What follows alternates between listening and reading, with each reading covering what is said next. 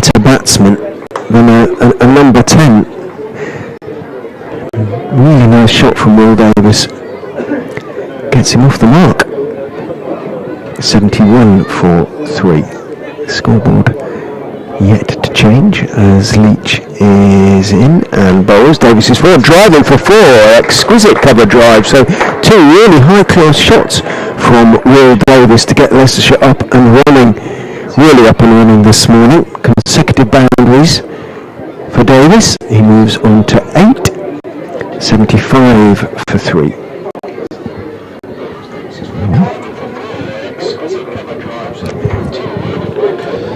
I think we're sorted now. Sounded to be.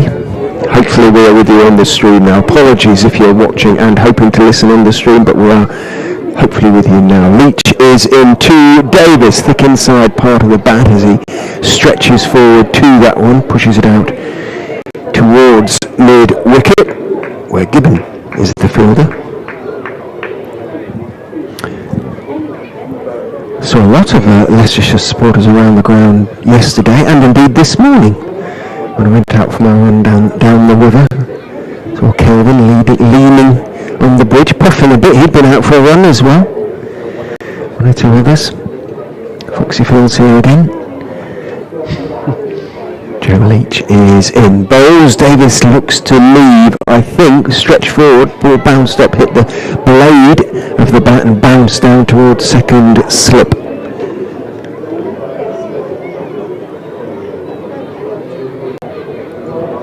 Again, a decent crowd.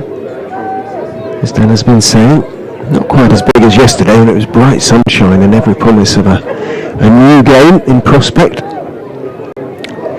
I thought the crowd yesterday sort of was a little bit resigned rather than, they weren't angry as such. In goes Leach and Bowles. Davis covers up to a slightly shorter of a length delivery. That said, it was a members forum this morning and probably 1 or 2 lively comments were being exchanged in that meeting. 75 for 3 Leicestershire after 4 overs this morning.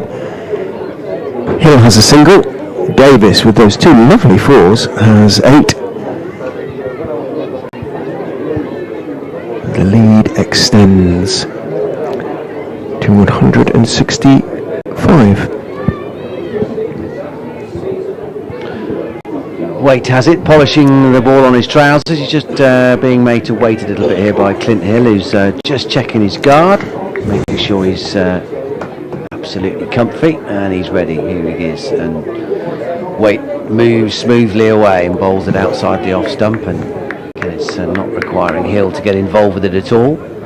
Through to Roderick, and there's no run. The 2 slips in place at 4 yesterday and then 3 for Leicestershire's first innings, and now you can understand it's a bit more reserved, and there is the 3rd man in place as well, which we didn't have at all yesterday, and quite a lot of Leicestershire's runs went down through that vacant region as Waite bowls. Driving on the up a little bit is Hill. He's going to get a run here. D'Oliveira gets a hand on it at backward point, sort of parries it further down to Adam Finch at deep third.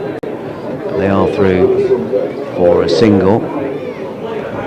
Hill doubles his score to 2. 76 for 3. So it's understandable why they've protected that 3rd man boundary at the moment. It's a delicate balancing act here for Brett D'Oliveira. He'll want to take wickets, of course, but he'll know that lead is already big enough with what we saw yesterday. Waite bowls and played out to Azhar Ali at mid-off, and there's no run. But again, who knows what's going to happen? Stranger things have happened. Cricket is a balmy game at the best of times. Will it swing as much today as it did yesterday? It's a hint of a bit of rain around this afternoon, possibly. Pitch at the moment playing like it's had a heavy roller on it. Waite past the umpire, bowls short and pulled, and not got all of that, but should have enough to get to the fence. It does, in front of the ladies' pavilion. Davis picking up another boundary. Plenty of time to get into position there. It didn't matter that it didn't come out the middle of the bat. The the slight slope takes it away down towards the ladies' pavilion anyway, and a shortish boundary on that leg side. Another nice shot from Will Davis. He's filled a couple of nice strokes this morning. He's up to 8. It's his second boundary. 12 now, third. Oh yes. Sorry, Scoreboard's a bit slow this morning. Slow. White bowls. This is better. Davis forward, pushing it out to mid-off, and there's no run. Or cover rather, there's no run. 76. All 3. Yeah, he hasn't looked like your typical number 10, has he, at the moment? No.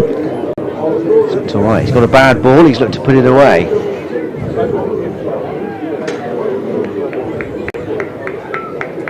And he will just want to hang around as be his nuisance as long as he possibly can.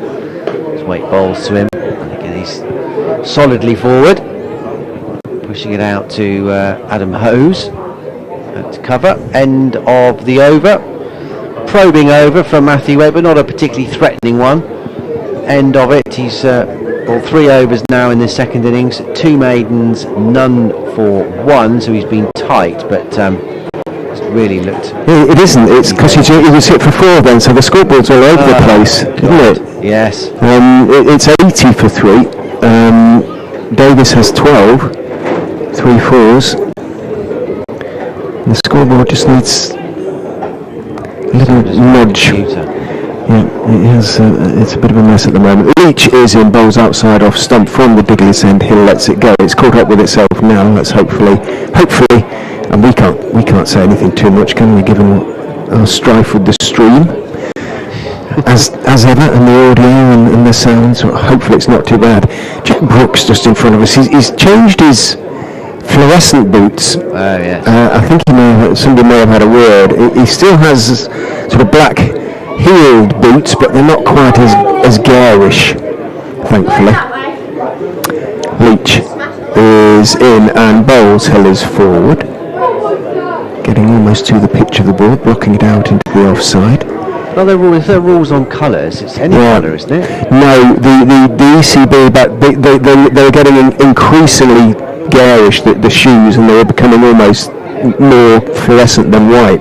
And the ECB did send out a thing saying, look, this isn't, they need to be predominantly white.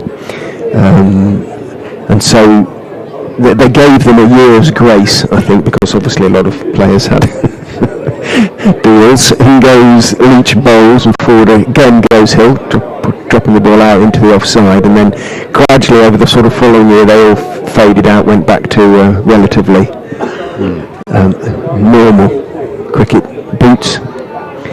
You still see the occasional sort of, let's say, coloured heel. Jack clearly an aficionado of said colours, but today relatively restrained black heels on his boots.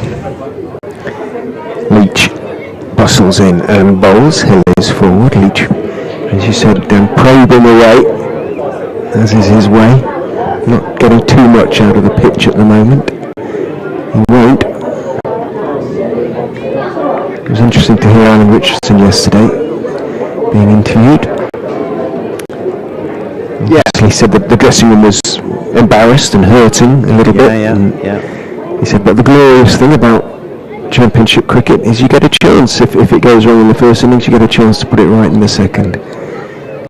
Leach is in. Hill is again forward, not quite to the pitch that time, but making sure he was right on top of the bounce, dropping it out into the offside. There's no run. It's also mentioning the pitch as well. I mean, not in a negative way that it's sort of a minefield, but they were slightly surprised with the carry in it. They weren't necessarily expecting it to have as much pace or carry through to the keepers and the slips as much as there was. And the heavy roller that might obviously make a difference. Leach bowls. Hill outside off stump lets it go on this occasion. Leicestershire's captain playing himself in carefully. Leach asking plenty of questions.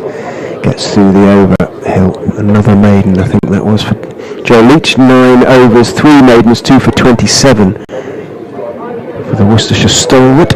Leicestershire remain 80 for 3, add 90 for their lead, 170 with 7 wickets in hand, which sounds quite a lot, doesn't it? If they should get it over 300, and that will, you would think, take some getting, but I don't think Worcestershire are out of this game by any stretch of the imagination.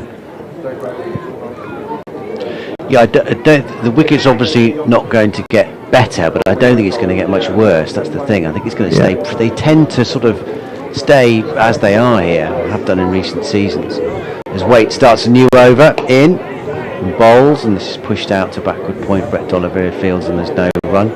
Obviously, doesn't get much turn here. Generally, full stop really. It's funny, about 6-7 years ago, they went through a season or two playing on that side of the square, the cathedral side of the square, when you had, I've forgotten his name now, overseas spinner, and he had a few wickets that turned square. Oh, yes, exactly. Yes. Yeah. Well, play to your strengths, Richard. Absolutely. Waite bowls, and he drives it up to mid-on, and there's no run. It's Jack Brooks. Yeah, he took a lot of wickets. Was it about 6 or 7 years, a few years ago now? Oh yes, yeah, at least. Yeah. I just remember looking into the distance and seeing him turning it square, puffs of dust. Well, in his 2 seasons, he took close to 100 wickets. Yeah. Yeah, if not 100. Waite in short, and Davis has plenty of time to get onto the back foot, and playing it nicely out to covers, and there's no run. He's looked pretty compact this morning, Will Davis. He's doing his job splendidly as night watchman. He's waited, he's been patient. It's looked like he's been in total control of what he's doing, and he's got a bad ball, he's put it away, which he's done a few times this morning. 3 fours to his name. His Waite bowls too, forward he comes again, playing it out to, trickling along to Jack Brooks at mid-on. The supporters stand in front of the hotel is being really filled with children now, all sorts of school parties arriving. Yeah, I don't know how many they've got in today in terms of schools. Splashes of colour. Most I've ever seen were at the Oval one day, when there must have, I think there were several thousand. Waite moves past the umpire and bowls, and Davis defends him back up the pitch, and there's no run. All in different colours, you could see the sort of different splashes of colour all around the ground. Mark Church was in raptures, he was in.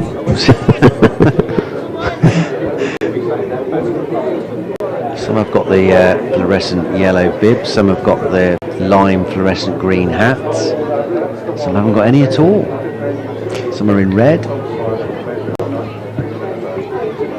As Waite bowls, Davis tickles this off his hip, whether that's, I think that's come off bats or possibly pad. We'll wait for the umpire. Looks like thigh pad, does it? Yes, there's the umpire. The tap of the knee from umpire Pratt. So leg by to end the over. 81 for 3. The end of that Matthew Waite over. So 171 is the very healthy looking Leicestershire lead. Rishi Patel walks in front of us. His batting for the game is done. It was all done yesterday. 2 innings. Last man out yesterday. Got one that lifted from Joe Leach. Looking at the replay this morning, you might think when he looks at the replay, maybe didn't need to try and be playing it. Took the glove. Leach is in to Davis, who stretches forward calmly, plays with an angled bat, pushes the delivery off stump out to point, and there is no run. As are the fielder there. You can tweet us should you wish at Fox's Crick CRICK 2023. Do you have a Twitter? I do, Richard. Yes. That's a good question. Not used much then. No, not really. I'm not prolific, I'm afraid. No, at Dan Wheeler Sport. There you go. At Dan Wheeler with an H Sport. Yes. Leach is in and bowls, slightly short of a length this time, but even so, leaning forward is Davis, and blocking it back up the pitch to Leach. Not quite as many in the Basil D'Oliveira stand as yet this morning compared to yesterday, but made up for, as I say, by the plethora of shrill voices in the supporters stands below the hotel. Leach turns in, bowls, comes back in towards Davis, who's looking to turn it into the leg side. Doesn't time it at all, doesn't middle it, comes off a bit of a thick edge and drops out into the on side. Again, there's no run. Again, not exactly in stasis at the moment. Leicestershire will be happy to see overs going into the legs of the Worcestershire seamers. Whether they'll be wanting to see the pitch playing relatively benignly, as it is at the moment, is another matter, but as I say, it is the effect of the heavy roller and it will wear off. Leach is in, bowls, Davis is forward, wait, he calls as he sees the ball bouncing off the bat towards Brett D'Oliveira, who's at point. Sweatband on his left wrist. Sleeveless sweater. We're doing sleeveless sweaters this morning. The wind had changed, so it was coming back up, no, down the river, isn't it? Because it obviously flows down towards the sea, so slightly from the north. This morning, in goes Leach and bowls. Again, it comes back a touch to Davis, but he deals with it very competently, just waits and turns the bat face on it, pushes it out towards mid-on, where Finch is the fielder. He'll probably be in action before too long. Yeah, Jack Brooks was going through some windmilling a couple of balls ago, so maybe he'll be brought on before too long. It's good to see if Matthew Waite can at least swing it like he did yesterday. First up. Leach. In, bowls, comes back in, appeal for leg before. He's gone, he's given him leg before wicket update for BBC Hereford and Worcester. Well, good timing, because Worcestershire have just picked up their second wicket of the morning and the fourth of this Leicestershire innings. Will Davis has just been trapped LBW by Joe Leach for 12. It's been a fairly circumspect start by the Foxes. Hadn't looked in too much trouble. The night watchman Davis had played some pretty fancy looking strokes actually, and looked in pretty comfortable order until that one from Joe Leach just nipped back perhaps a touch and caught him in front, and umpire Chantry after a little bit of deliberation raised the finger. So Worcestershire chip away again. They need to obviously clear out this Leicestershire second innings as soon as they possibly can, but the lead is already quite a healthy one for the visitors. 71 runs ahead, Leicestershire 81 for 4.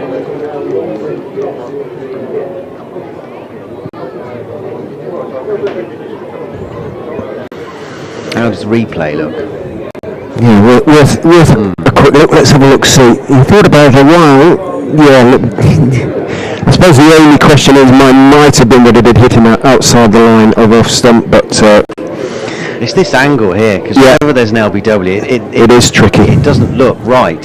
It is tricky. You think, well, that might be going over the top, but the game moves on. Yeah, it does. Dan's going to have a short break a little bit, and Roland will come in.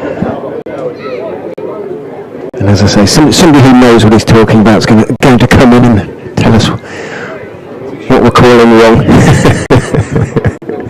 Jack Brooks is going to replace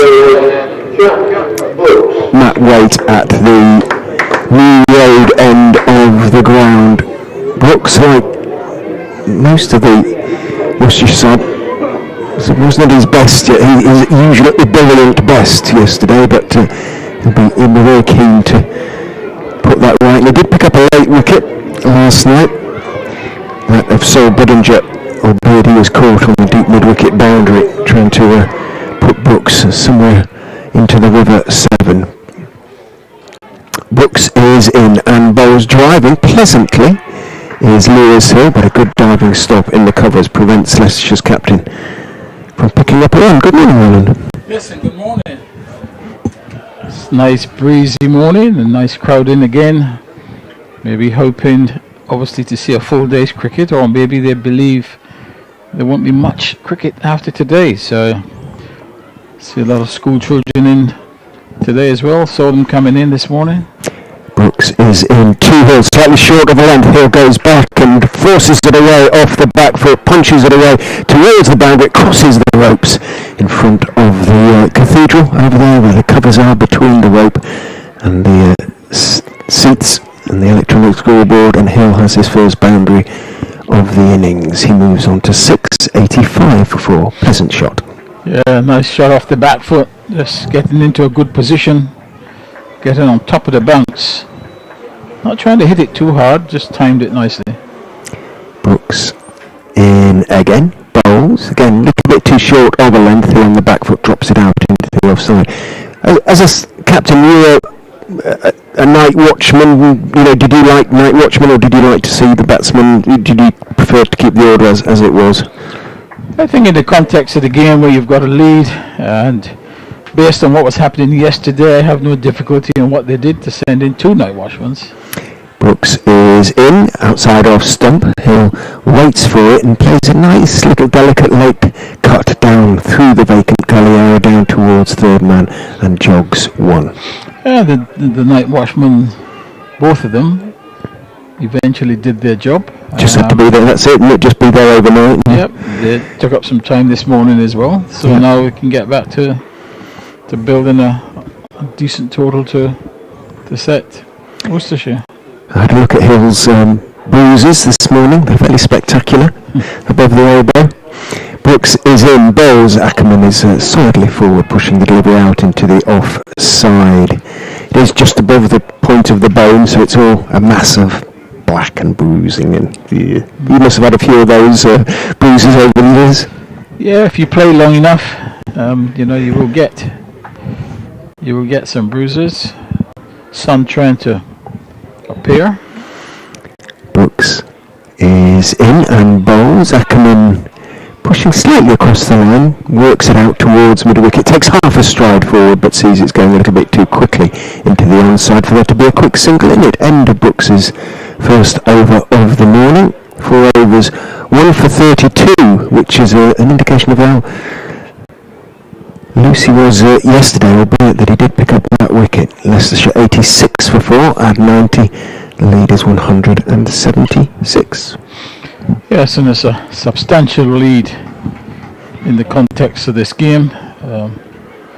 Certainly it means that Worcestershire will have to get the highest score of the match to win the game, which is not going to be easy, as Leach is in now, and this delivery is going down the leg side, a stifle appeal as Hill is struck on the pad, and there is no run. Score stays on 86 for 4.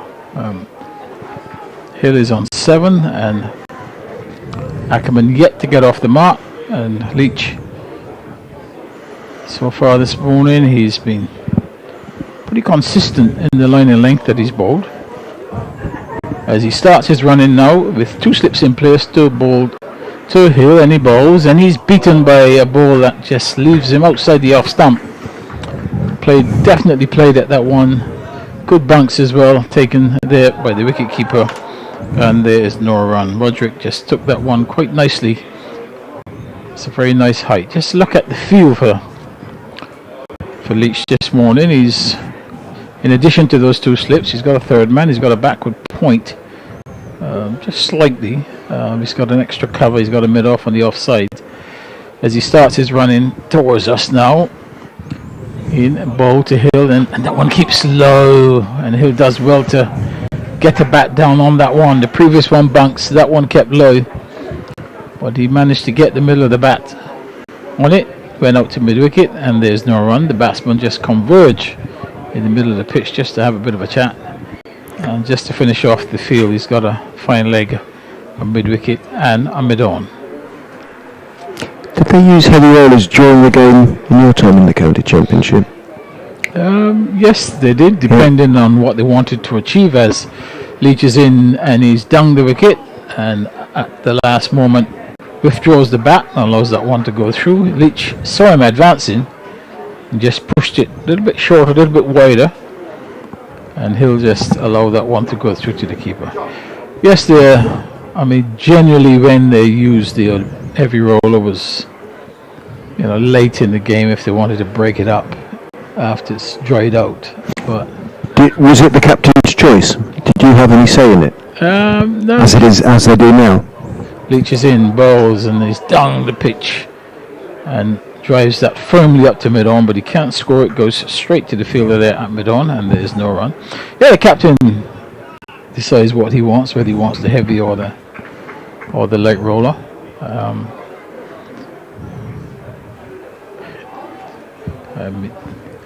Having the heavy roller on this pitch, could work to your disadvantage, because what it means is that, just like we saw there, the odd ball will keep low as Leach is into Hill, and that one bounces. So it just shows you that occasionally one bounces, one keeps low. That was the final delivery of that over. It's a maiden over by Leach. The score stays on 86 for the loss of 4. I had a chat to Paul Nixon, Leicestershire head coach this morning, as did you. We knew acquaintances, but I was saying to Paul that as the way things are at the moment, the rules are that each side can use it twice if they want to. Have a heavy roller on for 10 minutes twice, between innings or at the start of the day. Leicestershire obviously had it on at the start of the day as Brooks, cracking on, runs in from the new road end and bowls to Ackerman, slightly short, outside off stump. Ackerman, tall man on his toes, just guides it down towards third man through the vacant gully area, jogs a single.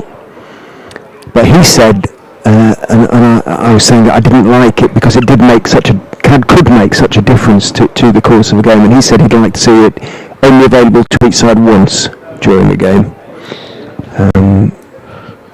That probably is a compromise of sorts. Idea, yeah. Brooks is in, comes back in that delivery towards Hill, but Hill neat, compact. It's not much of Lewis Hill. He's quite a relatively, compared to many of his teammates and fellow players, a small man, slight. There's something very sort of neat and compact about him, like many smaller men. Everything looks as though it's in place as Brooks is in. He steps forward and leaves the delivery as it bounces through outside off stump. Just swinging, started wide, just kept going further and further away. Not tempting Hill. So the heavy roller now can be used for 10 minutes. 10 minutes each side. I think it's 10 minutes each side twice.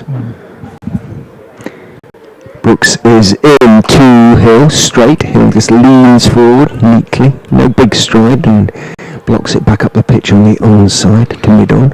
Well, that's progress on the game. It used to be 7 minutes. 7. It could still be 7. For some reason I have it in my mind that it's 10, but it could be 7. I wonder what the definition of heavy is, whether there are different weights around the counties. In goes Brooks on bowls, takes a thick outside edge on the back foot. Hill there, a little bit more bounce and movement than he expected, but managed to guide it through gully. Again, no gully, so bounces down to third man and he takes 1. Moves on to 8, 88 for 4. A little bit of extra bounce, and as you said, there's no gully in place, so went along the ground all the same, but good delivery from Brooks, who is in to finish his over. Bowls to Ackerman, outside off stump. Ackerman leaves and it rather dies into the gloves of Roderick. Behind the stumps, Brooks, by this stage of his career, probably fairly philosophical about it all, takes his cap and sunglasses from umpire's chantry and walks down to third man. 88 for 4. The lead then 178. I've got a quick update to do for BBC Radio Leicester, and I'll be back with you in a few minutes' time. Yes, and partnership now, Hill and Ackerman really know they've got to get their heads down. Hill will take strike, And it will be Leach who will continue to bowl from the Diglis end. He's now making an adjustment to his field. He's taken away the mid-wicket. He goes out to deepish mid-wicket as Leach is in now. Bowls the hill and he's coming down the wicket and just guiding this one down towards short third man. He'll get a single as the fielder comes off the boundary there. That's Brooks fielding down here in front of our commentary position. Return comes in. Batsman gets an easy single. So Ackerman comes on strike. Hill goes to 8. The score now goes to 89 for 4. The man at deep mid-wicket now comes into a traditional mid-wicket, saving the single. And just 2 catching players in the 2 slips in place as Leach starts his run into Ackerman. In now, bowls to Ackerman, and Ackerman is long forward. That one comes off the inner half of the bat. Slight inward movement from Leach, and it just rolls gently out towards mid-wicket where it's fielded, and there is no run. Score stays on 89 for 4. And just to let you know, we're still in the first session of day 2 so far. We've had 24 wickets have fallen in the game so far. Yesterday, very eventful in terms of wicket taking, and really we saw some excellent bowling by Leicestershire as Leach bowls, and he's edging and caught at first slip. Just dragged him a little bit wide. He's on the front foot. Ball goes off the outside edge. Safely taken there. Comfortable catch at first slip. So the 5th wicket goes down, and Leach has struck again with that delivery just outside the off stump, leaning forward and taking it outside edge, and it flew straight to first slip, and that's 89 for the loss of 5. So Leach, he now has figures 3 for 28, and he's in his 12th over bowling, or is it 4 for 28? He's bowling very well indeed. No great pace, just varying his length and line, little bit of movement. That one seemed to have stayed out there, drew the batsman into the shot.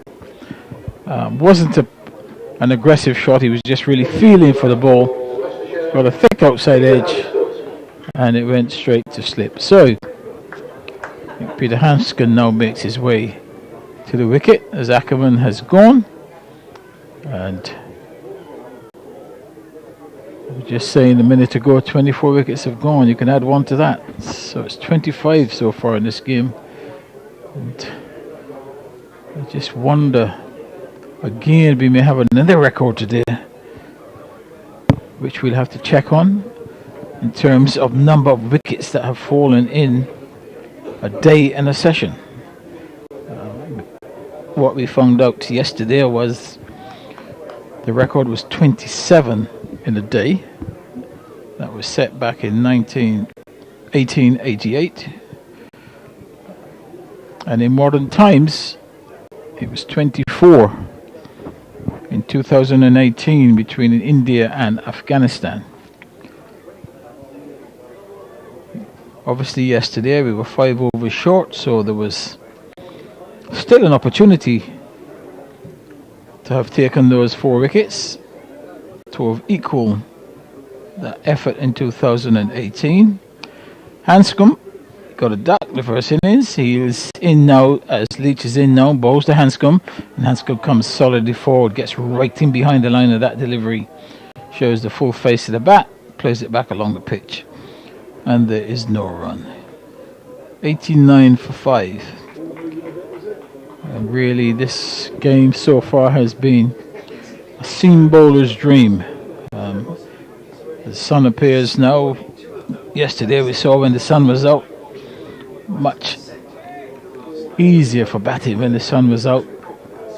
But generally this pitch are really the overhead conditions as Leach comes into Hanscom, bowled Hanscom. He's going to get off the mark here.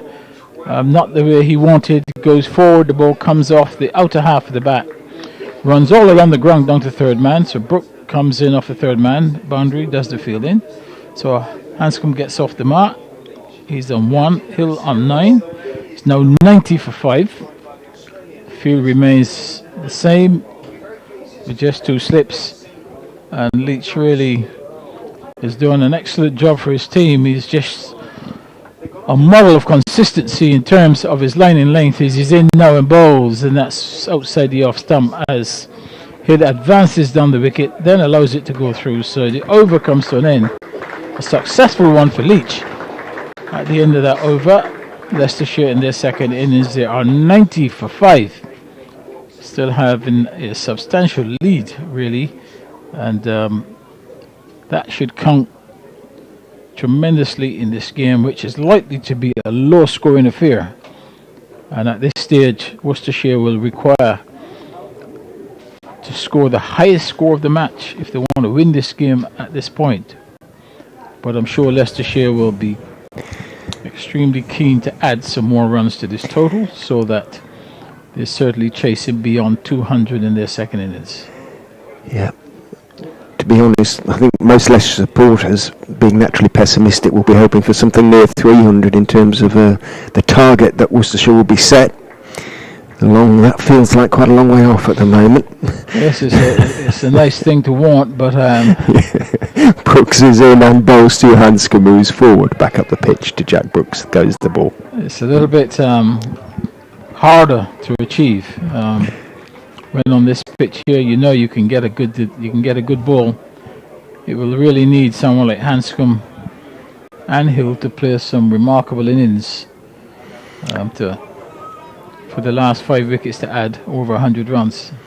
Hanscom waits as Brooks is in, bowls to the Australian from Melbourne, Victoria, leaves outside his off stump. Jack Chantry walks across and has a chat to Lewis Hill. They'll be, I would imagine, certainly long-standing acquaintances, if not friends. They'll have played against each other on numerous occasions prior to Chantry's retirement. Gone down the road of becoming an umpire. Brooks is in. Hanscom is looking to drive. Was that a no ball signal? It was from umpire Chantry as it's pushed out to mid-off. There is no run, but 2 onto the scoreboard. Leicestershire won't mind how they come. Amazing, really. It always surprises me. Someone as experienced and has bowled as many overs as Brooks is still bowling no balls. In he goes from a very short run and bowls, and that stays a bit low. Hanscom plays it well enough. It wasn't quite quick enough to get through. Drop back and thick bottom edge, the inside bottom edge, squirts the ball out towards backward square, and he takes 1. Yeah, that ball actually came back at the right-handed batsman. He said kept a bit low. Hanscom managed to get the bottom half of the bat down in time. More importantly, got a single and got to the non-striker's end. Brooks on his toes, runs in and bowls to Hill, full. Hill is looking to drive, digs it out rather. It was almost too full for his cover drive, and he squeezed it out towards D'Oliveira at backward point. No run. A bit of blue around now in the sky. Still a few dark clouds, but it's probably the best part of the morning now. Indeed, out comes the sun, and Brooks casts a slight shadow as he turns away from us and from this short run. New Road End comes in and bowls to Hill, outswinger. Started wide, went a bit wider, and Hill let it go through. Worcestershire, as I say, keep saying it, they certainly won't feel they're out of this game if they're chasing anything below 250. Well, I think 200 is going to be hard to get. Yeah. Yeah. So anything after that really is a bonus. Okay. In goes Brooks and bowls, and Hill defends on the back foot this time. Ball that's coming back into him. That characteristic call from Lewis Hill of no as he turns it out to mid wicket. I think most, as I say, Leicestershire fans will be slightly nervous. First time they've driven a game, so to speak, this season.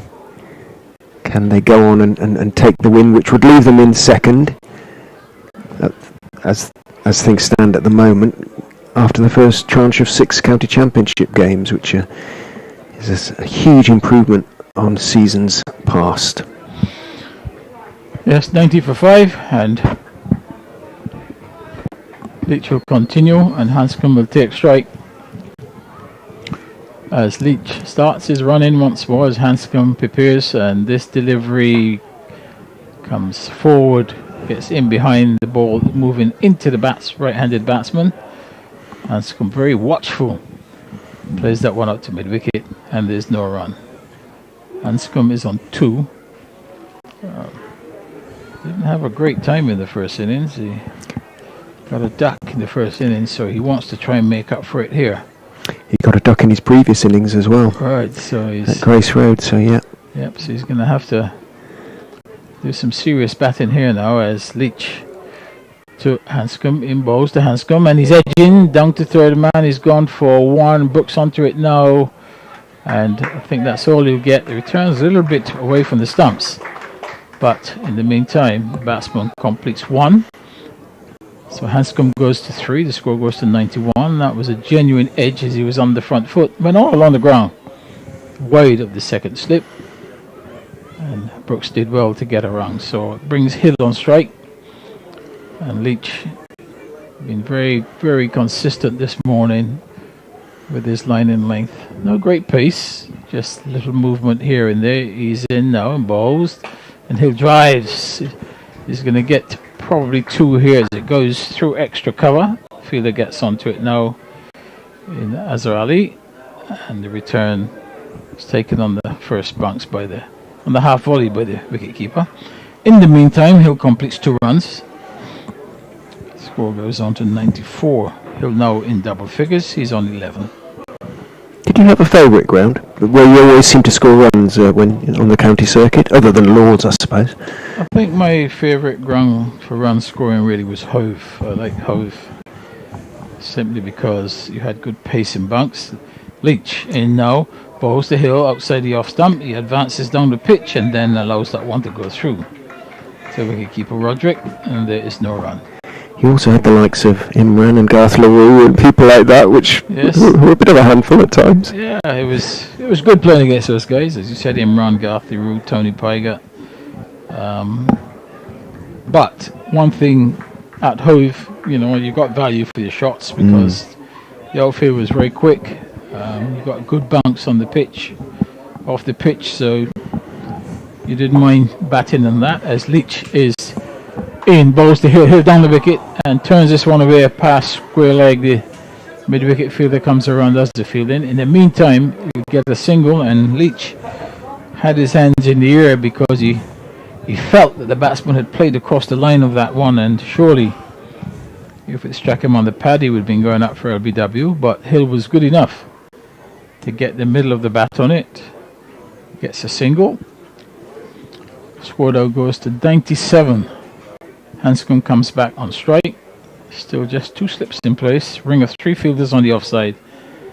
Third man, that's the offside field as Leach bowls to Hanscom, and he's not playing that one with a lot of confidence. It comes back at him, but he gets down on it in time. Plays it up to mid-wicket. The over comes to an end. It's 97 for 5.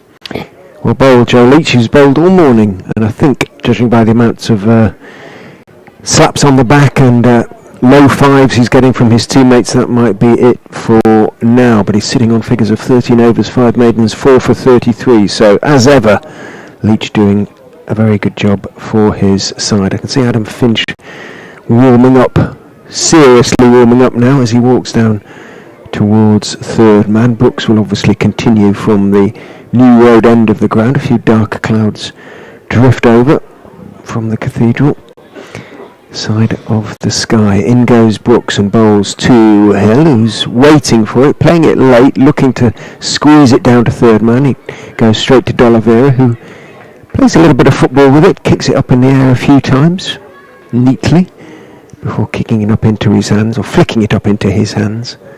And there is no run. 97 for 5, so the lead 187 now, creeping towards that 200 that Rowland feels it will certainly make Leicestershire favourites. Brooks is in. Hill is looking to drive, bit thick inside edge. He was pushing ahead and ran out towards mid-wicket, and there is no run. A slight inward movement of that delivery by Brooks. He was looking to drive down the ground, ended up tagging it to mid-wicket. Brooks turns, runs in and bowls. Hill is driving firmly, but as moves smartly enough across from mid-off. He should have got there. He did get there, made sure he got everything behind it. The long barrier, if it was going to bounce up, and Hill might just feel he missed out a bit there. Hit that crisply. Yes, it wasn't a full-blooded drive. It was sort of a push drive to a full-length delivery.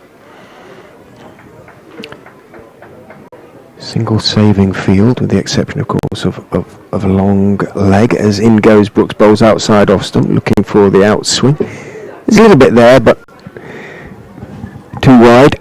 Hill not inclined to play at that one. He remains on 12. Hanscom has 3.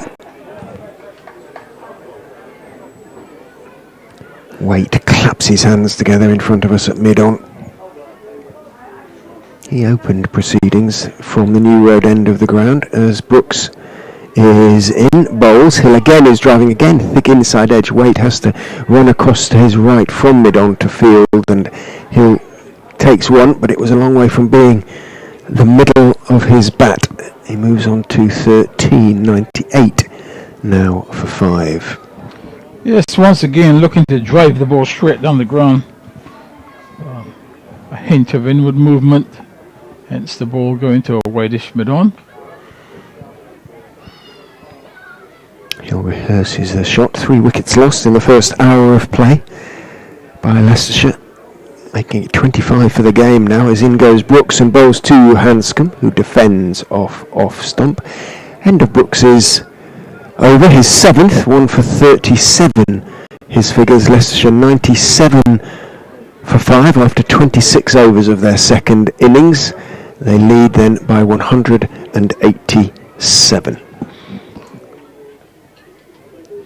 Yes, and you're right in terms of bowling change. Looks like Finch will take over from Leach, who had an excellent spell this morning, Leach. And this now has the fine figures of 4 for 33. And Finch, the quickest perhaps of the bowlers on show, will come in as the sun disappears and it's overcast once more, so it should be good bowling conditions. Certainly in terms of movement, should be able to get the ball to move both in the air and off the ground, and at the same time, because it's quite cool, should be able to bowl a number of overs. He starts his run into Hill now, and this first delivery is driven firmly up to mid-on. There's a misfield, but they will not capitalize on the misfield as the fielder at mid-on recovers quickly, and there is no run. Score stays on 98 for the loss of 5. And Hill, who is on 12,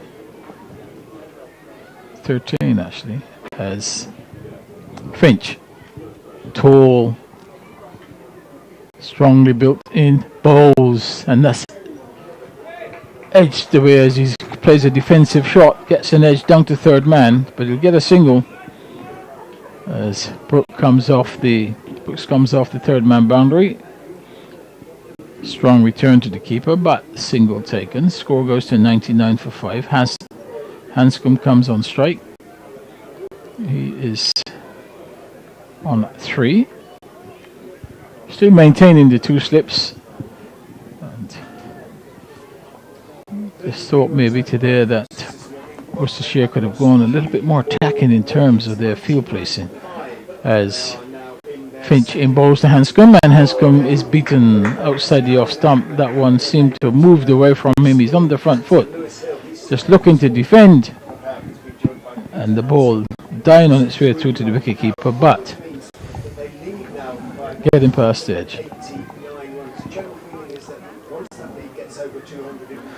Well, the game continues apace here. Leicestershire 99 for 5 in their second innings now. Worcestershire have taken 3 wickets this morning, all of them to former skipper Joe Leach. Both night watchmen are out for 12 and 2 respectively, and Colin Ackerman, the first of the regarded specialist batsmen, I guess, in this second innings, caught by Ed Pollock, who's been very safe at first slip, out for just a single. They've added 33 to their overnight total. 99 for 5 Leicestershire. They still lead by plenty though, approaching a 200-run lead. Yes, that delivery defended by Hanscom straight back along the pitch. The bowler is followed through, does the fielding, and there's no run. So Finch, first over for him today as he starts his run in, running towards us now, passes the umpire and delivers, and Hanscom cuts, gets a bottom edge, and it goes through to the wicketkeeper. Could easily have played that onto his stumps. It was short outside the off stump. Saw the opportunity to score. Hanscom went for the cut shot, but ball came off the bottom edge into the ground through to the keeper, and there's no run. So he stays on 3. It's 99 for the loss of 5, and runs very hard to come by. We saw a flurry of runs yesterday in the opening partnership at the end of the day as Finch to Hanscom bowls to Hanscom, and he's going to get runs here. Just a single as he turns that one neatly off his pads. It goes down to fine leg. Return comes in. 100 up. Single to Hanscom. He will maintain strike. It's now 100 for 5. Hanscom goes to 4. Afternoon, Roland. Good afternoon to you, Dan. And good to see you again. It's always a great pleasure, and once again, very good crowd in today, Dan. Yeah, there is, and lots of school children. They're hoping around 800 going to be at New Road at various stages today. They have to contend with some cricket going on the King's School playing pitches behind the Basil D'Oliveira stand here. So that is drawing, understandably, a number of the children away to go and have a look at that as well. Yeah, excellent to see the youngsters in here today, and not a bad crowd elsewhere around New Road. A few fewer people in the Basil D'Oliveira stand than yesterday, but there's a dozen or so in front of the ladies' pavilion on those brown benches there. Graham Hick stand well populated. 100 up for Leicestershire, whose lead is 190 as Ben Gibbon starts from the a new over from the New Road end. He's down the leg side this time, taken by Gareth Roderick. Are you pleased to understandably see a third man employed now, Roland? That sort of annoying thing yesterday where Leicestershire, from Worcestershire's point of view, kept getting runs down that vacant area. Understandably it's plugged today with only the 2 slips. Yes, I mean, I think today may be the day to actually bring the man into a catching position because you need wickets. The Gibbon bowls. He's going round the wicket, the left armour, firing it in towards Hanscom, who drives it up to mid-on. Jack Brooks fields, and there's no run. Yes, I mean, I don't think they can be ultra defensive because... So how would you approach this as captain then? Well, I think certainly when Hill and Ackerman were at the crease, I would have been a little bit more attacking in terms of my field placing, because to get one of those out quickly would have been important. Gibbon past the umpire in and bowls, and covering up on off stump is Hanscom. No way through there. Yeah, because as it stands now, I have to get the highest score of the match to win, which is not going to be easy. No. So unless I can take wickets, that's going to increase, and I'm going to have less and less opportunity to win. So for you, that's the risk, that's the trade-off. That's the trade-off. I got to try to get. I have to get an extra 50, 100 on top, then it's a tough enough assignment as it is. I got to try. I have to try and get wickets. I can't stay out there too long in the field. Here's Gibbon in and bowls slightly wider of the crease this time, increasing that angle into the right-handed Hanscom.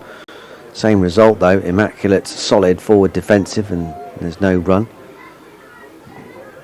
Scoreboard's had a bit of a long blink. It's disappeared and now it's come back on, thankfully.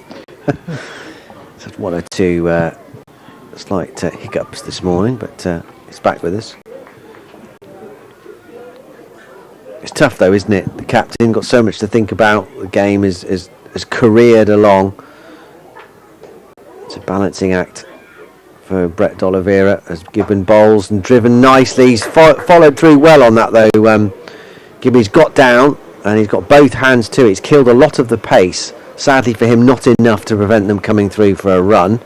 But he wasn't a million miles away from deflecting that onto the stumps either. Jack Brooks runs around from mid-on to field, so it's just a single.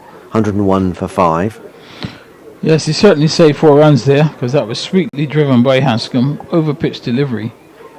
And I think Gibbons did well actually to change directions and actually get his hands to it.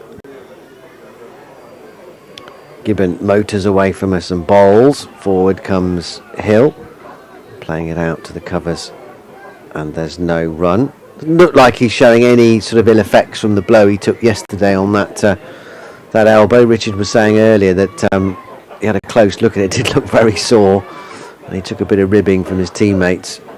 Not about not watching the ball, but apparently the way they hit it. I think Richard said the good thing for him was it sort of hit him above. Yes, not on the point. Which would have been a bit of flesh as well. So had it been perhaps 4 inches lower, then he may have had a serious problem.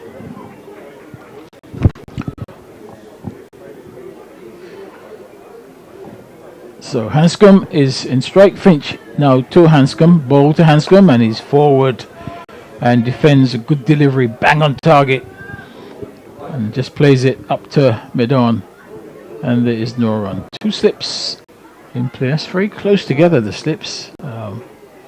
Not a lot of distance between them, and conversely there isn't a lot of distance between the keeper and first slip. Very, very tight formation between keeper, first slip and second slip. As Finch to Hanscom, in bowls to Hanscom, and he's off the back foot, but he won't get a run here as it's played up to Whitish mid-off. Extra cover came across, just shadowing the ball and allowing it to go through to the fielder at mid-off, and there's no run. 101 for 5, Hanscom on 5, and Hill on 14. Yeah, I would like to see to Hanscom a gully. I'd like to see a gully in there in a catching position, just in case he drives at a wideish delivery.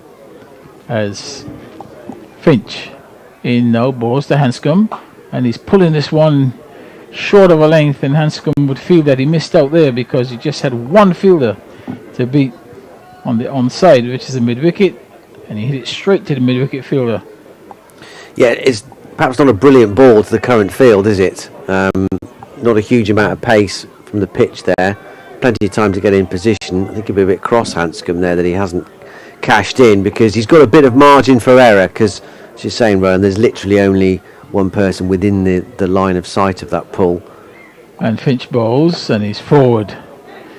And showing good defence there, Hanscom, as he comes right forward and plays that back on the onside of the pitch. Mid-on comes across, does the fielding. Finch did pick up some wickets yesterday with the old short ball trick, didn't he? Yeah, he bowled well yesterday, Finch. I thought he was the liveliest of the bowlers. He's quite a tall man. Obviously, it's only his second over today, so he'll need a few overs just to warm up before he actually get into his work. He's in now to Hanscom, in bowls to Hanscom, and he's beaten outside the off stump. That's more like it. That ball's pitched just slightly back of a length, and Hanscom squared up, fended at it, and the ball goes through, taken by the wicketkeeper Roderick quite above his waist, and change in field. There's no mid-wicket, goes out to deep mid-wicket. I'm just wondering what the plan is here. You've just gone past the outside edge. Why would you want to be bowling a short ball or double bluff, maybe? But square mid-wicket's gone back now, haven't they? In bowls to Hanscom. Hanscom drives solidly, straight up to mid-off. He won't beat the mid-off field. That over comes to an end, and the score remains in 101 for the loss of 5. Yeah, so the lead is 191, so getting towards 200. As Roland said, it's already going to be whatever Worcestershire have to chase will be the highest of the match. It might even be comfortably the highest of the match so far. And Leicestershire are just doing what they need to do at the moment. They've lost both of the night watchmen, but they hung around for a little bit this morning. So one frontline batter has been dispatched, Colin Ackerman. I'm not sure he necessarily had to. On replay, I think he might be a bit cross about whether he could have left that delivery from Joe Leach. It was quite wide of the off stump. Gibbon to continue, 101 for 5. In he comes, bowls, left arm round, and they think about a single, and there's a slight hesitation between the pair because it was 2 Brett D'Oliveira's left at backward point, wide enough to at least put an element of doubt in the batsmen's minds about whether there was a single there or not. But I think that's the right decision to for Hanscom to send, for Hill to send Hanscom back rather.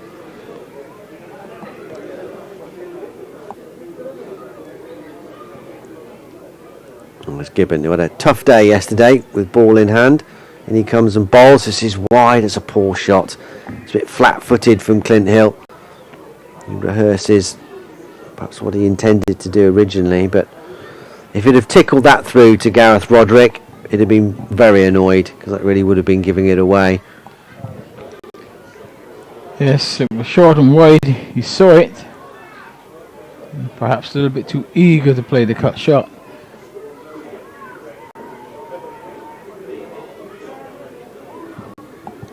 In comes Gibbon. Past the umpire bowls. This is on the money as well. That angle just taking it back into the right-hander. Hill covers up, pushes it up to mid-on. It's where he got his wickets from late in the Leicestershire innings yesterday. Cleaned up the last 2 with LBW decisions. Just as he discovered belatedly his rhythm, which was missing for most of yesterday. But he has been such a good performer this season for Worcestershire in his first full campaign. Not quite his day yesterday. He'll be hoping that today's different. In he comes, and this is wafted down to deep backward square. That might go all the way. I think it has. Indeed, 6 runs signalled by the umpire. That was a cute shot from Clint Hill, using the angle, going a bit wider in the crease, Ben Gibbon, and maybe dragging it just a little bit too leg side, and Hill stepping inside the line of the ball. And really just helping it's on its way. Yeah, he went wide of the crease, Gibbon. And just to flick round the corner. There's no one out there as well. So it's a safe shot. Azhar Ali is in orthodox mid-wicket position. There isn't a square leg. There's no one deep. The only one behind square to the boundary is Joe Leach at deep backward square. But he's nowhere near that. He's gone again. It's a controlled pull. He hasn't tried and hit that too hard. But it's the same result. Short from Ben Gibbon. Yeah, this field I think will need looking at. I mean, you could argue that it's not a brilliant delivery. No great pace. And he's just charged the bowler a bit there, Clint Hill, and done it twice and wiped him through square leg for 4. 111 for 5. Yeah, the second shot really was a bad delivery. The previous ball was a good shot actually. It was a bit out of context. Here comes Gibbon. Last ball. What response has he got? A bumper. Very, very short. It's ballooned miles over the batsman's head. Through to the keeper, Roderick. End of the over. An expensive one to end. 30 overs gone in this Leicestershire second innings. 111 for 5. So they lead by over 200 now. 201. Is the advantage. Hill has 20. No, Hill has 24 rather. Hanscom has 5. Yes, and that's a significant advantage at this stage. Just half the innings gone. And the lead now, as you said, over 200. Finch will continue, and to start the over, he's taking the mid-wicket out and put him on the mid-wicket boundary. And Hanscom will take strike. He is on 5 as Finch starts his run in now to Hanscom. In, bowls to Hanscom, and Hanscom forcing this one off the back foot for 4. That's a lovely time shot. Placement was good. Just get onto the back foot and just punched it between cover point and extra cover, all along the ground and into the boundary for 4. So that's his first boundary for Hanscom. That will make him feel a little bit better. That's delivery just a little bit too short. And put away for 4. Yeah, he didn't really get much of a go in the first innings, did he, Peter Hanscom? Trapped LBW by Matthew Waite for a duck. We know he's a quality player. And the last thing Worcestershire will want is to see him hit his straps in this second innings. That was a lovely shot. Ominously good, really. Let's see how Finch responds. He's in now and bowls, and that one strikes him on the pad. Balloons up on the onside. There's no short leg in place, and the bowler in his follow through. Finch comes across towards square leg, does the fielding, and there's no run. That one just jagging back at the right-handed Hanscom, and it just came off the pad, flew high in the air, but there was no hint of an edge as well. Must be a nice feeling as a batter, Ron. You must have had it plenty of times in your career where you're in this position, where you're a long way ahead in the game. Opposition are down after a tough day yesterday. I mean, it must be a nice situation to bat in, knowing that all the advantage is with your team. As Finch to Hanscom and bowls, and he's turning this one on the onside down to fine leg, so he gets a single. Return comes in, so Hanscom now goes to 10. Score now goes to 116 for 5. Brings Hill on strike, who played a couple of positive strokes in the previous over off Gibbons. Let's see whether he will advance down the pitch to Finch. The deep mid wicket stays in place, so just the 2 slips. No, he's changing his mind. He's bringing him up into mid wicket. Maybe this is the double bluff, and he'll bowl another short ball now and hope that he just gets it down the fine leg. As Finch in now bowls to Hill, and he's going to get 4 for that, but involuntarily that's a good delivery. Doesn't deserve to go for a boundary, but when things are not going your way, that's what happens. It cut back at him, and he just onto the back foot, gets a inside edge, it goes past the stumps. The man at long legs a little bit too wide, and it goes down into the fine leg boundary for 4. So another boundary to Hill, albeit off the inside edge. Yeah, it could have gone anywhere. As soon as that he heard it hit his bat, Clint Hill, he must have been dreading that rattle of the stumps behind him. Can't have missed by much. Yes, and Finch once more in, bowls. Oh, and again, that one was very close to the stumps as he goes forward, just searching for it, defends the ball in front of him, it rolls back and just misses the off stump.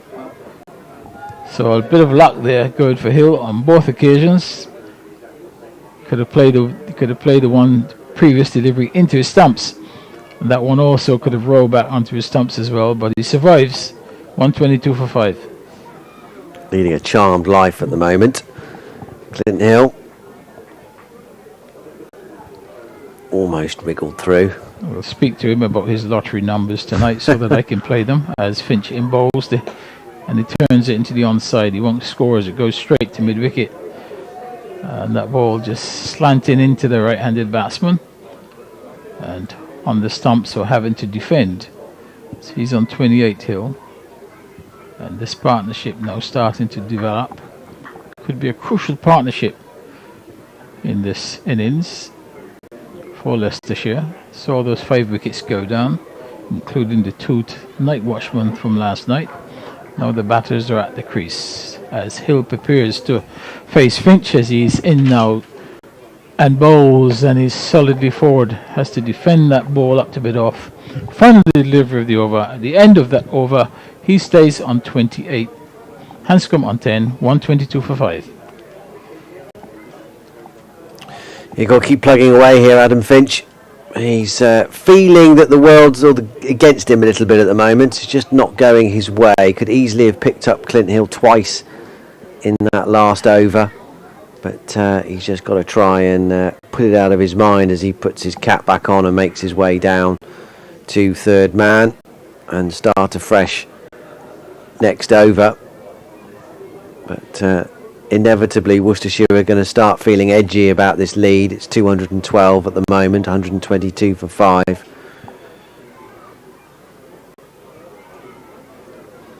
But they've just got to concentrate on these next 5 wickets, I guess. Forget the total, put that out of their mind. Just take 5. Gibbon bowls wide of the off stump. Hanscom leaves alone through to Roderick. Now just the one slip in place. Ed Pollock next to Gareth Roderick. Jack Haynes has come out from second slip. He's now in at mid wicket. So pretty orthodox field. There's a third man protecting that boundary. There's a deep backward square. Who's Joe Leach there. There's now a deep square leg as well. Azhar Ali is out there, having watched the ball go over his head a couple of times in the previous over. No run here as Hanscom pushes out to Adam Hose. Cover. Bit of cloud cover here at New Road. It's certainly not as brilliant in terms of sunshine as it was yesterday morning. But it's bright. They went off for bad light, which was slightly surprising yesterday with I think about half a dozen overs to go. But they won't be added on today because they went off after 6 o'clock. Gibbon bowls, and it's almost, well, it's a brilliant piece of fielding. It'd be interesting to see how close that was to carrying back to the bowler.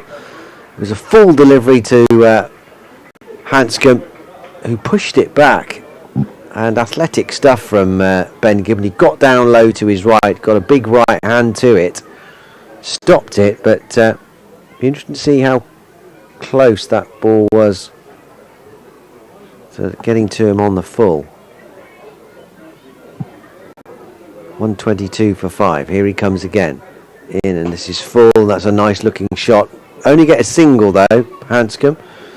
Pushing it out to Matthew Waite at mid-off. Quite time it as he would like, and it wasn't quite in the gap either through extra cover. There's a gap there between Hose at cover and Waite at mid-off. 3 men on the offside and 3 in front of square on the leg side.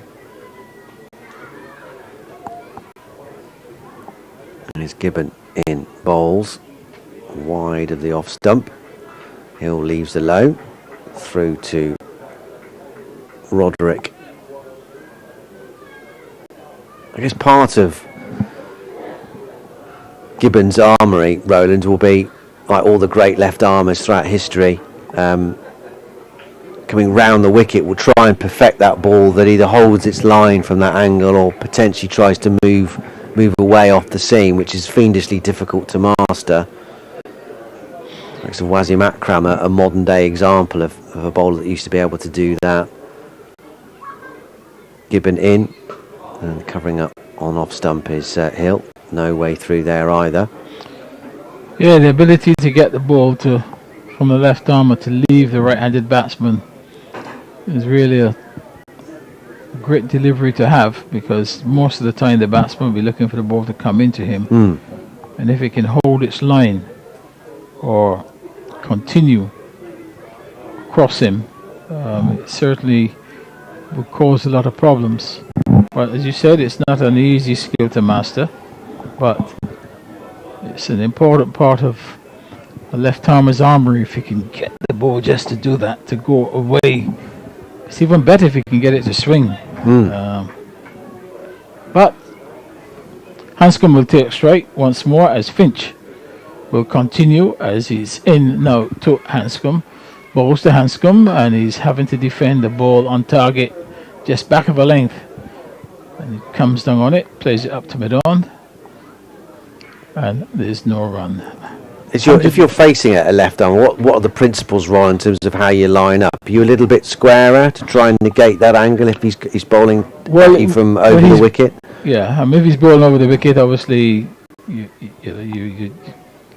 open up slightly because you want to get a good look. If he's bowling around the wicket, then you can stay your normal stance as he was bowling around the wicket, Gibbons. Finch in now to Hanscom, bowls, and yes, a nasty delivery there. And he's fortunate for Hanscom as he goes forward. And that ball just leapt off a length, hit the shoulder, the bat, and the glove. That's why I want the gully in there, Dan. Because I need a wicket. Yeah. And that was the sort of delivery that could get you a wicket. It's just exploded, got the glove, and it's gone out towards between gully and backward point. But obviously nobody's in that area, so he survives. As Finch is in again and bowls, and he's hurried Hanscom there with that delivery as it comes back at him sharply. I mean, I hear you, Roland. I absolutely hear you. And maybe Worcestershire are going to have to reach a stage in this game if it continues to sort of meander the way it's doing, to think we're going to have to take a bit more of a risk. And if it means the scoreboard ticking round a bit more, then so be it. I mean, there may, because there is going to be a delivery like that one round the corner potentially, and yeah. The only problem is that when they do that, it may be too late. Well, it may be too late now. Yeah, I mean, but it's tough. It's not easy. Finch in bowls. Hanscom is beaten. Excellent delivery there. Length perfect, line perfect, and Hanscom goes forward, gropes at it, and Finch throws his hands in the air because it was a top delivery, goes past the outside edge.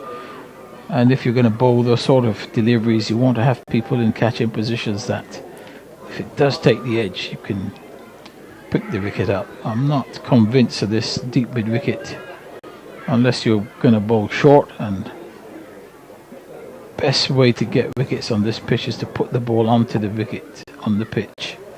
As Finch is in now and bowls to Hanscom, and he's good delivery again. It hurries him, and he's struck on the pad. He's groping across his stumps there.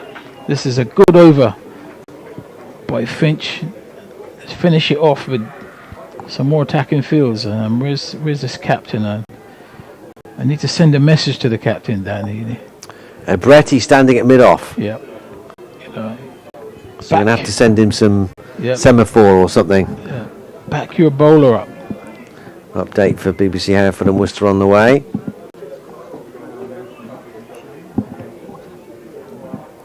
Leicestershire continue to make steady progress here. They're 123 for 5 in their second innings, so their lead is now 213. But the not-out batsmen, the Peter Hanscom and Clint Hill, are getting a bit of a working over here from Adam Finch, who's extracting some variable bounce from this surface from the Diglis end, and he's causing one or two problems. Hanscom's already been struck on the glove, and he's also shoulder of the bat exploding from nowhere. That had there been someone close catching around the gully, would have been a simple catch. But Worcestershire, a delicate balancing act here for Brett D'Oliveira, the captain, because what does he do? The lead is already 200. If he attacks and tries to take wickets, then there's the risk of that scoreboard just clicking round even faster. But they've got to get these 5 wickets, so maybe it's the time now to try and be a bit more attacking. Who knows? It's a tough balancing act for him, though. He's picked up 3 wickets this morning, all to Joe Leach. Davis and Davey, the 2 night watchmen, are gone, and Ackerman caught at slip off Pollock, who's caught brilliantly in this match, out for just a single. That was 89 for 5, but Hill and Hanscom have taken it out to 123 for 5, and the lead is 213. Yes, and an excellent last over that by Finch. Really troubled Hanscom in many ways. Went past the edge, hit the glove, hit the pad a couple of times, and was really unlucky not to have picked up a wicket. There's one thing that Alan Richardson was saying last night about the pitch as Waite starts a new over. He won't get a run here, striking it out to Gibbon at mid-off. Was that the heavy roller might not necessarily be the best tactic with the pitch obviously will break up a little bit. It doesn't tend to break up too much, but if there are cracks and if you're just heavy, we're pushing it all together, then it sort of moves as almost like a jigsaw puzzle. So you might get a bit of variable bounce. That's when that might come in. I think the heavy roller was to try and negate dull some of the down, movement off the surface. Weight in and bowls, and that's played up to mid-off, and there's no run.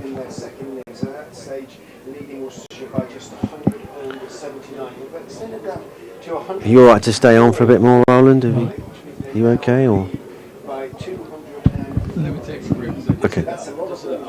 Sure. Yeah, well, you take the rest of this over then, before you go.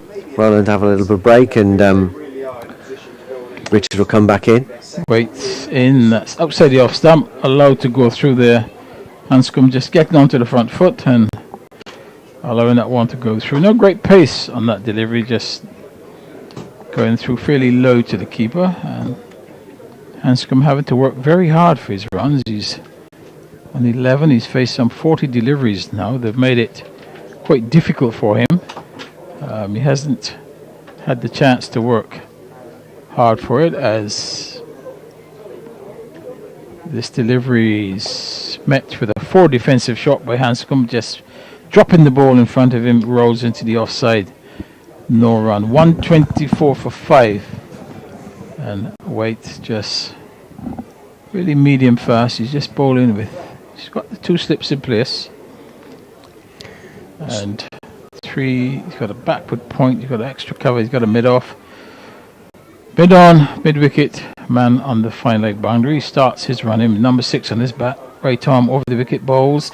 And that one keeps a little bit low, and Hanscom comes down on it. Manages to get it down to fine leg, so he gets the single. There's a Leicestershire supporter in the crowd who's just tweeted me, imagine against a real quick on this pitch. It would not be fun. Yeah, just the odd delivery from a certain length. Just keeps a little bit low, and then, as you said, and then one bounces like it did in the last over. So, batting still not comfortable. The batsman can't feel as if he's in, as Waite is in now in bowls, and that's nicely driven. As the ball comes into the batsman, just worked into the onside, goes straight to Azhar Ali at mid wicket. So the over comes to the end. At the end of that over, it's 125 for the loss of 5. The lead then is 215, which is already potentially a match-winning lead. Who knows? If Leicestershire can drag it out to close to 300, they'll feel they're in a pretty decent position. But they are still, again, going to have to bowl well. But the pitch is continuing, as Roland has said, and Dan, to misbehave a little bit, particularly in terms of bounce level. Hanscom got a brute in that last over from Finch. Played it well, actually. Managed just to drop it short of backward point. He's waiting now. Finch, who's impressed me in this game. 4 overs, none for 13 in this second innings so far, but looks a really decent medium sharp bowler. Tall, goes in, bangs it in, and Hanscom, everything behind it, walks into his defensive push. Back down the pitch it goes to Adam Finch. Lobs it to Joe Leach to do a spot of polishing. Yeah, he's the perfect kind of bowler to have, isn't he, for a pitch that's showing signs of being a little bit up and down. If there is any variable bounce, then he'll be the most likely to get it, given his trajectory. Tall man, high action. And he's found it a couple of times already in this spell. Turns, longish run from the Digglis Road end, runs in and bowls, fullish. Hanscom walks forward into a clip into the onside. Leach tumbles across at mid-on to make the stop. Hanscom walks towards short leg. Fiddles, goes through his routine, touches the helmet, gloves, bat, adjusts everything, gets in position, and then that curious little sort of sideways lift of the bat just as he prepares himself. Really odd. It works for him, or seems to work for him, as Finch is in and bowls. He takes a step back and then defends the delivery back up the pitch to Adam Finch, full and sharpish. I'd noticed that before. Now I can't unnotice it. Yeah, he sort of turns the bat face so it's facing the boundary on the offside, and just dabs it down on his mark, and then he puts it back so that it's facing the bowler. But it's a really curious little routine that he has. There it goes. And now he's in a relatively normal awaiting position as Finch goes in and bowls forward, pushing the ball down the pitch on the onside, bit inside edge, well, bit inside half of the bat, certainly not off the middle. Hence Finch's shout of frustration, semi-frustration, as it runs back past him. Leach fields again, clouds above the pavilion.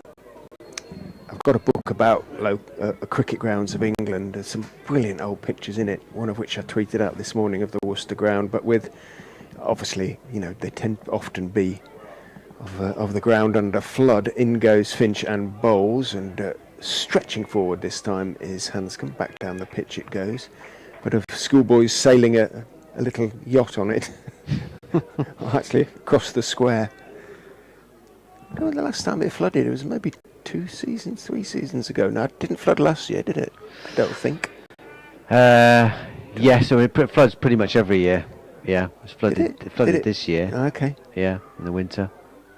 Outfield looks magnificent in the circumstances, albeit a touch slow, but I remember about 4 or 5 years ago, as Finch is in, bowls down the leg side. There's a call for a catch behind, but it's an unconvincing one, and certainly umpire Pratt is not convinced. Roderick didn't go up, which is a little bit of a giveaway when the wicket-keeper, the man who takes the inverted commas catch, doesn't appeal. Finch went up. It was speared a little bit down the leg side. Hanscom tried to help it on its way. It might just have flicked the pad, didn't get anything on it.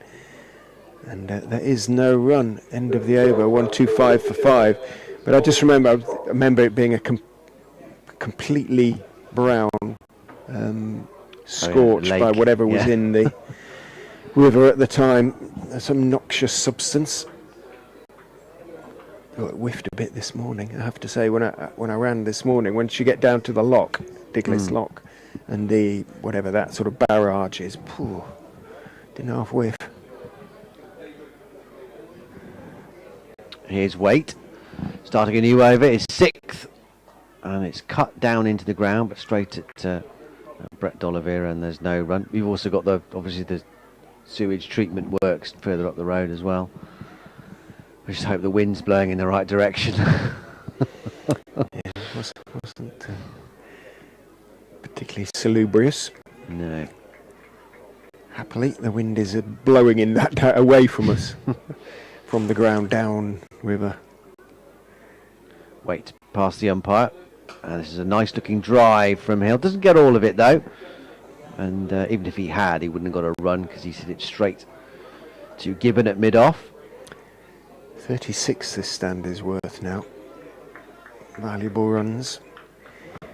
Worcestershire will want one more at least before lunch. They'll want to be batting well before tea, I think, if they're going to be having a total that they feel they can chase. Here's Waite, bowls, and again covering up nicely is Hill. Won't get a run here. Drops it down into the pitch a few yards in front of him. Trots Azza Ali to field.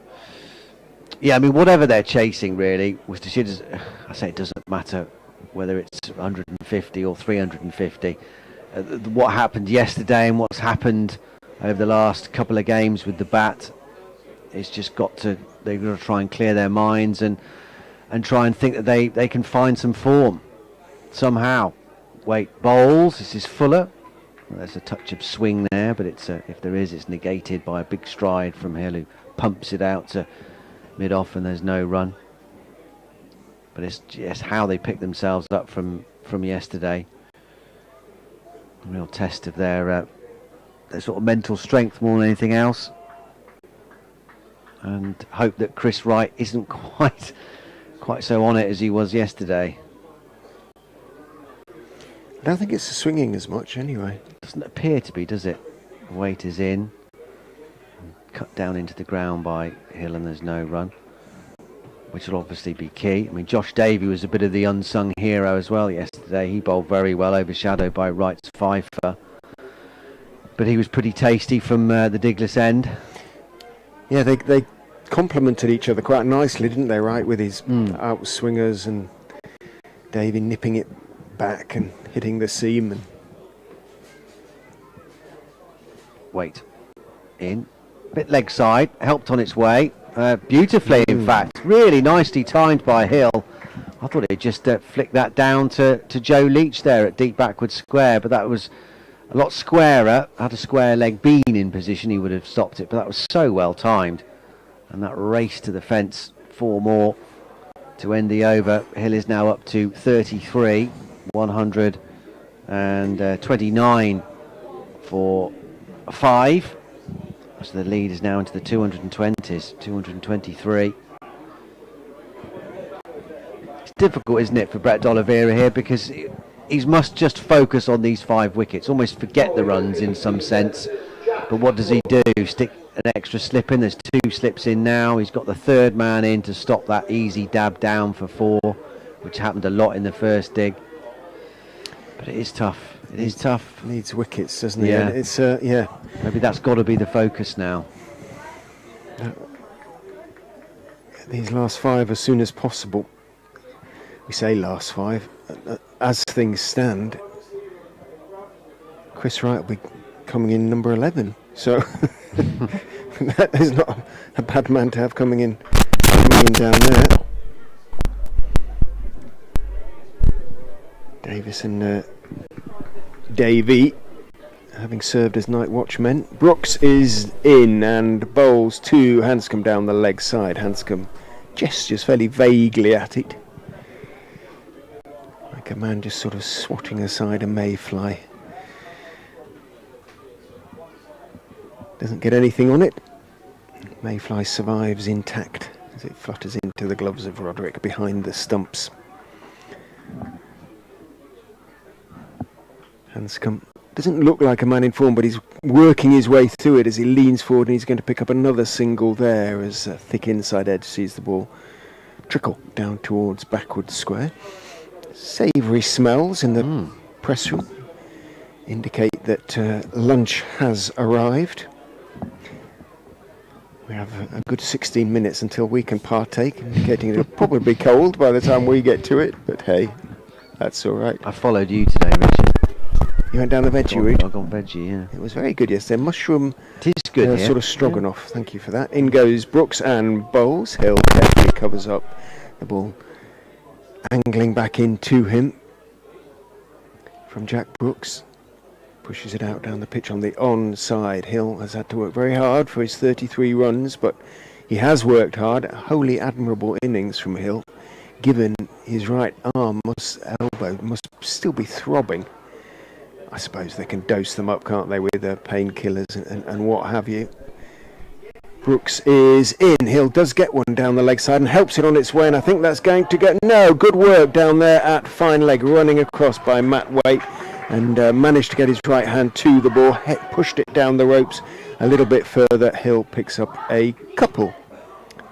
Little party of schoolboys passes below us, chattering happily as they head whereforts for something nice and warm and refreshing, hopefully.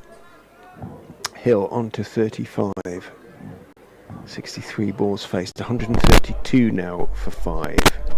The lead 222. Brooks is in, fullish on the legs, and he sighs to himself, I think, and gestures, because Hill found that easy to turn calmly into the leg side, and with no square leg, mid-wicket has to run across to his right to field, and it's an easy single really, and Brooks just hasn't got it right in this game by his standards, the standards of his career. Turns, runs in and bowls. Hanscom leaves outside off stump. Just doesn't look quite right. Brooks to me. Takes his cap from umpire Pratt and heads off towards long leg, I suspect. End of the over, 133 for 5. This partnership is now worth 44 for the 6th wicket. Valuable runs. Yes, indeed. It's been a really impressive grind this from these two Foxes batters. Just what they needed. I've lost some wickets this morning, 3 of them, but 2 of those were for the night watchman. So they could argue that it's only one frontline batter that's gone. Colin Ackerman for a single. These two have played very well. As Waite starts a new over into his 7th over, 3 maidens, none for 11. Like a lot of the Worcestershire bowlers this morning, save from Adam Finch and Joe Leach. Leach has picked up all 3. Leach and Finch are the only ones really that have looked dangerous. I mean, to be fair to Jack Brooks, I mean, he looks like what he is really, is a cricketer that hasn't played for nearly a month.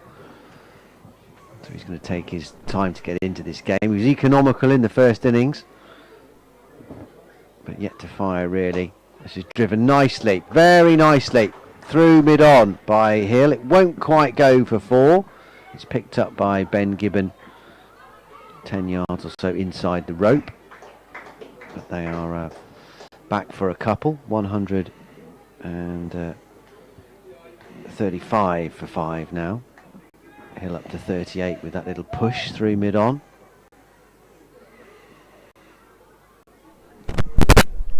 Two slips waiting still. They're the only close catches. Worcestershire still need these 5 wickets. Waite in and bowls, and he takes his bottom hand off the bat, Hill, as he comes forward and plays that defensively. Just making sure nothing happens. If that sort of bounced a little bit more than he thought, just take the sting out of it. Adam Hose fields at cover. What have we got here? Just over 10 minutes to go to lunch. We just try for that time with an extra catcher somewhere. Waite in, turn towards Azhar Ali at mid-wicket, and there'll be no run here. And what this stand should also be doing, yes, it's helping Leicestershire sort of stretch away a little bit, but it will also surely be encouraging the Worcestershire bowlers a touch that you can, if you graft. It isn't necessarily a case of just throwing the bat at a loose one and getting what you can. You know, a grafter can get runs perhaps as well on the pitch. His Waite past umpire Chantry, in and bowls. This is a nice looking drive. Not a half volley really, but Hill has creamed that through the covers. Away it goes. Skips over the rope now and threatens to disappear under the covers. But lovely shot there into it. Didn't try and hit it too hard. Bit of a flourish with the bat. And he goes into the 40s. 42 now. 139 for 5. A bit gentle invitation in truth that to push that one through the covers from Matthew Waite. Not quite found the same level of lateral movement through the air as he had yesterday. None for 17. Last ball of his 7th over, and this is cut off the back foot but down into the ground and straight to Brett D'Oliveira. So that will be that for the end of Matthew Waite's over. 7 overs, 3 maidens, none for 17 now for him, which is still pretty good obviously, but it's just that wickets column. Worcestershire need to find some consistent threat from both ends, and at the moment it's really only Adam Finch and Joe Leach that have done that, and they've both come on from the Diglis end. 139 for 5. Yeah, over 450 runs this season for Hill now. And I've been impressed with him in this knock as much as I've been impressed with him in any of the knocks he's played this season, and that includes his unbeaten 160 a couple of games ago. Different sort of pitch. This is really an impressive knock by him. Jack Brooks is into Peter Hanscom, who blocks the delivery of off stump out into the offside as a runs into field. And there is no run. Leicester born, lives in Lutterworth, Lewis Hill, captaining in his home county. been not a remarkable turnaround for Hill as Brooks is into Hanscom Fuller, and it's another no ball. He's given away a lot of runs in no balls. Jack Brooks, sort of unforgivably so, really, for someone, as I say, as experienced as him. And there goes another 8 overs, 8.1 overs, 1 for 44. His figures, and I think he must have bowled at least 4 in this innings so far, including a couple in the first innings as well. He's in again to Peter Hanscom. It's better length. Hanscom a little bit uncertain, did get forward in the end, pushed it out into the offside off stump. But a couple of years ago, Hill probably wasn't sure of his place in the side career. He was approaching 30 and possibly beginning to wonder where he was going to go from that point. Brooks is in, bowls and worked from slightly short of a length off the back foot by Hanscom down towards Ben Gibbon in front of us at third man. He overthrows Gareth Roderick, but plenty of backup, including Finch, who makes sure that no extras accrue. He's only offered a 1-year contract at that stage, and he was linked with a couple of other counties, including Yorkshire, funnily enough, Lewis Hill. But obviously had family here and they were settled, didn't really want to leave. Brooks is in, bowls, short of a length. Hill goes back and defends it, turning the bat face on the shot, pushing it out into the onside towards mid-on, no run. Now he's captain the red ball side, also in the One Day Cup, and he's had 2 of his best seasons with the bat as well. Brooks is in. Hill is clipping him nicely off his toes down towards deep backward square. He's going to turn for the second. Wait, had to make a bit of ground to the ball. Decent throw, but not right over the top of the stumps, and so Hill makes his ground comfortably enough. Picks up a couple, moves on to 44. I guess you're never sure exactly, are you, the burden of captaincy, what that does to a batter's form. It's certainly improved his, but probably what did most for him was not keeping wicket anymore. He was wicket-keeper batsman going, and consequently going in at number 6, sometimes number 7 even. In goes Brooks and bowls to him. He just waits. Another no ball. This must be driving D'Oliveira bonkers, actually. Giving away so many runs. I'll have a look at this proper scorecard and work out how many. I think that's 3 and 2. So that's 3 in this innings, 2 in his last. So 5 overall. 10 runs is a lot of runs in the context of this game. And he looks a bit disconsolate as he takes the ball there. Runs in and bowls. Hill is walking into the defensive push, getting well outside his crease as it cuts back in a touch off the seam, but he's running his fingers across the seam occasionally, Brooks, trying to get one to cut back in, but I'm not sure this sort of 8 pace run up, cutters, the occasional outswinger, I don't know if it's quite him. It's not really working anyway. 146 for 5. Brooks 1 for 49 from 9. Hill has 44. Hanscom 14, and rather criminally, I didn't acknowledge the 50 partnership. Came up a while ago, actually. What is it now? 57.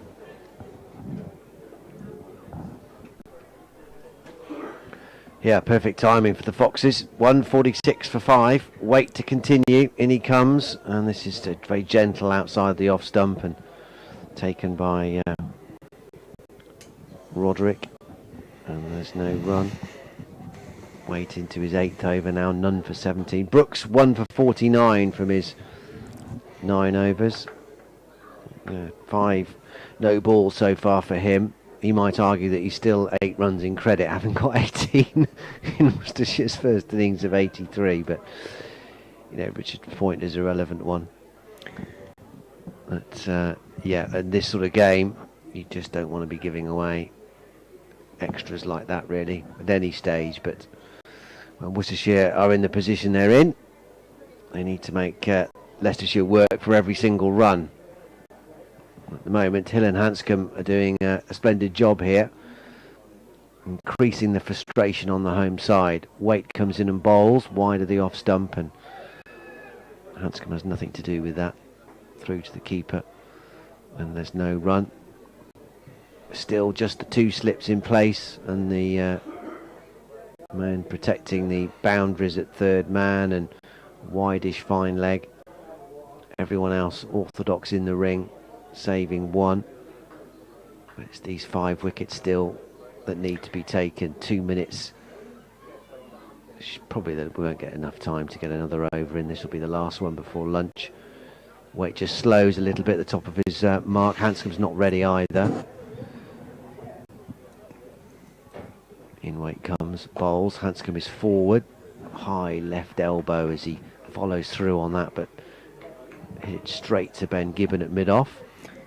Yeah, just to confirm, that's actually 6 no balls in the match for Jack Brooks. 2 in the first innings, 4 now in the second. I just promised I'd look it up, that's all. One likes to fulfil one's promises.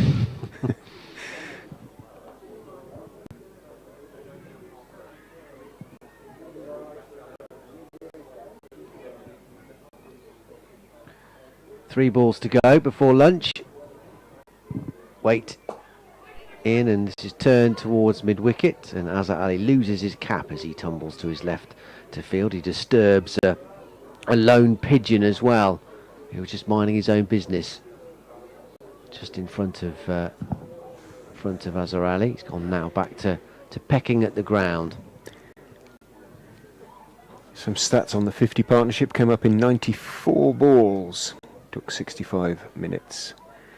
Hanscom just 13 of those runs. Hill 33 of them.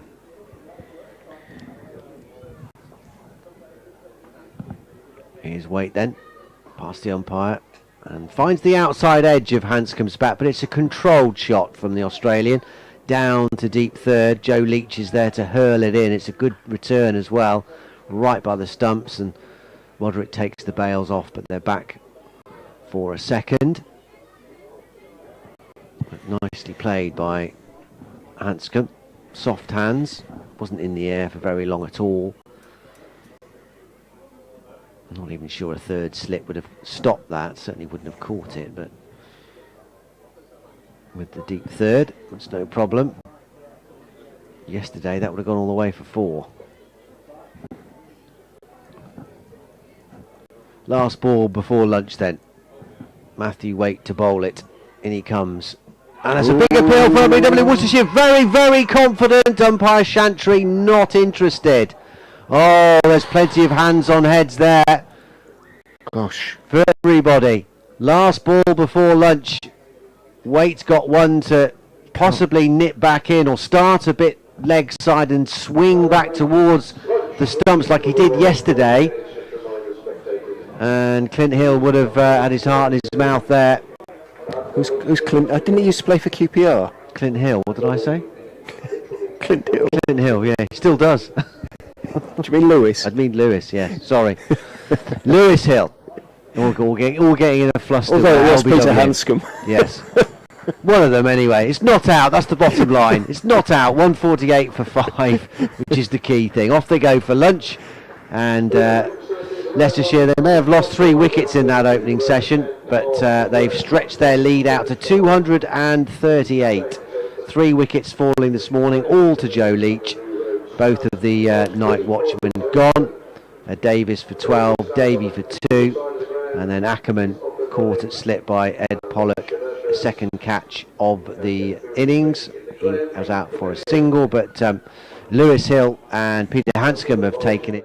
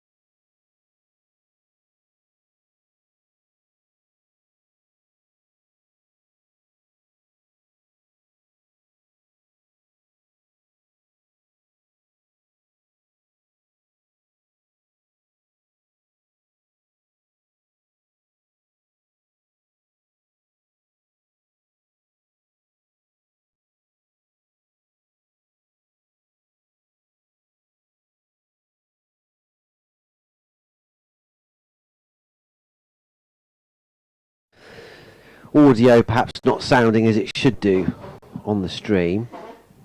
Apologies for that, but there isn't an awful lot we can do about that our end apart from just tweak the dials a bit.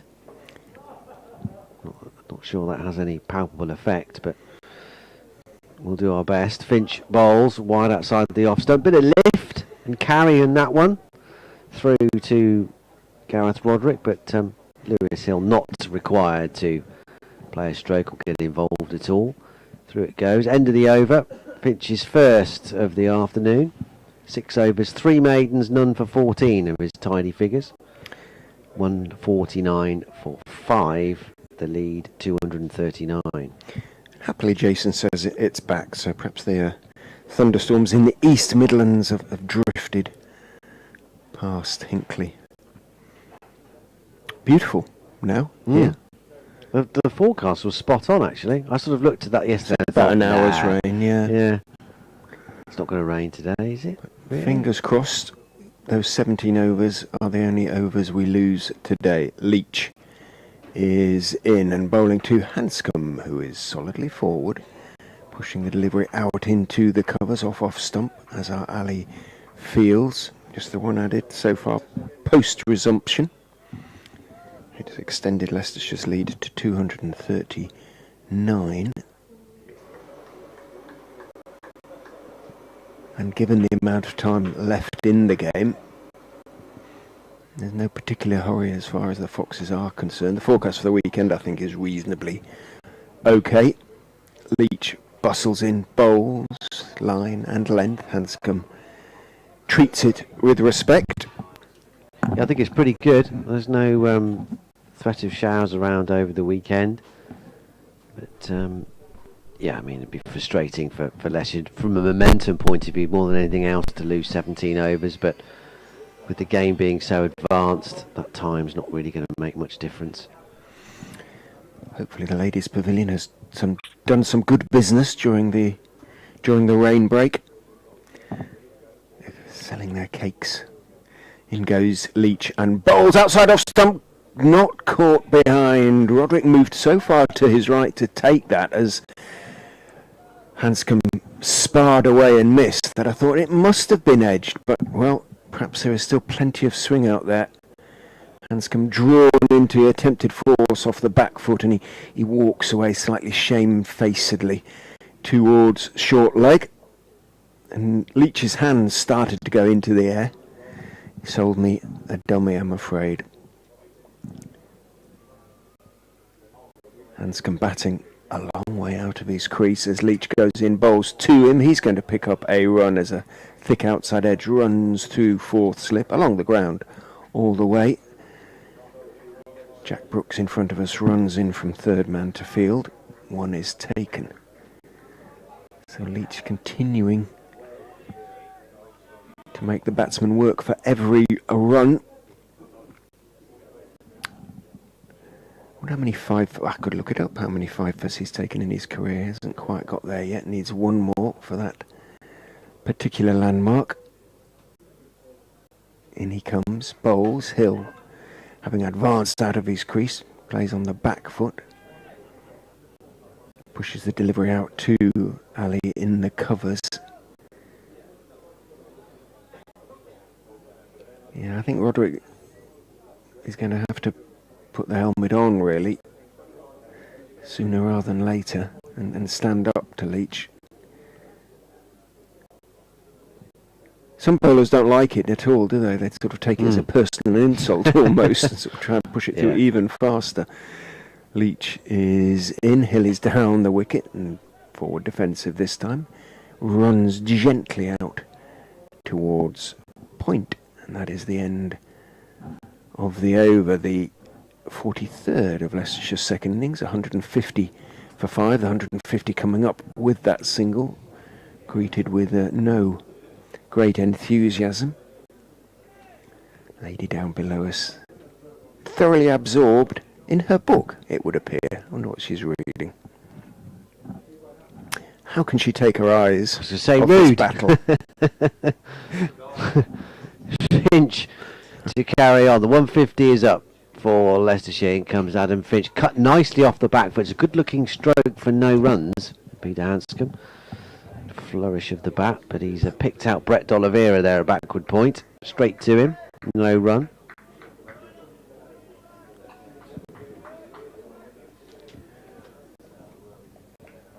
Yeah, can't see, obviously that lady's reading the book, so can't see what the title is, but more appealing than what's going on at the moment. At the moment though, 150 for 5. Hanscom on 18, facing Finch, and he's defending this again confidently and stoutly up to mid-on. And again there's no run. New Road, bit emptier this afternoon. We had lots of school children in today, as they have been let in for free around the country today at county championship matches. And we had them in here this morning at New Road, which is nice to see and nice to hear. Some cricket games going on next door on the playing fields of the King's School as well. Finch bowls and Hanscom covers up. So a good length delivery, accurate stuff this from Finch. Noticed that yesterday walking to my digs, sort of up the road and then up the Bromwich Road. I must have seen 4 or 5 different sort of schools playing in the evening, or games going on of various kinds, which was very heartening to see. I know there must be 3 or 4 pitches out at King's School alone. Oh yeah, lots and lots. Here's Finch past the umpire and bowls.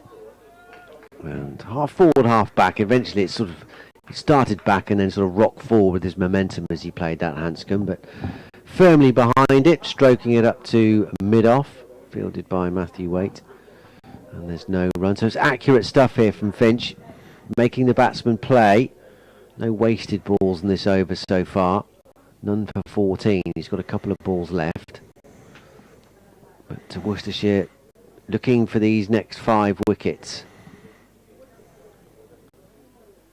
Away goes Finch. Big leap and bowls, and this is defended up to mid-on. And there's no run again. It's tough for D'Oliveira, you're right. I mean, what does he do here? This partnership now 61, just building, but very slowly. All he can do, really, if the wickets aren't coming, is to keep control of the scoreboard, and Leach and Finch are doing that for him. Just the 2 runs added since the resumption. If they do get a breakthrough, wickets have fallen in clusters. Finch finishing up his over then. In he comes. And again it's accurate and once more kept out by Hanscom. Pushing it up to mid-on. End of the over. And another quiet over goes past. Jack Brooks fielding at mid-on. Now he's going to trot down to deep third for this next over from presumably Joe Leach, which has just disappeared to update listeners to BBC Radio Leicester. At 3:30, BBC Hereford and Worcester will be dropping in on the commentary. And former Middlesex and England batter Roland Butcher will be dropping in next door to me in just a second. Leicestershire 150 for 5. Here comes the update for BBC Hereford and Worcester.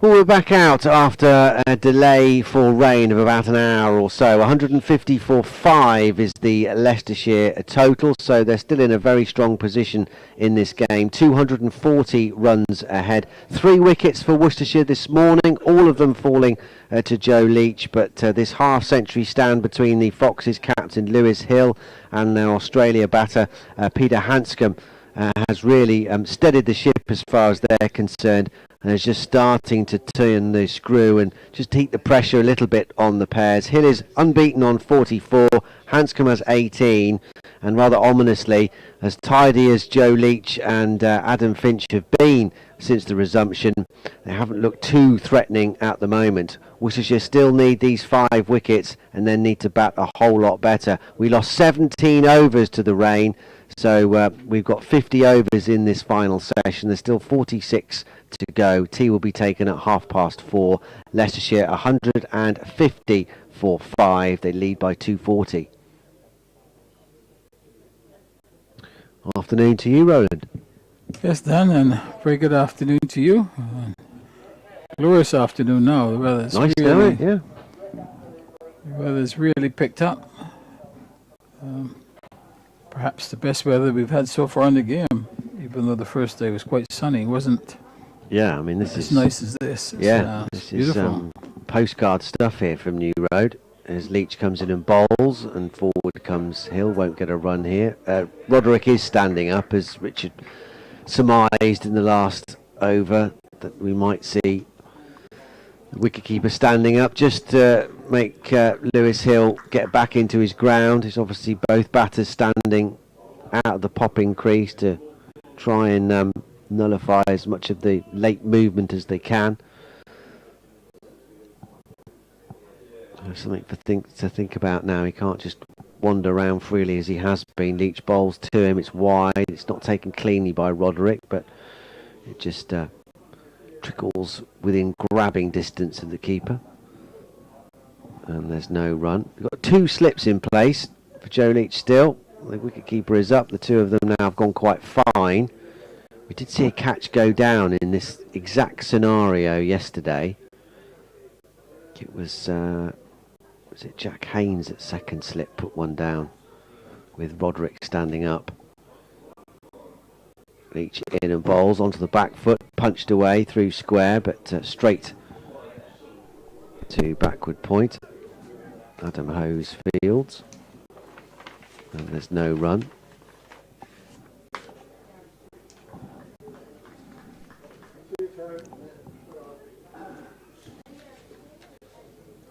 Last ball of the over coming up.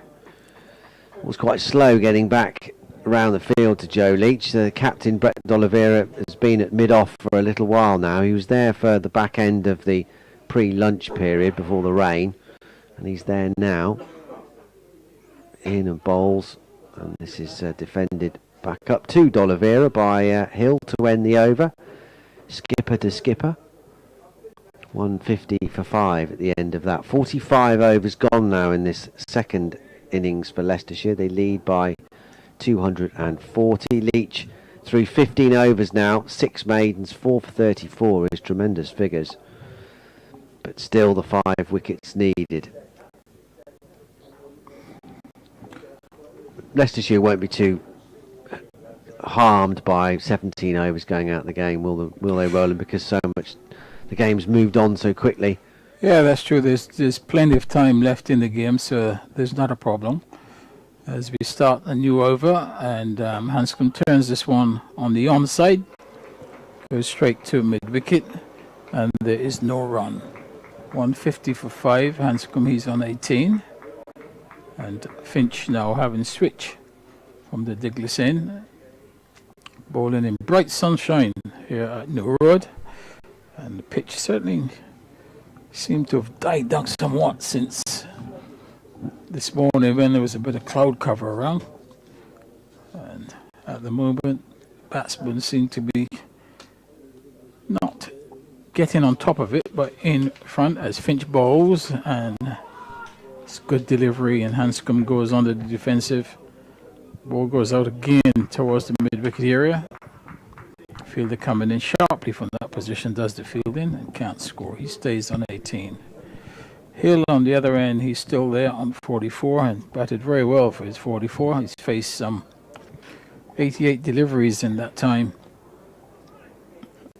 And really at a time when, having lost those 3 wickets this morning, including the 2 night watchmen, it was important that he stayed.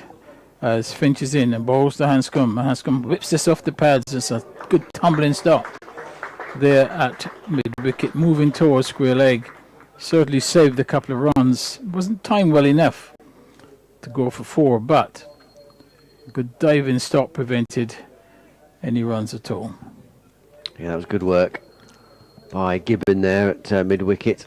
Worcestershire's field, he's got to be on point here. There's only 2 close catches, and they can't afford any gifts in the field. Got to try and keep the pressure on where they can. Finch is in, bowls, and that one takes off from a length. We've seen it right throughout this game that occasionally things are going along nicely, and then a delivery comes out of the blue. That was one of them. The 2 batsmen are good on the pitch. Just try to have a look to see where that one pitch. It was certainly length, but it just leapt alarmingly past Hanscom and through to Roderick. That's a great height. So well bowled there by Finch. He's got 2 slips in place as he's in now to Hanscom bowls. Hanscom has to defend a good delivery on or about the off stump. It goes to backward point. It's fielded by D'Oliveira, and there is no runs.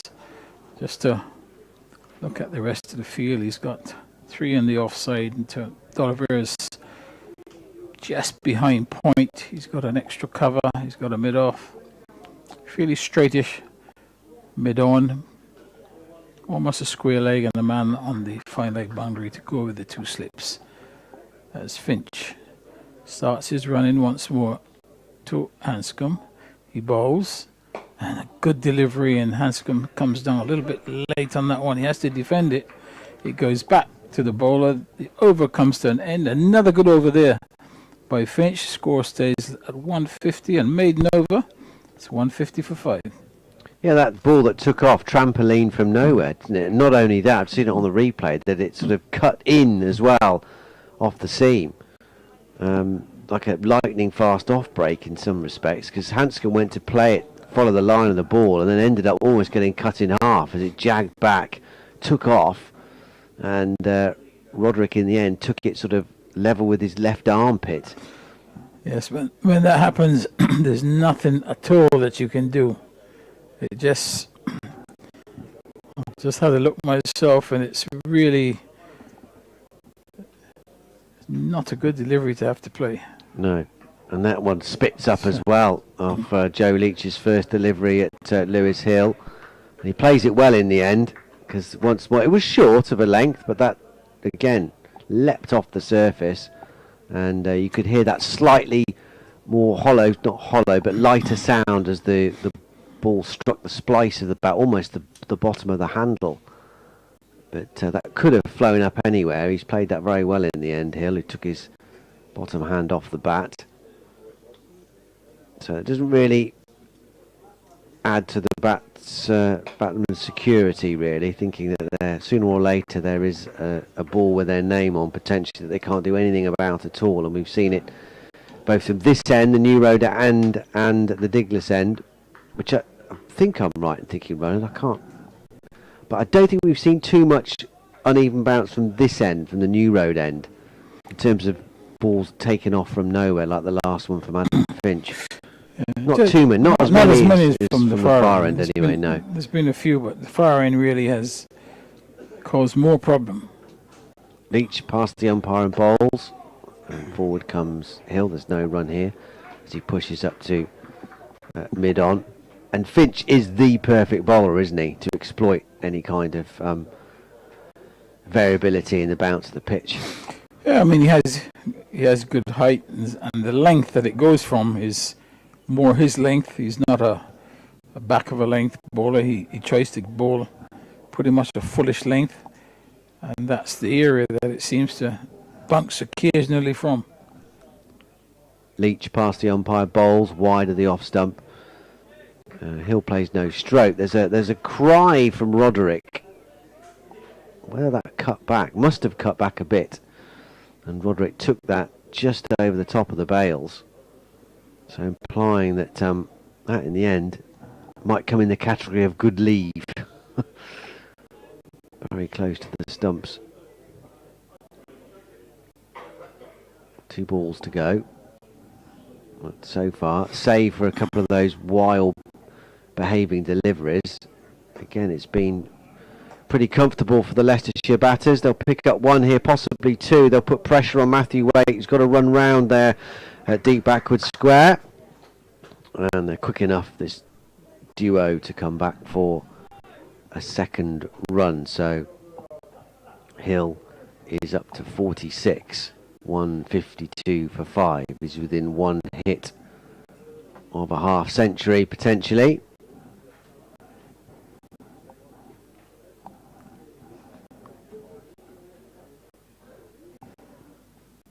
Which would be his 4th of the season if he can get there.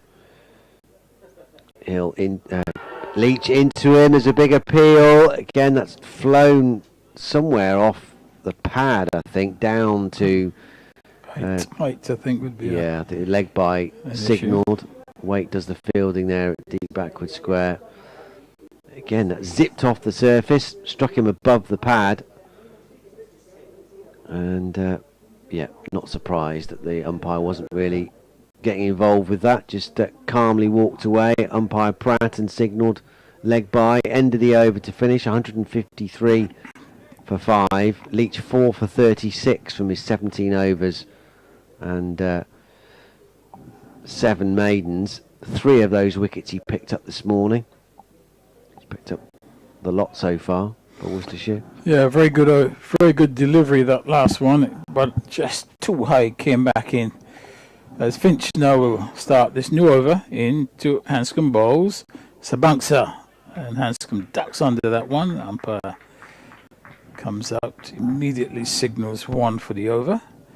And that's a good short ball there by Finch very early in the over. Hanscom ducked under it, taken by the keeper above his head, so still good carry in the pitch. And that's one thing we've found from Finch throughout this game, is that he has been able to extract some life out of the pitch, gets the ball to carry more for the not at a good height to the keeper. Hanscom is ready now, bat raise as bowls, and he has to defend a good delivery that comes back.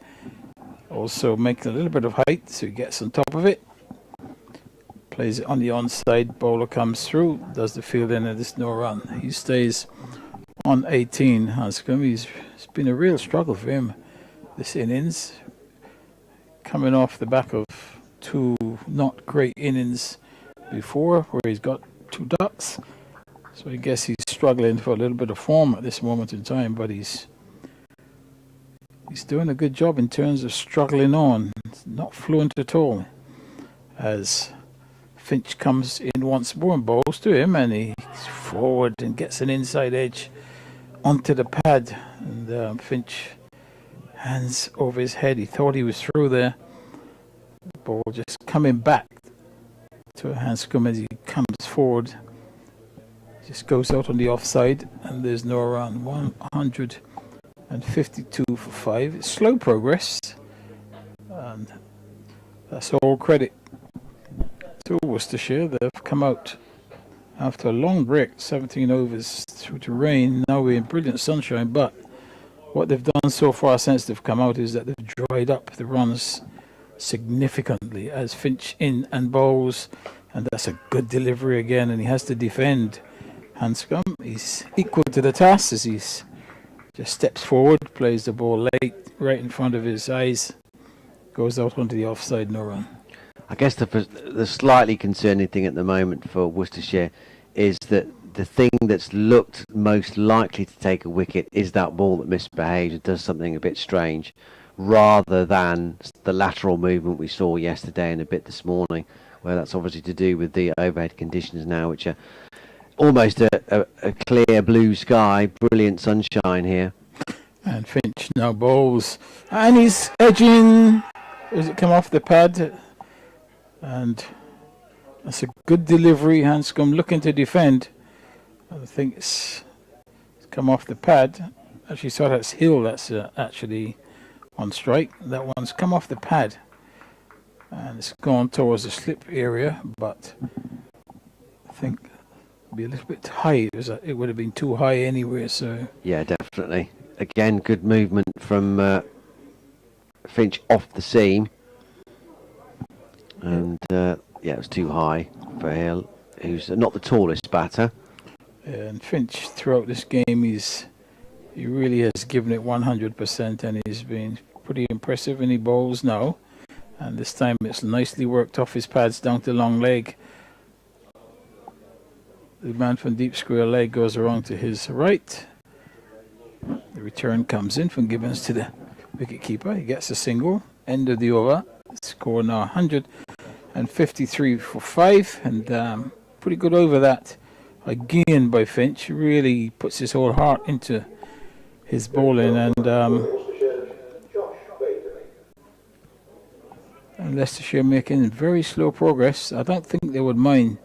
The important thing really is not to lose wickets, because there's so much time left in the game. Not quite sure the long range forecast. I know we've got 2 days to go, but I guess that will also be a consideration. Yeah, I think it's going to be okay. The only rain was forecast for this match was today, as Leach starts a new over. 4 for 36 are his best figures of the season so far. At the moment, they're better than the 4 for 49 he took in the first innings here against Gloucestershire. Yeah, and the four, I mean, you can never trust these weather apps 100%, I don't think, Roland. I don't know what you think about them. It's like really, and then 9 times out of 10 it comes, and then it's absolutely the complete opposite. So, and it only said 40% chance of rain, so thinking, well, I think we might be okay. And then not quite on cue, as Leach bowls and defended out to mid-wicket, and there's no run. It was actually a bit earlier than forecast, because it was forecast to come in around about 2 o'clock, between 2 and 3. Actually, no, a bit later, 3 and 4. 3 to 5 was the sort of window, but it actually arrived not long after, sort of 1:30, didn't it? But nothing tomorrow or Sunday, should we need Sunday. We will be back tomorrow now. Leach past the umpire and bowls. Forward comes Hill again. And there's no run. Happy to take their time here, Leicestershire, and understandably so. They haven't got to do anything rash or daft or reckless. So much time left in the game. Worcestershire miles behind. And they can afford to bat out the rest of the day and still be 5 down at this sedate pace. Still with 2 whole days to go, if needed. But it's been a struggle really for Hanscom to find any fluency, but he's occupied the crease very well. Next delivery is left outside the off stump, taken by Roderick. Hanscom is 18 from 81 deliveries. He's taken an hour and 20 minutes so far. Sorry, more than that. An hour and 40 minutes, sorry. Hour and 40. But, as I say, Foxes won't care about the time at the moment. Leach in and bowls. Won't get a run here. Turn to mid-wicket. Fielded by Ben Gibbon. The Worcestershire 12th man. One of the 12th men. Josh Baker is down there at deep third. So I'm just having a quick scout around to see who's gone off. Hose is there, Azharal is there, D'Oliveira is there, Gibbons there, Finch is there, Haynes and Pollock are there. In comes Leach, bowls and turned out towards mid-wicket, and again there's no run. It might well be Jack Brooks, mightn't it, actually, because Finch is there. He's got the ball now, taken off Ben Gibbon. So my money's on Jack Brooks. There we go, Roland. I should wait for my payout to arrive as Brooks comes back onto the field. End of the over, 154 for 5. The lead is 244. Yes, pressure maintained by Leach, who really has been very good today with the job he's had to do. He's just kept it tight, ball wicket to wicket. Occasionally gets the ball to go away from the batsman, but generally his bowls pretty straight, and some success this morning. But Finch will bowl to Hanscom now. He bowls, And Hanscom has to defend. It goes to backward point and tumbling stop by D'Oliveira, moving quickly to his left. Prevents a single, so Hanscom, he stays on 18. Hill is on 47. And it's 154 for 5 here in the second innings. Leicestershire really trying to set up an innings whereby they can hopefully, from their point of view, go on to win the game. But still a lot of work to do as Finch bowls and Hanscom has to defend. Bang on target. That one on the stumps, and he comes right forward. Shows good defence. Gets head right over the ball, defends back to the bowler. And there is no run.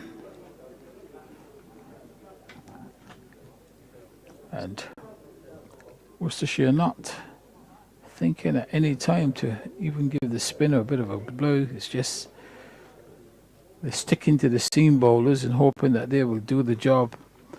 As Finch bowls to Hanscom, and he allows this one to go through outside the off stump.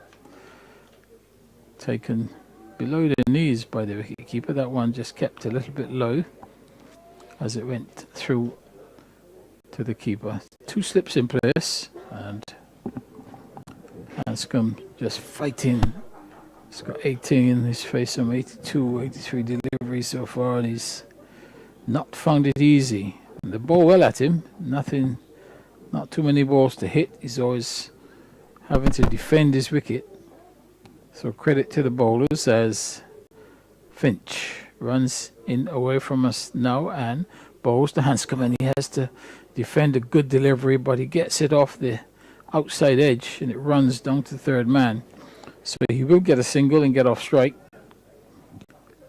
The score goes to 155. It brings Hill on strike, who's 3 runs short of a half century. It would be a good one in the context of this game and for his team. We saw him certainly against Gibbons looking to get down the pitch and play aggressively on the onside, but against Finch a little bit more circumspect, as Finch now with 61 on his bat in and bowls to Hill. Oh, and that's a good short one, and he's just helped tip off his body. He's going to get a single. It goes down to long leg, but didn't really play that with a lot of confidence. Wasn't short enough to pull, but it made good height as he just rode his, played it off the, I would say probably chest height. But he gets a single, takes him one closer to his half century. Had that paddy sound of the glove, didn't it? Yeah. Sort of followed him as well. Short ball. He tried to sort of not back away to square leg, but it followed him, and he just about got inside the line at the last minute. He's not a tall man, as Finch bowls, and again bang on target, and all Hanscom can do is defend. So good work being done here by Finch. He really is bowling his heart out for his team, trying to get them back in the game, and at this moment in time it's an interesting battle between bat and ball, but I think Leicestershire are still in the box office seats at the moment. Yeah, definitely you'd rather be in their position than Worcestershire's, but another excellent over from Adam Finch. Great character he's showing. He's come on leaps and bounds, done a lot of work in the winter, went away to Australia and worked on his game and got experience of a different environment, different club scene. He's worked hard with the likes of Phil Newport this season, trying to learn a few tips and tricks from former Worcestershire legend. Driven out nicely by Hill, but straight to cover off the first ball of Leach's next over from the Digler's end. And Boyd, of course, from his maiden first-class fifer against Glamorgan in the last match. So he's going to be feeling good about himself. His confidence is going to be high. And he's looked a different bowler from the one I saw last season. Looking the real deal now as Leach bowls. Keeps a bit low outside the off stump, taken by Roderick. No shot offered by Hill.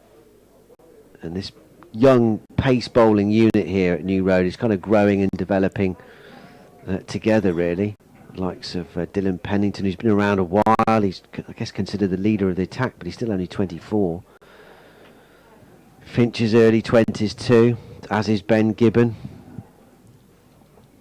And of course, you've got the mix of experience at the other end with Joe Leach and Matthew Waite this season. As Leach comes in and bowls, and this is a attempted cut off the back foot by Hill.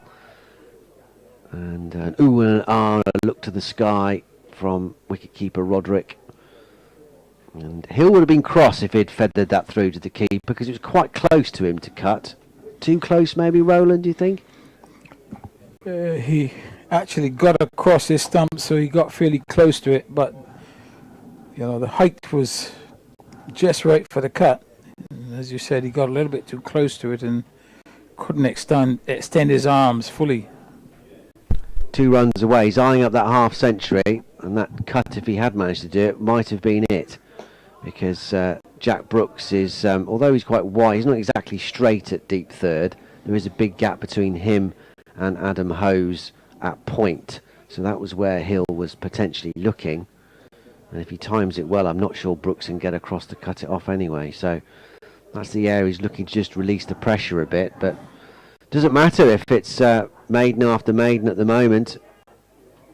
And it's good from Worcestershire's point of view of discipline and joining the dots, but Leicestershire so far ahead in this match as Leach bowls left alone outside the off stump.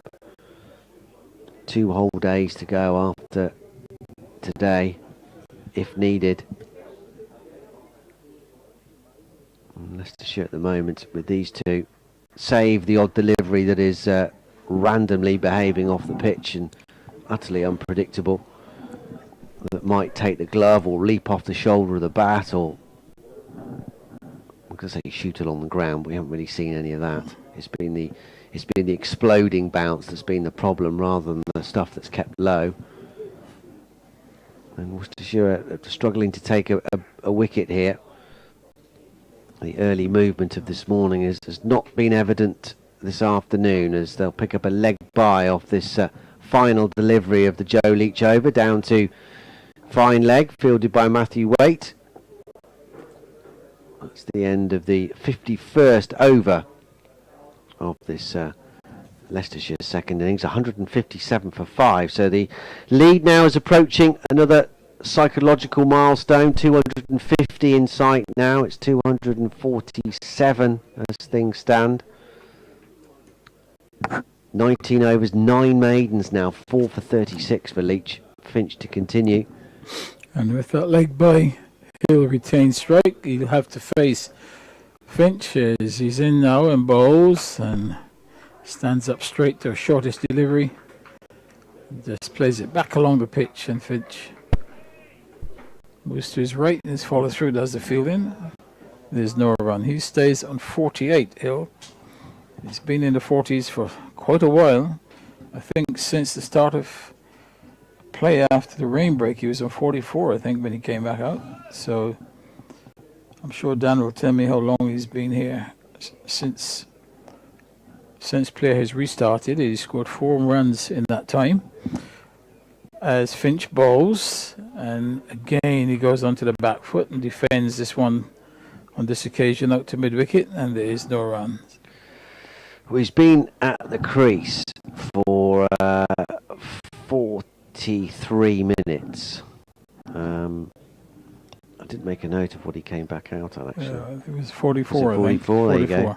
Yeah. He's got 4 runs in that time. In that period, so it's been... balls he's faced, anyway. Yep, it's been tough going for him,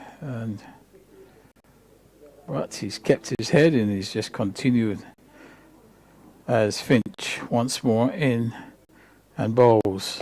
And a good delivery. He's going to get a single, though. Nicely judged as the fielder there. Brooks sleeping a little bit there at mid-on, as that ball was just gently pushed into the onside. Quick call from Hill, a response by Hanscom. So the single is taken, and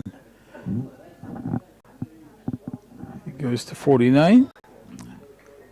Also they've rotated the strike. It means so Hanscom now comes on strike.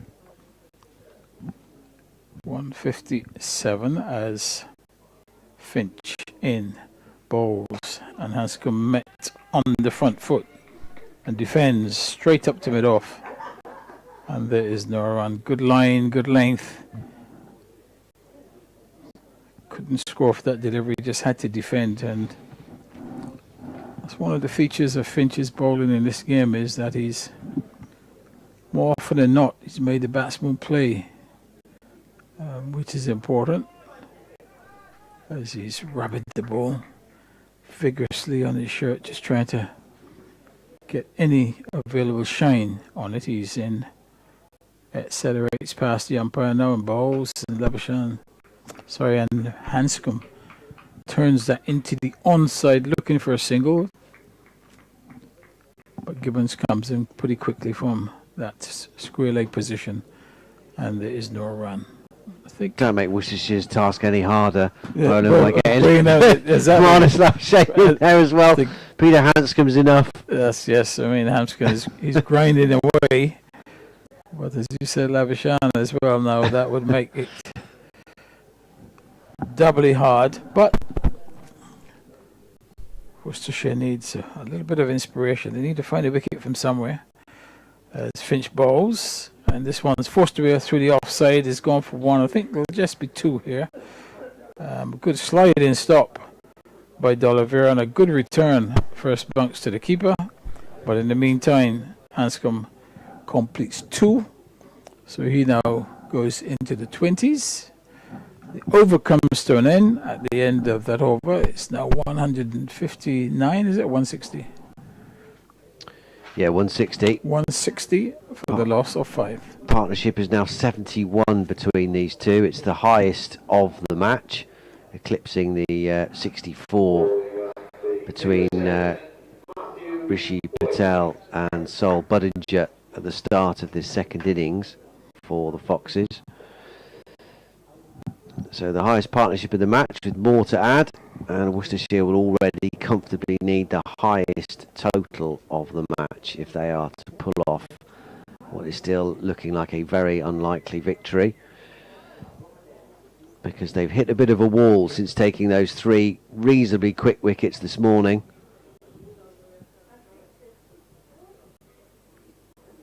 Matthew Waite is replacing his captain Joe Leach from the Diglis end. His first ball is cracked off the back foot straight to Adam Hose, and there's no run. Hill on the cusp of another half century. He's on 49,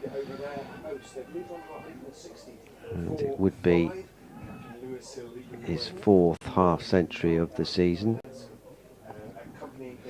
Well, Worcestershire's bowlers still hitting a bit of a wall here after 3 quick wickets before lunch. Then we had a rain break for an hour or so, lost 17 overs, but since we resumed 45 minutes or go, it's been fairly easy progress in the brilliant sunshine here for the Leicestershire batters. They're 160 for 5, so their lead is now exactly 250. Lewis Hill is on 49, one away from a 4th half century of the summer. Peter Hanscom is with him on a patient 21. The Fox is going well. Worcestershire still need these wickets. 160 for 5. Leicester's lead is 250.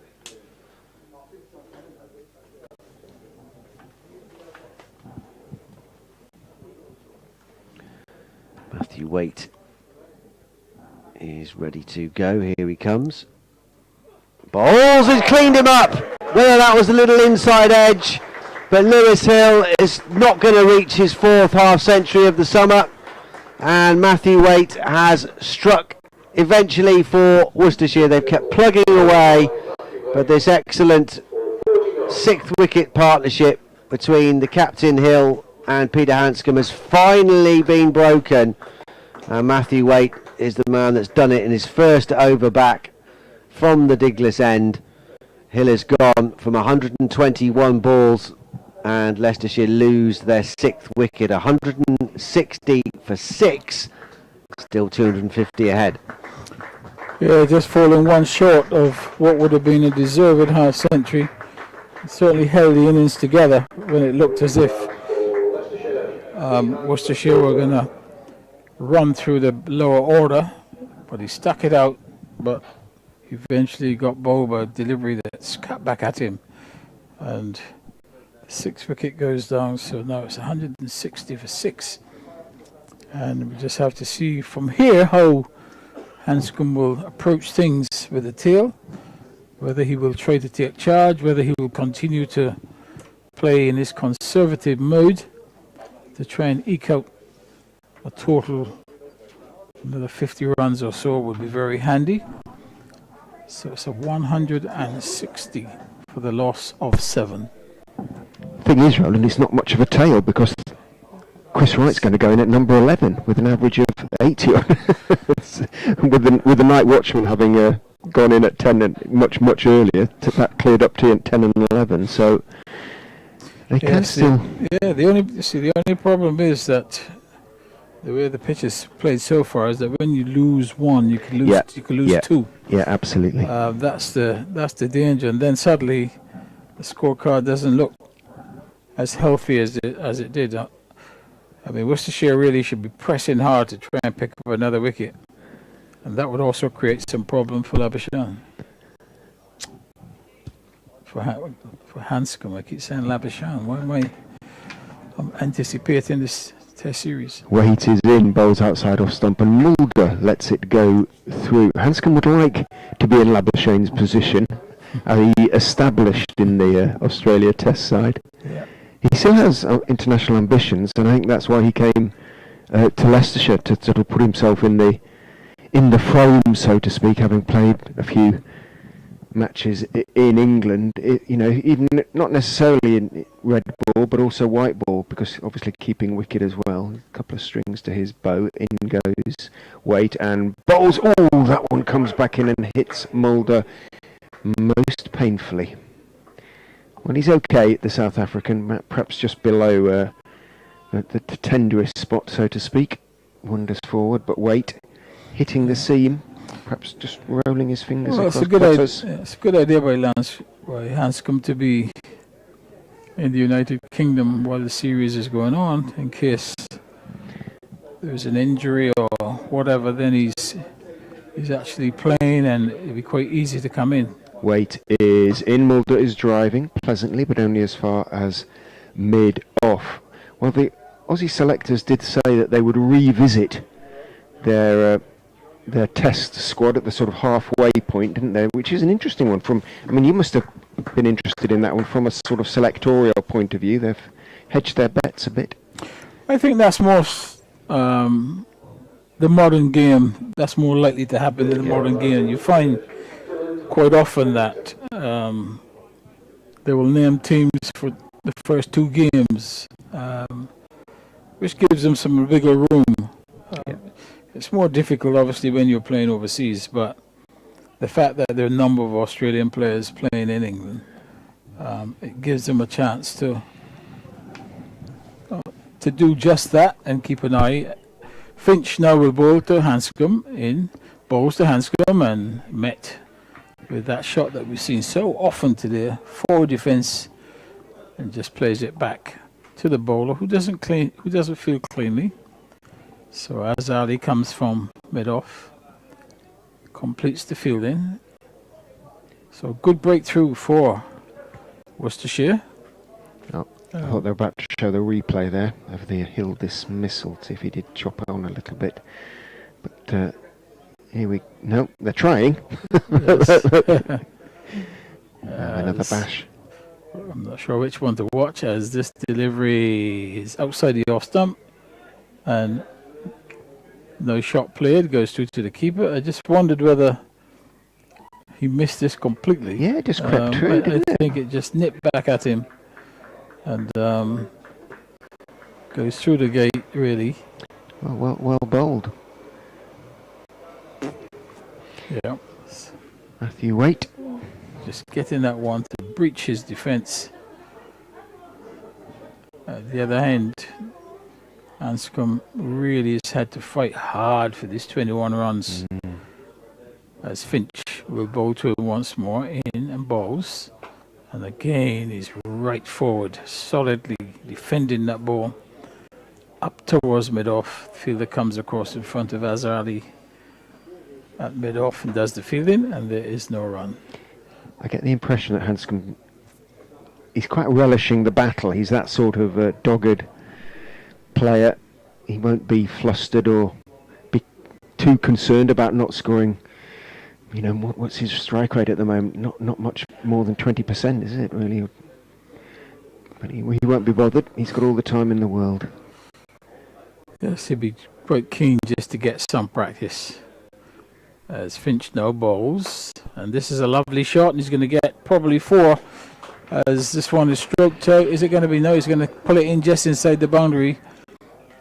And good chase there by Azhar Ali, but that was nicely timed as Hanscom came onto the front foot, and on this occasion just pushed it on the onside of the pitch past the dive in at mid-on out to the boundary. Azhar Ali came around from mid-off, chased it, and because of the rain and the lush grass, the outfield is not perhaps as fast as it could be, so it just held up some 5 meters inside the boundary. So in the meantime, he picked up 2, and he now goes to 23. It's 162 as Finch bowls, and this one is forced to the offside. He's gone for 1. Will he press Azhar Ali for 2? No, he won't. Fielder does well, transfers the ball from left to right and returns to the bowler, but he gets a single, so he goes to 24 now. And the score goes to 163 for the loss of 6. Really did slow up dramatically, that, didn't it? Lush, the outfield, I suppose you could say, at the moment. Lush it is. In actual fact, the outfield is in superb condition. Looks lovely, doesn't it? It's perfect green, nice and flat, as Finch is in now and bowls, and Mulder drives, and that's a good piece of field in there, because that had 4 runs written all over it, and the diving stop there at extra cover certainly prevents the boundary. That was the final over of Finch's over, final delivery of Finch's over. At the end of that over, it's now 164 for 6. Yeah, Adam Hose, the fielder, did really well. He's a tall man. He had to extend himself to his full height, diving away to his right. It's been a great spell by Finch, actually, and unlucky not to pick up a wicket, and he's really kept the scoreboard under some sort of control for his captain in terms of Leicestershire's run rate. They've had to, it was 12 off 12 overs, beginning to come a little bit more freely now. As Waite, having picked up his wicket, comes in and bowls to Mulder. Ooh, gets a delivery that rises at him, and he pulls back dramatically, pulls himself out of the way, but that one really did leap at him, judging by his reaction. Yeah, that's the one delivery that we see occasionally. Just for no unexplained reasons, it just leaps off the pitch. And Mulder just was able to get out of the way of it, didn't hang his bat in the way. Waite is in and bowls. Mulder is forward. That ball doesn't do anything out of the ordinary, and is just pushed out into the offside. Probably it's not a bad thing from Leicestershire's point of view, certainly from their batter's point of view, to exaggerate the reaction. Oh, this pitch is a complete minefield. Keep it in the minds of the Worcestershire side that it's a nightmare to bat on. Yeah, it's a good strategy, but at the same time, you must think that that type of delivery hasn't got many people out. No. So that's a good thing. Waite is in, bowls, goes past the outside edge. There's an appeal. The covers. Azhar was particularly interested, came running in from cover, and he's got his hands on it. Well, I heard something, but there was no appeal from the bowler, and no real appeal from behind the stumps either. So Azhar, sometimes it's a funny thing, isn't it? Sounds can be heard in different parts of the field, but Azhar thought he definitely heard something there. Yeah, he came running in the keeper in the first and second slip. Really didn't react. Waite is in down the leg side, stepping forward. Mulder vaguely sort of turns his wrists on an attempt to help it down to fine leg. Not really intending too much damage, and doesn't get anything on it as a consequence. Bounces through to Roderick behind the stumps. 164 for 6 now, Leicestershire, so add 90 to that, 254 now the lead. They'll be desperately keen, they'll be keen to get it past 300 if they possibly can. Tea at half past, so another 16 minutes, another three or four overs perhaps. 3 overs after this one, maybe 4. Wait, the Yorkshireman turns, runs in and bowls. Mulder leads. It does come back, but bounces over the top of the angle of the stumps. Well over the top of the angle of the stumps. It was a safe enough leave on height. Gareth Roderick has taken off his gauntlet. Why? Oh, he's putting his sunglasses on. Simple as that. Adjusting his sunnies. 1 for 19 from 9.5 overs for Matt Waite, who turns. Shortish run. In, bowls, Mulder drives pleasantly, but Azza gets down well at extra cover. Wasn't too far from him. Made sure he fell to his right and got something behind it. End of the over, 164 for 6. Just a single of 10 balls to Vian Mulder. Peter Hanscom, 24 off 94 deliveries, the Australian. Yeah, nice piece of timing there by Mulder off that last delivery. Pulled out a good save there at extra cover. Looks like a bowling change. So Gibbons going to come into the attack. So Finch's spell has finished. Perhaps looking to give Finch a bit of a breather before tea, and then knowing maybe he's got to come back for another spell in the post-tea period. Might you be tempted to have an over of spin just to see on a pitch like this whether there might be a bit in it? Yeah, I mean, just to see. Yeah, just I mean, you're at this stage. You don't have a great deal to lose. No. So it is an option. But Gibbons will bowl left arm, but he's going to bowl around the wicket in bowls, and that one's turned neatly off his pads by Hanscom. Goes down to fine leg, so he gets a single. He goes to 25. The score goes to 165. 165 for the loss of 6. As we are so 12-14 minutes away from the tea interval. I think these two batters will be looking to just preserve their wickets, get to tea, then start again. As Gibbon in now, and bowl to Mulder. Mulder off the back foot, and that's gone for 4.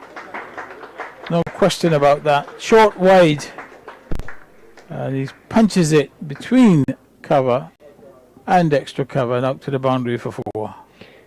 Yeah, and unfortunately for young Ben Gibbon and for Worcestershire, this is what he's tended to do. The likes of Leach and Finch and Waite have kept things tight. He's tended just to bowl the odd loose delivery, which Leicestershire have seized on, as Mulder did there. Yeah, he's been able to release the pressure. Finch has built up good pressure. And it's asking a lot of Gibbon now. He's in now in bowls, and that one straightens a little as Mulder's looking to play that one up towards mid-on, then has to adjust his position and play it gently out into the offside, and there is no run. So 168 score now for 6, and a lot of responsibility here with Gibbon. He's just occasionally bowled that bad ball, and he's been punished when he's done it.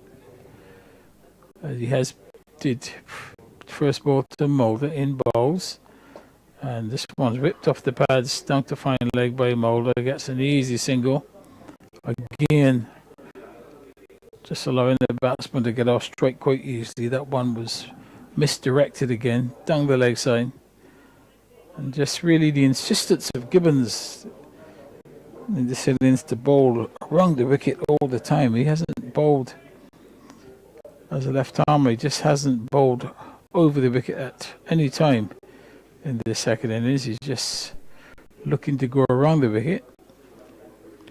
He's in now to Hanscom, in bowls to Hanscom, and repeat of the delivery before, down the leg side, flicked off the pads, down to the long leg, another single.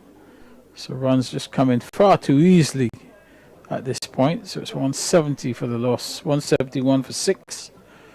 With that single, Hanscom goes to 28. He's going for 6 and over basically, which in the context of the innings is just too many, really.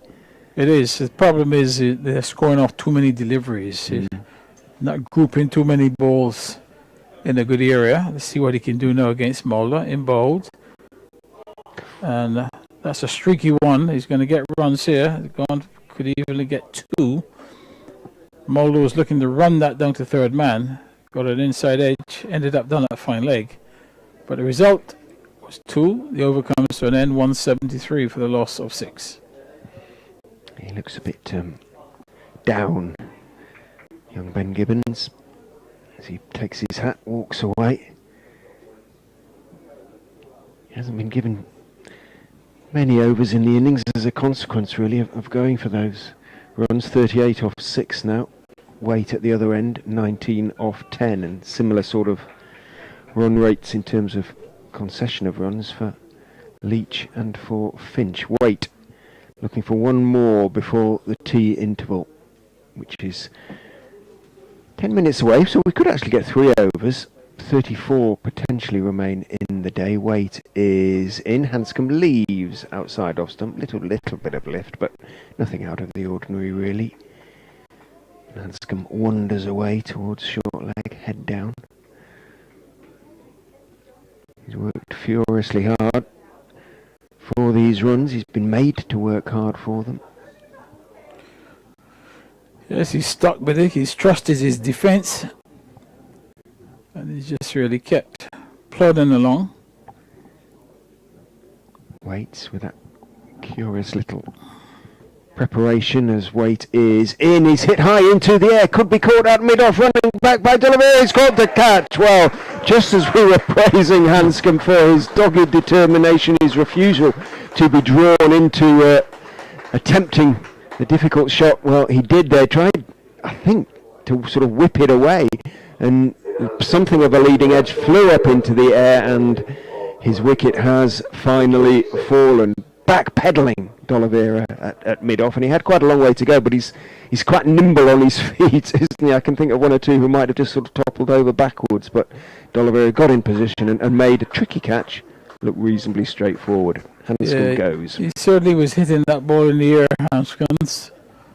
A little bit surprising, because he's never tried it right throughout his innings to play a ball in the air. He's always been very patient, waited for the ball to come to him, but obviously decided on this occasion that he'll go down the ground, and just ended up holding out to mid-off. So a good breakthrough for Worcestershire.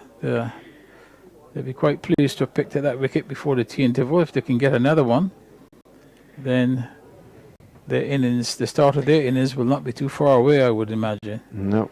So 173 for 7. At 90, the lead 2-6-3. Leicestershire will be desperately keen not to sort of waste Hanscom's and Hill's efforts to a certain extent. The ball is getting old now, 56.2 overs, so these are the overs they'll be thinking that they should be cashing in, really. It should be easier, a little bit easier. Well, Ahmed will attack. That is for sure. I'm pretty sure he will anyway. As you've seen, batter's capacity to make commentators look daft. Ahmed will probably go into a defensive shell now as a consequence. Waite has 2 for 19. Taking time to set his field here. Get a gully in there. Get a gully in there. Come on. Yeah, be brave. I'm inclined to agree, especially with T approaching. He won't want to get out before T. He's unlikely to go for it. Well, Brooks is... Yeah, well, they've heard your call, Roland, and Hose has gone in to the gully. Brooks comes up from third man to mid off, and D'Oliveira, one of the best fielders on the circuit, goes to backward point. Waite is in to Ahmed, who goes right down the track, walks down the track, and Waite saw him coming, dragged his length back, and he was still looking to attack there, got a thick bottom edge down into the ground and rehearses the shot. Well, judging by that first shot, it looks as if Ahmed will give you a chance to get him out. He believes cricket should be played aggressively at all times, the young man. And it's a lot of fun watching him. Waite leans forward, gets into his stride and bowls. Ahmed whips the full delivery off his toes down towards long leg, where Finch feels, makes Roderick run forward and take the throw low. Roderick gives him a slightly old-fashioned look, the wicket-keeper. Ahmed is off the mark with that single. Bit of cloud building up. We can see away to the east over the cathedral, but hopefully that is sort of drifting on down the Severn. As Waite is into Mulder, who tries to force off the back foot and is caught at second slip. So wickets are tumbling again here at New Road. It seemed to take forever to get to him though. I was waiting for it, and he was in position at second slip, Ed Pollock, for quite a long time, but well, proximity of tee notwithstanding, Leicestershire going for their shots and paying the penalty, Roman. Yeah, a little bit of extra bounce, and he's forcing off the back foot. Gets a thick outside edge. It's just 2 slips. Goes to the right of Pollock at second slip. Seemed a little bit surprised, but he held on to it safely. It took a while to get to him, but they picked up that 8th wicket, just what they wanted, just before the tea break. 174 for 8. They've got to believe, Worcestershire, that they're not out of this game, and they're not. At the moment, if these 2 last wickets fell without adding, they would need 265 to win the game. Tough, but I still think that 265 is beyond them, but yeah. I'm sure Leicestershire would like to get a few more. But if they don't, they'll know at least the pitch. There's still something in there, and especially with a new ball. If someone like Pollock would get off to a flyer, or you never quite know. Tom Scriven coming in as low as he's ever come in, I would imagine, at 10. He's a pretty competent batsman. Chris Wright at 11. I would imagine he'll be getting a bit of teasing about that in the dressing room. Could just run out of partners simply because of having to use the 2 night watchmen last night. That's ensured that 2 batters had to go lower in the order. 2 wickets in the over for Matt Waite. Right, can he make it 3? Well, they've sent mid-wicket. Well, they saw... this is how Scriven got out in the first innings, wasn't it? Hooking down to mid-wicket. Waite is in to Scriven, who edges and is caught at second slip. Wow, first ball. Waite has 3 in the over. Worcestershire cocker hoop. Goodness me. He was just pushing outside off stump. It carried, no question about it. And Pollock made no mistake. Low to his right. Yes, and they've got the 3rd one. Was it Jack Haynes down there? I thought it was Pollock at second slip. What's a nice delivery. Haynes it was. Had to fend. Just pushing forward, get an outside edge. Goes first ball. So he'll be on a hat-trick at the start of his next over if he gets another over. how things have changed in the space of a few balls.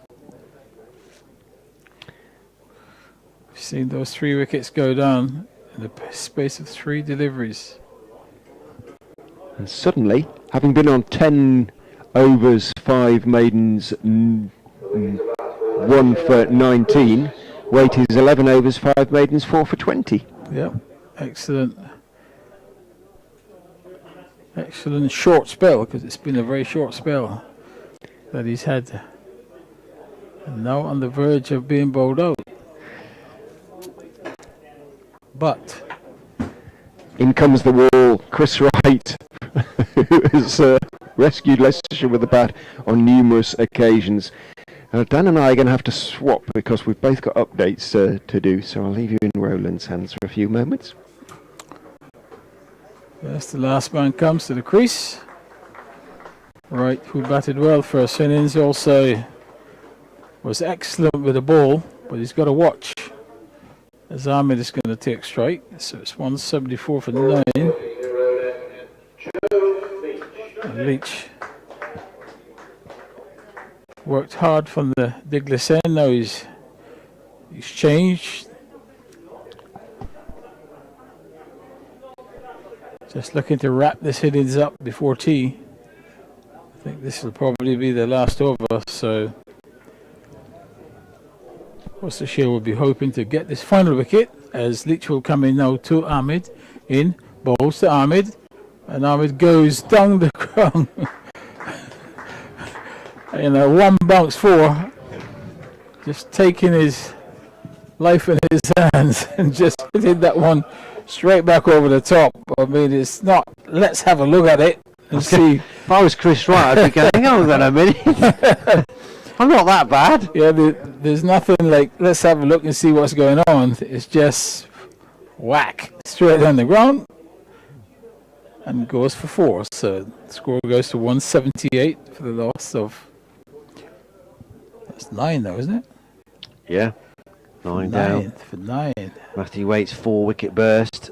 Yep, and that last shot now has brought about a couple of changes. The first one is one of the slips have been taken out. We'll go into mid-wicket. The mid-on has gone deeper. The keeper now has come up under the stumps. Let's see what happens here now as Leach bowls. And it's met on the forward defensive by Ahmed, just stroking it sweetly up to mid-off. Fielded there by D'Oliveira, and there's no run. 178 for 9. Well, how quickly it can change, Roland. Crikey. It When I was last certainly on has. comms, it was like Leicestershire were just grinding on. And then suddenly, Yeah, it didn't look like Worcestershire were going to take a wicket. in comes Leach now, balls to Ahmed, and he's flashing this one down to third man. It just gets there. First bounce. At one stage he thought it was going to carry all the way down, but he gets a single. So Wright will get a chance to face a couple of deliveries, and the field will change once more for Wright because they think he's going to be a little bit more sedate in his stroke play. So keeper goes back, second slip comes in, deep square leg comes up to square leg. Leach in this final over bowls, and that's attempted drive on the offside, ends up getting it out to mid-on the inner portion of the bat there. Chris Wright looking to drive through the offside. The inward movement is closing the face of the bat. There's no run. He's yet to get off the mark. Leach looking for his 5th wicket. He's bowled well so far. He's got 4 for 41. Can he get a fifer? He's in now to Wright and bowls. And Wright met that one with a solid defensive shot out on the offside. And there is no run. There's a few balls remaining. One ball remaining left, before. yeah. One ball before the tea interval. Yes, tea. It is late today. Which makes Rehan Ahmed's strategy slightly peculiar, because not only can Chris Wright bat, but if he's going to play risky shots and get out in the last over before tea, I mean, I'll finish that point in just a second. Here comes the update for BBC Hereford and Worcester.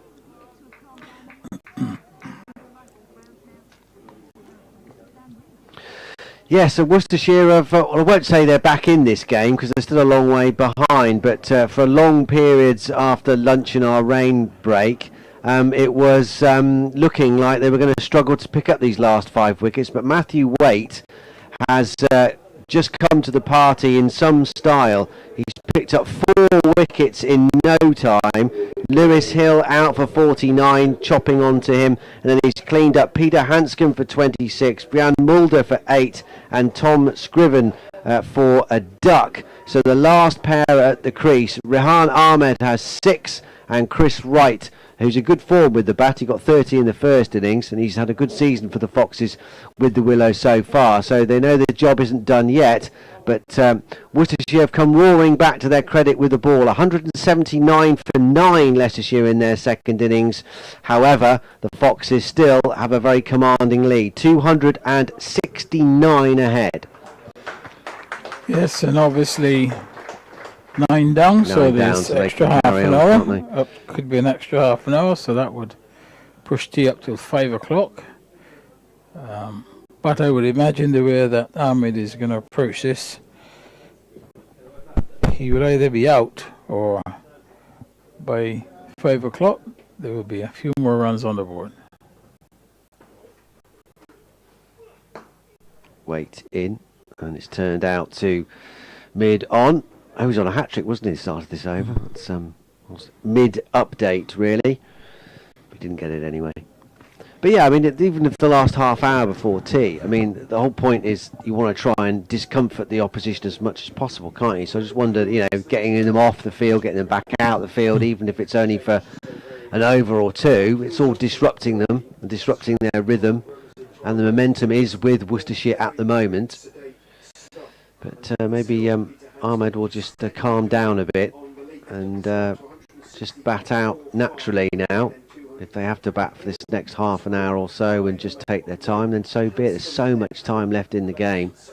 There's no rush, is there? That's the thing. There's no rush for Leicestershire. Well, Ahmed is at the non-striker's end. He's playing all the shots in the book. I know he's that sort of player, isn't he? He likes to get on with it, yeah. Man after your own heart, Roland. Not practicing any defensive shots. White is in, onto his toes, goes right and plays it out to the covers. And there's no run. 180 for 9. They were 164 for 5. And going along very nicely with Messrs Hill and Hanscom putting on 70 for that 6th wicket. But since then, Matthew Waite has caused havoc. And here he is again. This one keeps a little bit low in truth, but Wright successfully navigates it. Bottom end of the bat, pushing it out to Adam Finch at mid-on. And there's no run. Worcestershire have caught well as well today.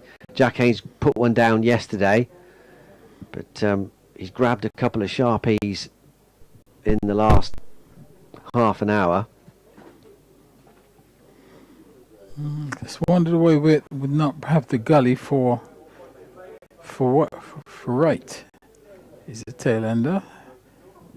Well, they had Hose in there, didn't they? Yeah. And now Hose is being pushed back to the fence. As Waite bowls to Wright, who's forward and playing this straight back up the pitch, fielded by the bowler on his follow through. The end of another good over from Matthew Waite.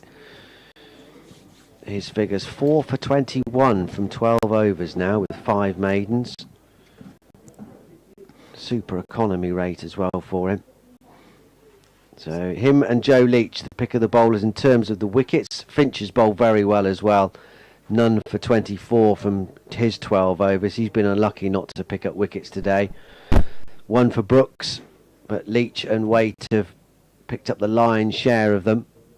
Worcestershire still 1 wicket away from knowing what they're going to need to pull off what would be a utterly remarkable win given where they were yesterday and where they still are now, really.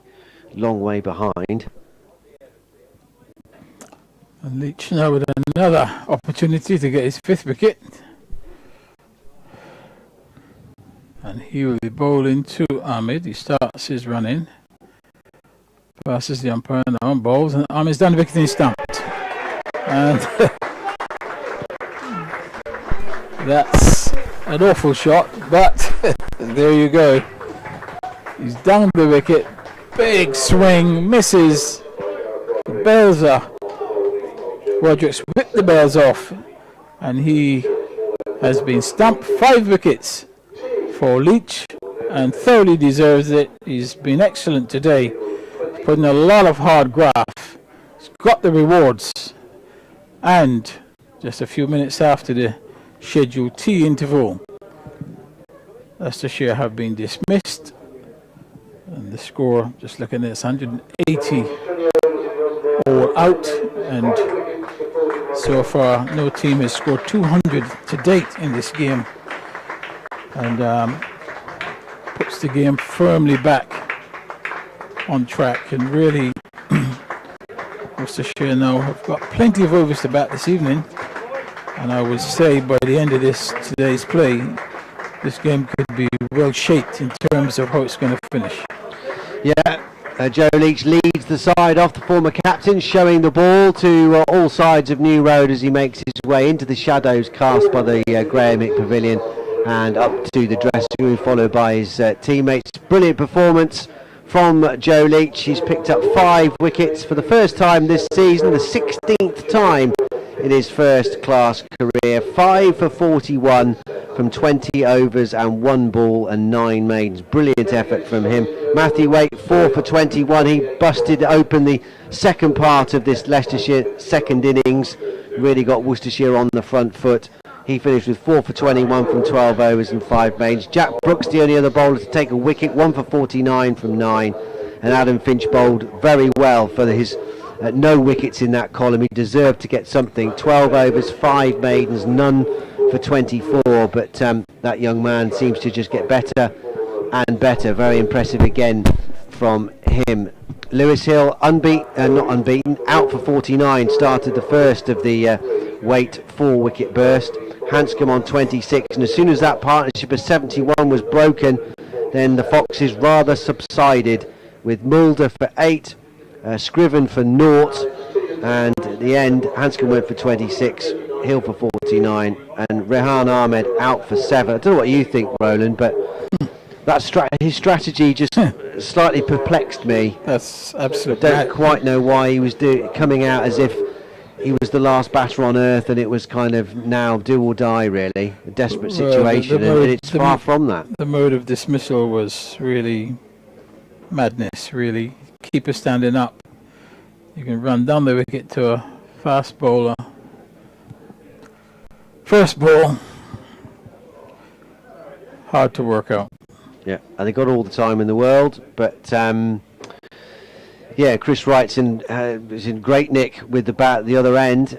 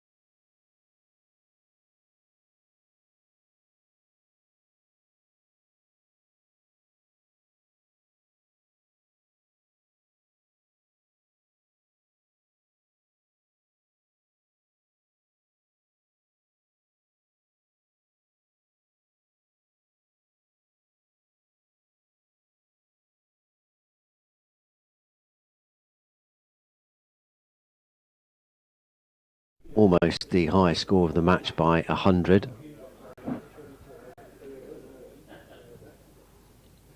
So this will take some getting, but they have the time. Do they have the application? 3 slips, cross over and go down for the right-handed Azza, who's down the pitch, edging, and is that caught? Is it carried to first slip? It has. Azza Ali has gone. He's gone for a duck. And he's bagged a pair in this game. It's a very good low catch taken by Jan Mulder. It just about carried it. Looked like it was going to die on him, but he got his hands underneath it, and Josh Davey has struck with his 3rd ball, and Worcestershire are off to a ropey start. Azza Ali has gone, bagged a pair, his 2nd naught of the game, and Worcestershire are 1-for-1. He took a few paces down the track, Azza Ali. See if he could negotiate any kind of swing to give the bowler the charge a bit, and it's done for him, I'm afraid. Thick outside edge,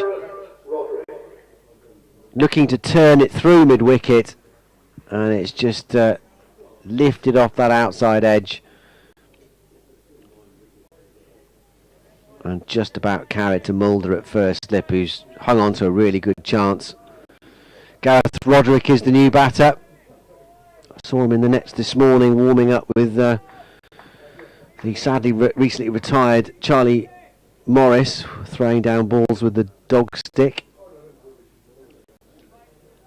So he's put the practice in this morning, Roderick, but he'll know that this is a very different scenario. 3 slips, plenty of chatter.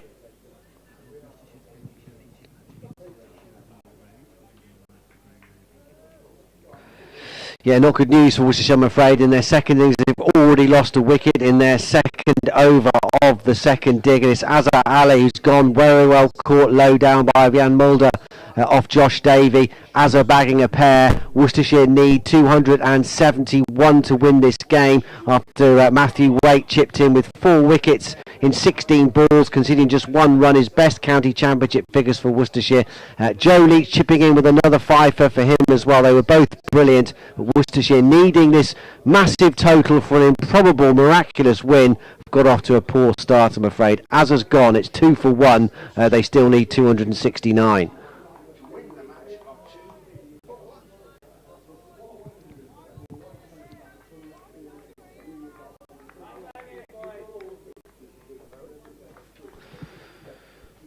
Davey bowling to Pollock.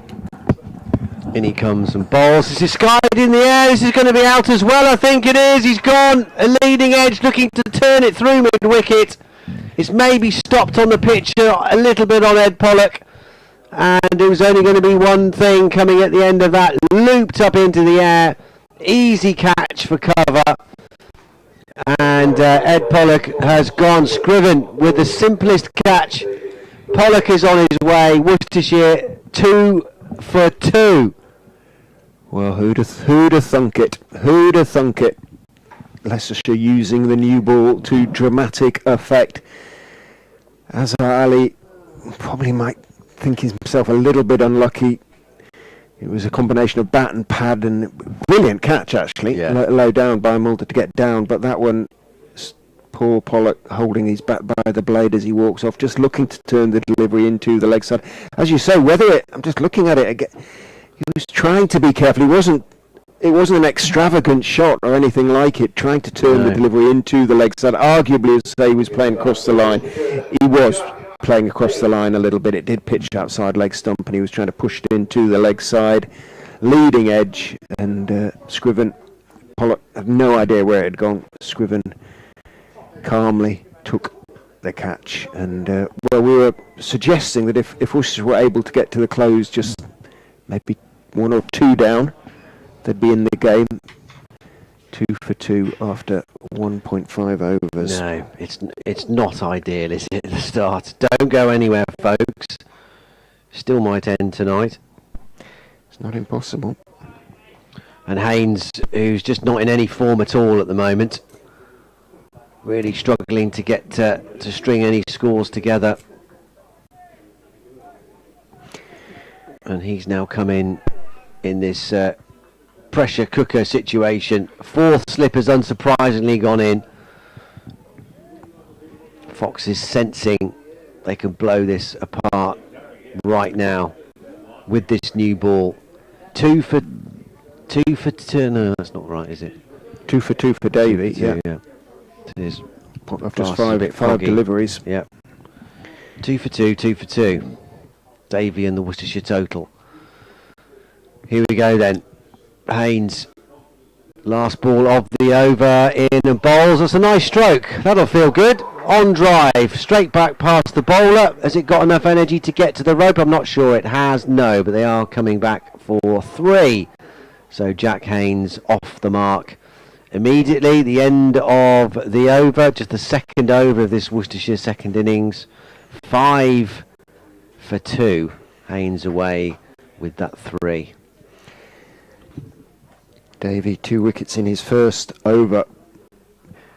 What will the approach of Gareth Roderick and Haynes be? Haynes, that was a lovely on drive actually. It was foolish and put his weight into the shot, slowed dramatically just inside the ropes.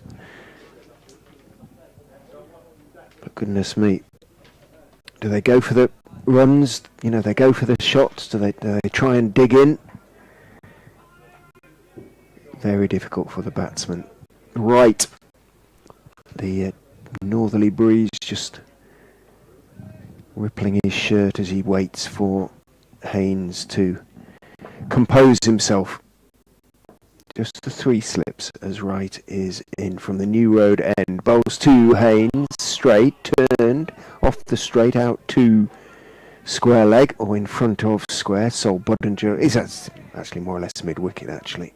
Trying to cover both mid-wicket and square leg. Makes the stop to a chorus of oohs and ahs from the excited slip cordon. Vian Mulder, Colin Ackerman and Rishi Patel. Doesn't take much to excite Rishi at the moment. He's loving it out there.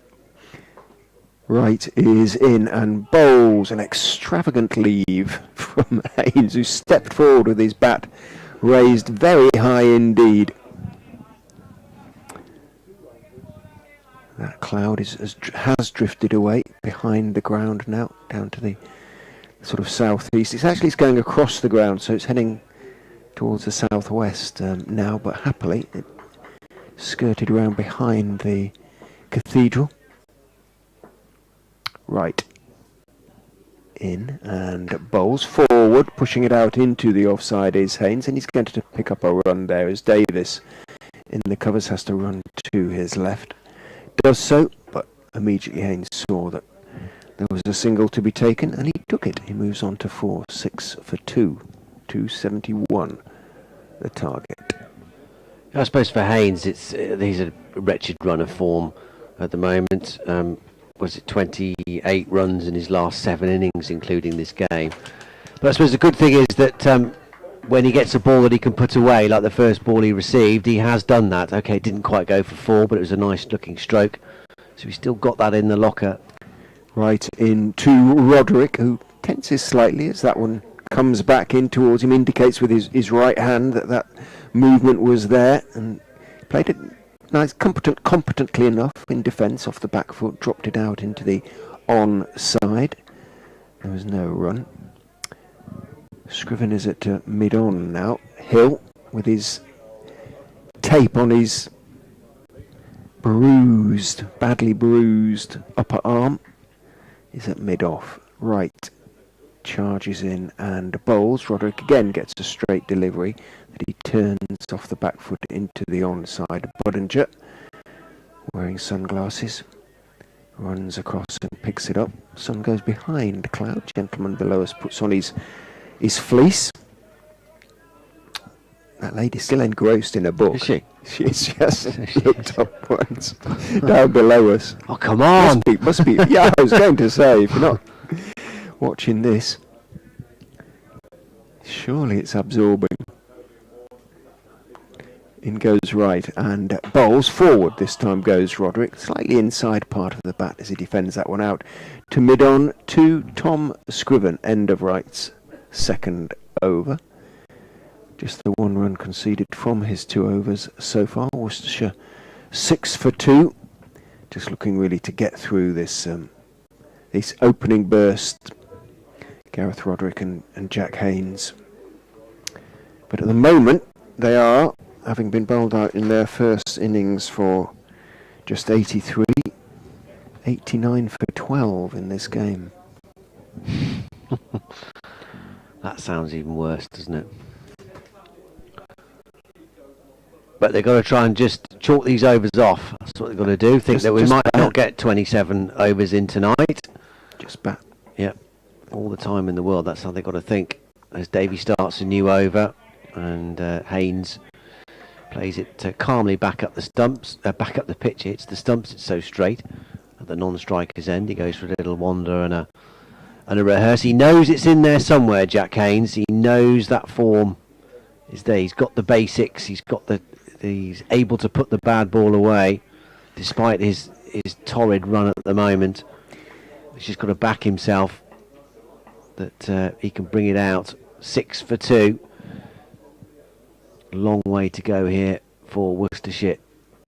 This is edged, but down the leg side, very fine. That'll run away for 4. You could hear the edge of the bat making contact from here. And umpire Pratt signals. Went very fine. Hanscom no chance of cutting that off. It went quickly as well. So Worcestershire into double figures. 10 for 2. Haynes up to 8 with that boundary.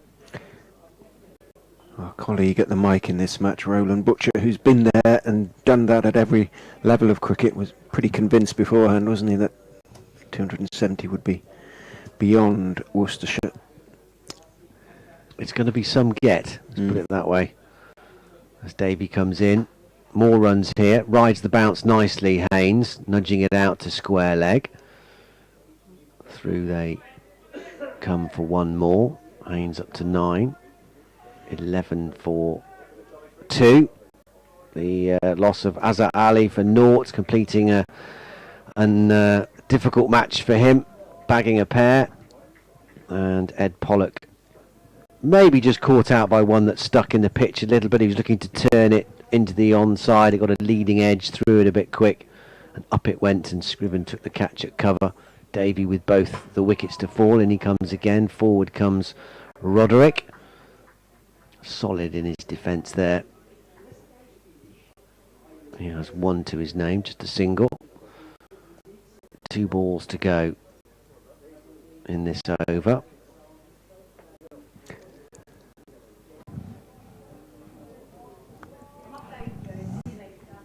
If we do get all of these overs in, which is a big if really, we're sort of close to 7 o'clock, and they went off for not that dim light last night, just after 6, which was a bit of a surprise to us all. So it's unlikely we'll get the full allotted overs in. This is left alone by Roderick outside the off stump. Bit of carry, bit of zip as well, as you'd expect. Brand new cherry. Leicestershire bowlers pumped. I'll sense that they can pretty much finish this game tonight with another good session, if not completely finish the job. 8 more wickets for them to go.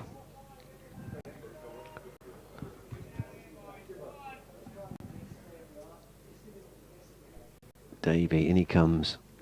3 slips now go down, and that threatens to keep a little bit low, but Roderick is forward, smothering it effectively.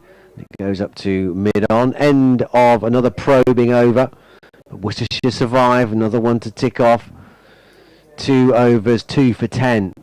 Davey, 11 for 2 is the Worcestershire score, so 270 they need. Davey went under the radar a little bit in the Worcestershire first innings because of the way Chris Wright bowled, but he was splendid in that first dig, and now he's taking the limelight so far with both wickets. Worcestershire 11 for 2. Right. 5 for in the first innings. yet to strike in this. He's only had the 2 overs, of course. Looks at the ball a little critically, then runs in past umpire Chantry and bowls outside off stump, swings away, but a safe leave on the part of Jack Haynes. Lifts his bat very high over the line of the ball, and then walks off towards short leg, making all sorts of gestures. He looks slightly nervous, is that the right word? A little bit unsure of himself, perhaps. Movements were all very deliberate, not necessarily in a good way. In goes right and bowls to him. He's looking to turn the delivery onto the leg side. Patel appeals optimistically because Wright doesn't. He's at third slip. It was high and far too high to interest umpire Chantry. Leg by is taken. Oh, no, it isn't. They didn't take the leg. Yes, or did they? No. They didn't. No. Beg your pardon. They thought about it, but behind the stumps, Hanscom got there sufficiently quickly. Wright is in, bowls outside off stump, swings, but again, too wide to tempt. Haynes into trying to crack it away. Well, that's okay, isn't it? I mean, he was too tempting in the first innings, Chris Wright. His line was just too good with that just enough movement to graze the outside edge each time. But if you don't have to play, just leave it well alone.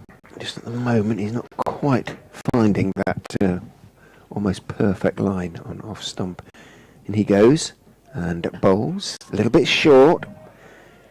Paul Nixon doesn't like that length. He says it's a safe length from the bowler's point of view. The batsman is unlikely when it's straight to get it away, playing in defence off the back foot, but it doesn't really give it a chance to swing, and that's what they want Wright to do, and that's why he was successful in the first innings. Pitched it up. It swung at a decent lick. He just was in the zone, wasn't he, yesterday? Yeah. 10 overs he bowled straight off the reel. Turns. Runs in and bowls. That's a better length, and he wasn't quite sure whether to go forward or back there. Jack Haynes managed to sort of walk into his defensive push, but he wasn't quite certain. Much trickier length, heavier cloud now building over to the east of the ground behind the cathedral. But again, it's moving quite quickly, sort of southwest, from northeast to southwest. No sign of rain at the moment. Bright sunshine across the ground, in fact, as Wright is in to Haynes. Again, he can stay on the back foot and defend that one back down the pitch to Chris Wright. End of his over. Another maiden, perfectly respectable one. Didn't manage to get the batsman playing and missing, though, and he'll feel it. The way he's bowling at the moment and the way conditions are, that is a little moral victory for the batsman. 11 for 2 after 5. Worcestershire. Davey to continue. 3 slip still, eager, hoping for another chance. They've caught well, Leicestershire, as have Worcestershire today, to be fair, and they've had the chance. Roderick defends his first ball out to the covers, and there's no run. The bells of evensong chime.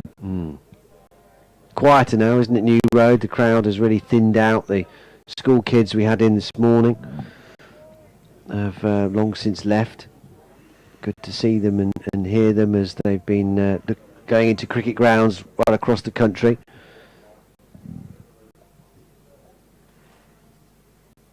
As Davey motors towards us now, in and bowls, right arm over the wicket. Bit of lift from this one as well, but it's safe enough wide of the off stump for Roderick to have nothing to do with it. Through it goes to Hanscom. I wonder what they make of it, really, just sort of coming in the middle of a championship game for a couple of hours and just glad to be out of school. There's that, and the sort of sense of the occasion and yeah, the colours and the contrast, and Whether it will inspire some to take up the game, who knows? There's plenty of cricket going on next door on the school fields. Davy bowls. Roderick rides the bounce well. Just drops it down into the offside. Will Davis fields at cover.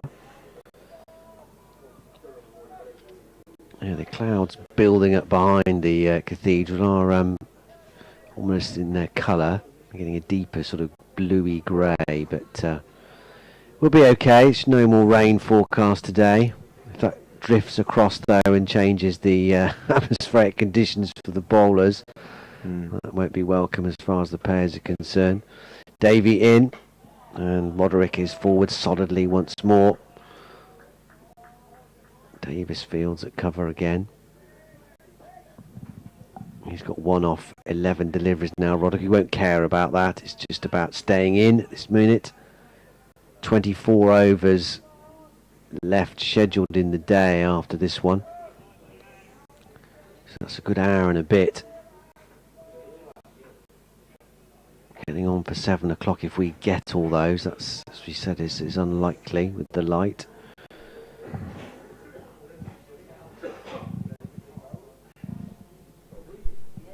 Two balls to go for Josh Davey. Here he comes past the umpire. In, and it threatens to just turn Roderick around a little bit. An inside edgy.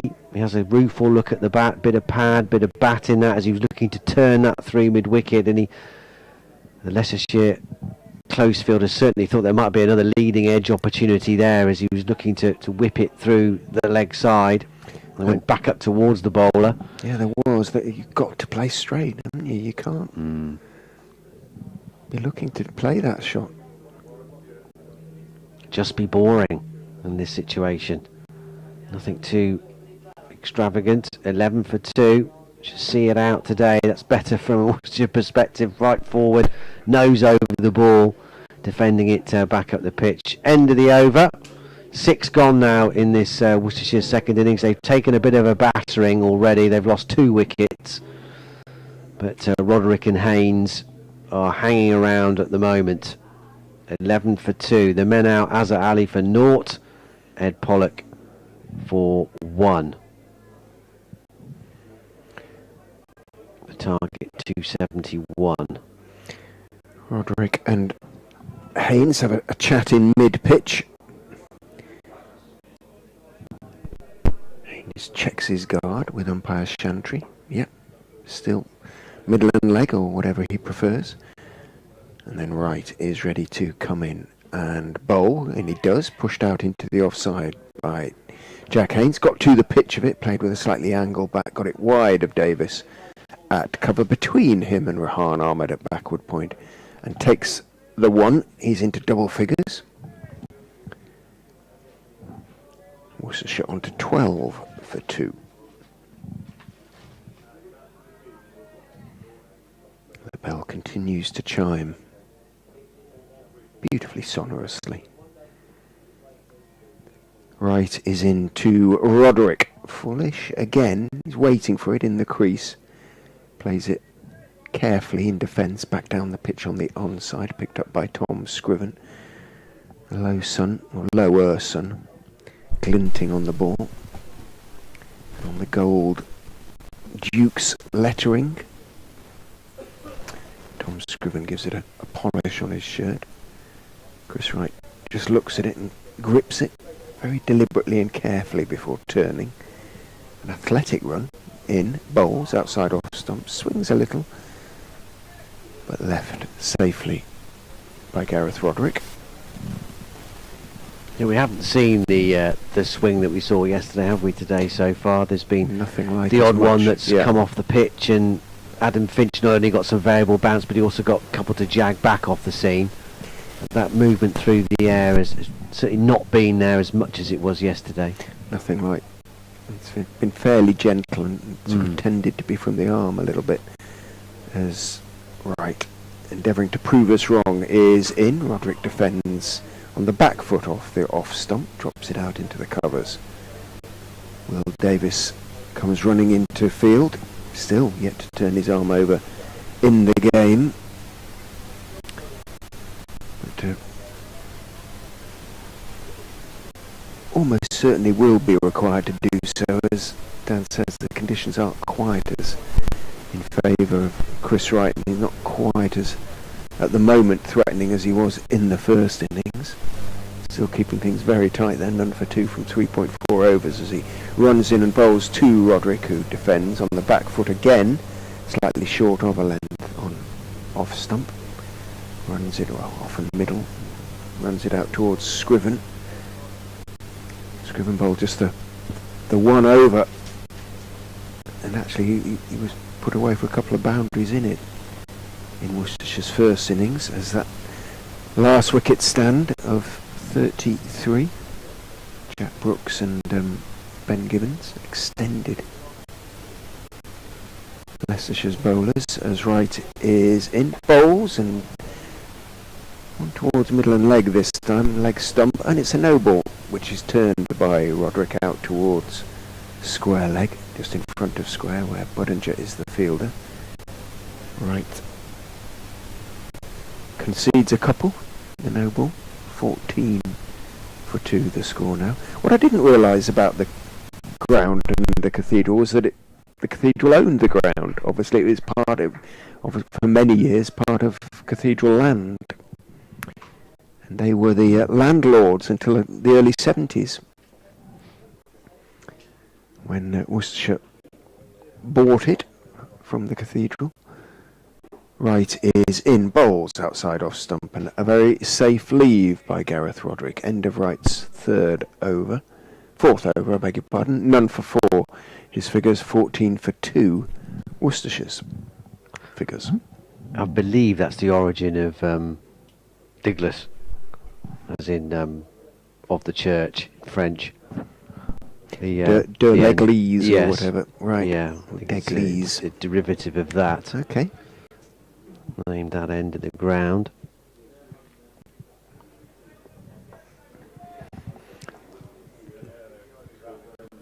Davey to continue, 14 for 2. 3 overs, 1 maiden, 2 for 10. It was very impressive figures at the moment. Big appeal for LBW. Look at the umpire who keeps his fingers down. I'm loath to say from our position, because it doesn't really give you the full appreciation of line more than anything else. I don't think Davey was completely convinced then. No, to me his appeal was fractionally delayed. I've heard more confident appeals. Let's have a look, see. That's miles behind. It wasn't a bad shout though. Looking at it. Maybe a little inside edge onto the pad. Here he comes then. Just waking up Worcestershire a little bit here, that last delivery. That's punched glamorously by Jack Haynes, but he's hit the fielder at cover, so he's not going to get a run there. Will Davis. He's an outstanding Nicely fielder, stopped, Davis. yeah. Really clean pair of hands. Every time I try and run this bar back, if you go forward, it goes to where it is, to the sort of as up to date as you can go, and if you go back a fraction, it goes back 3 weeks. So I can never get the last ball really. Oh, there's the shout. Let's have a look. I don't know, let it run. Davey in, and Haynes is behind it, carefully up to mid on, and there's no run. A bit fascinating how batsmen, the psychological approach to these sorts of situations, how they break it down. As Richard disappears to give an update to BBC Leicester listeners. Hereford and Worcester's listeners will be dropping in shortly. Whether the batters, I don't know, they bat blocks of time or groups of overs perhaps, wide of the off stump, and Haynes leaves it alone.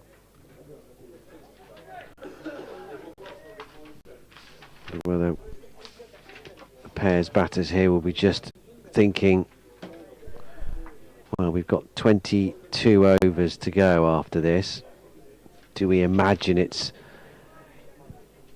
if we get to the close, still intact. We've drawn the game, won the game, think of it like that, and then go again tomorrow. Of course, got to be careful they don't go completely in their shells, because they'll know that sooner or later there might be a ball they can do nothing about. Lovely shot from Haynes. Bit of width, but not much from Davey. In truth, that was a classy shot from Jack Haynes. Up onto his back foot, almost on his tiptoes, as he just caressed that away through the covers for 4. Just finally getting a replay of that LBW. It did look a good shout, to be fair. But that was a beautiful shot from Jack Haynes. His first ball he on drove very elegantly back past the bowler. So although he's in this difficult run of form, he knows he's still got the fundamentals there. And hopefully from Worcestershire's point of view, they will start becoming more and more evident, those shots. And Haynes will rediscover his touch, because his side really need him to. As he shoulders arms here, there's a massive appeal. Not sure why, because that was nowhere near anything. A flick of the pad, and they're obviously convinced that that was going to go on and hit the stumps. But his gloves and his bat was nowhere near it. So I'm not quite sure what got Leicestershire so excited there. Maybe it flicked the trouser or the top of his pad, and they were convinced that with no shot that was going to hit. But lots of doubt in that. Here comes the update for BBC Hereford and Worcester.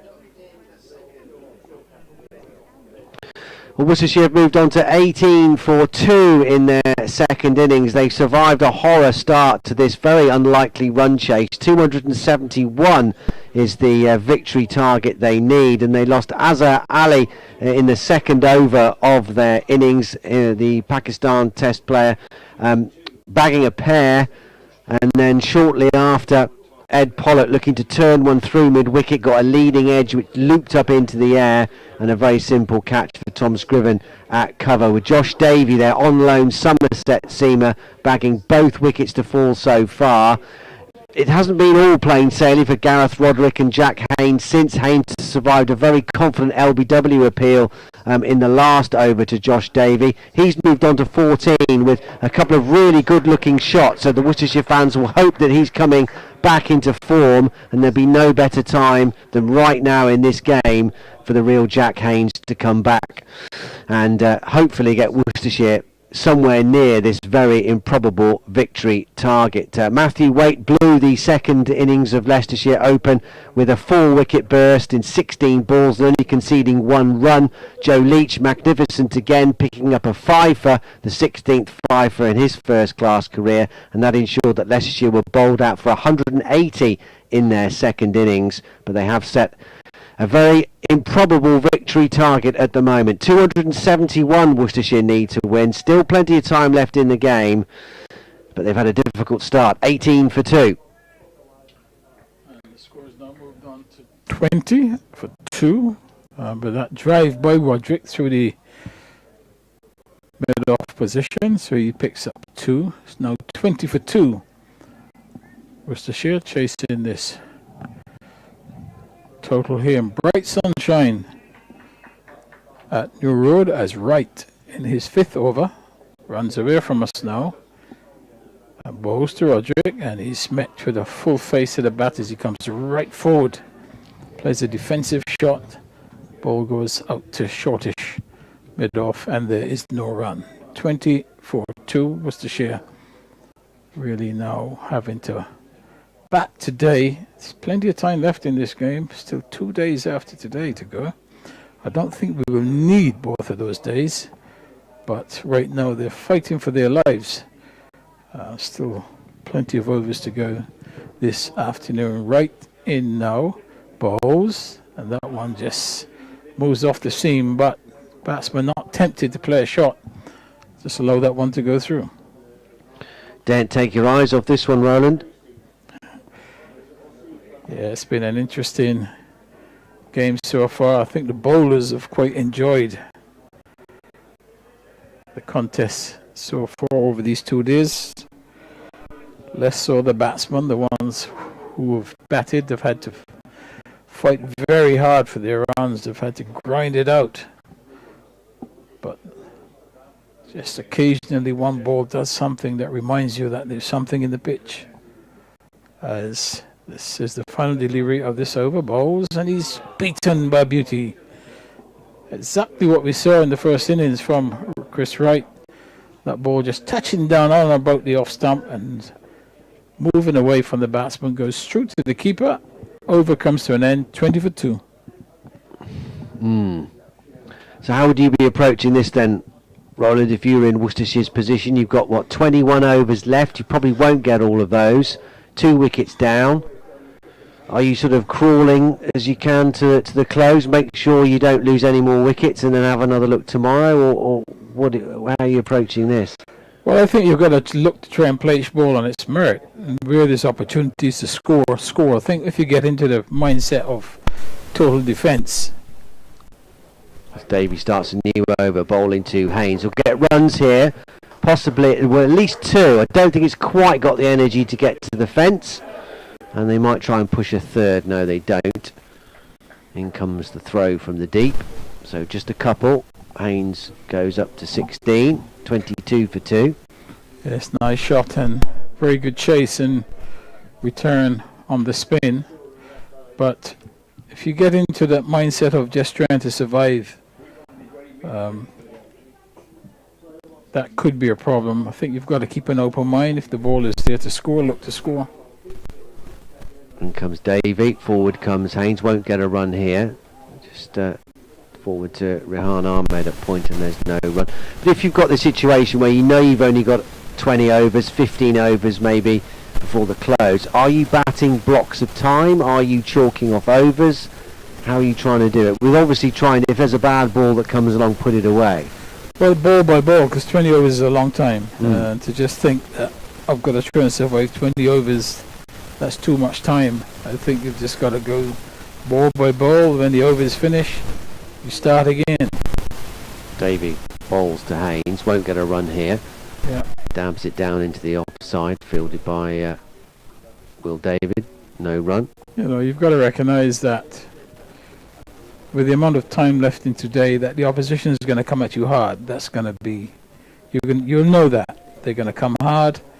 It's going to be relentless, you know, and you've got to be up for the task. So you're going to have to fight.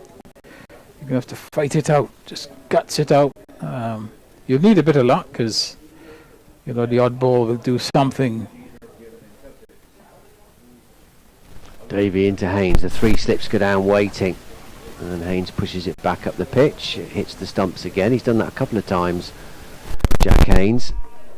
And there's no run. Yeah, that's the thing, I suppose, that will eat away at the batters, won't it? That they know that sooner or later there might be a ball with their name on it. They can do absolutely nothing about. Yeah, I mean, you what you have to do is forget about that ball. You know, if it comes, it comes. But, you know, you could be waiting all afternoon and it never comes. So just get it out of the mind. 2 balls to go in this over. Davey bowling to Haynes, forward and safely pushing it up to mid-off, and there's no run. Some stifled appeal, maybe thinking that not being for that inside edge, then they would have all gone up for an appeal for a leg before. But plenty of bat in that as it trickled out to mid-off.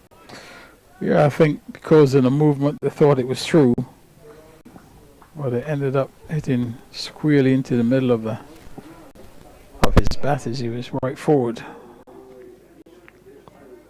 Haynes on 16 now. Last ball of Davies over, up onto his toes, defends it out to the covers, where it's fielded by Will Davis. End of the over. Haynes survives. Worcestershire survive. 16 he has now. 22 for 2. Roderick has 3 at the other end. 10 overs gone, but not without blemish for the pairs. They've lost 2 wickets. Azhar Ali for 0, Ed Pollock for 1, both of them to Josh Davey, and they are still a very long way from victory. 249 more needed. Leicestershire need to pick up another 8 wickets. Yes, and Chris Wright will continue. Start of his 6th over. In, bowls to Roderick. Roderick drives fluently up to mid-off. And there's no run. This ball going straight to the fielder there at mid-off. Roderick looking to get onto the front foot. He's got 3 slips behind him, just waiting. And Wright will be looking to induce that drive. And looking for some movement just away, just to get a nick to bring those 3 fielders into practice. As this delivery is met, as he comes right forward again, it's a little bit too full, and plays straight up to mid-off. No run. 22 for the loss of 2. Still bright sunshine here at New Road. We look away to our left. There's some dark clouds, but hopefully they have gone past us.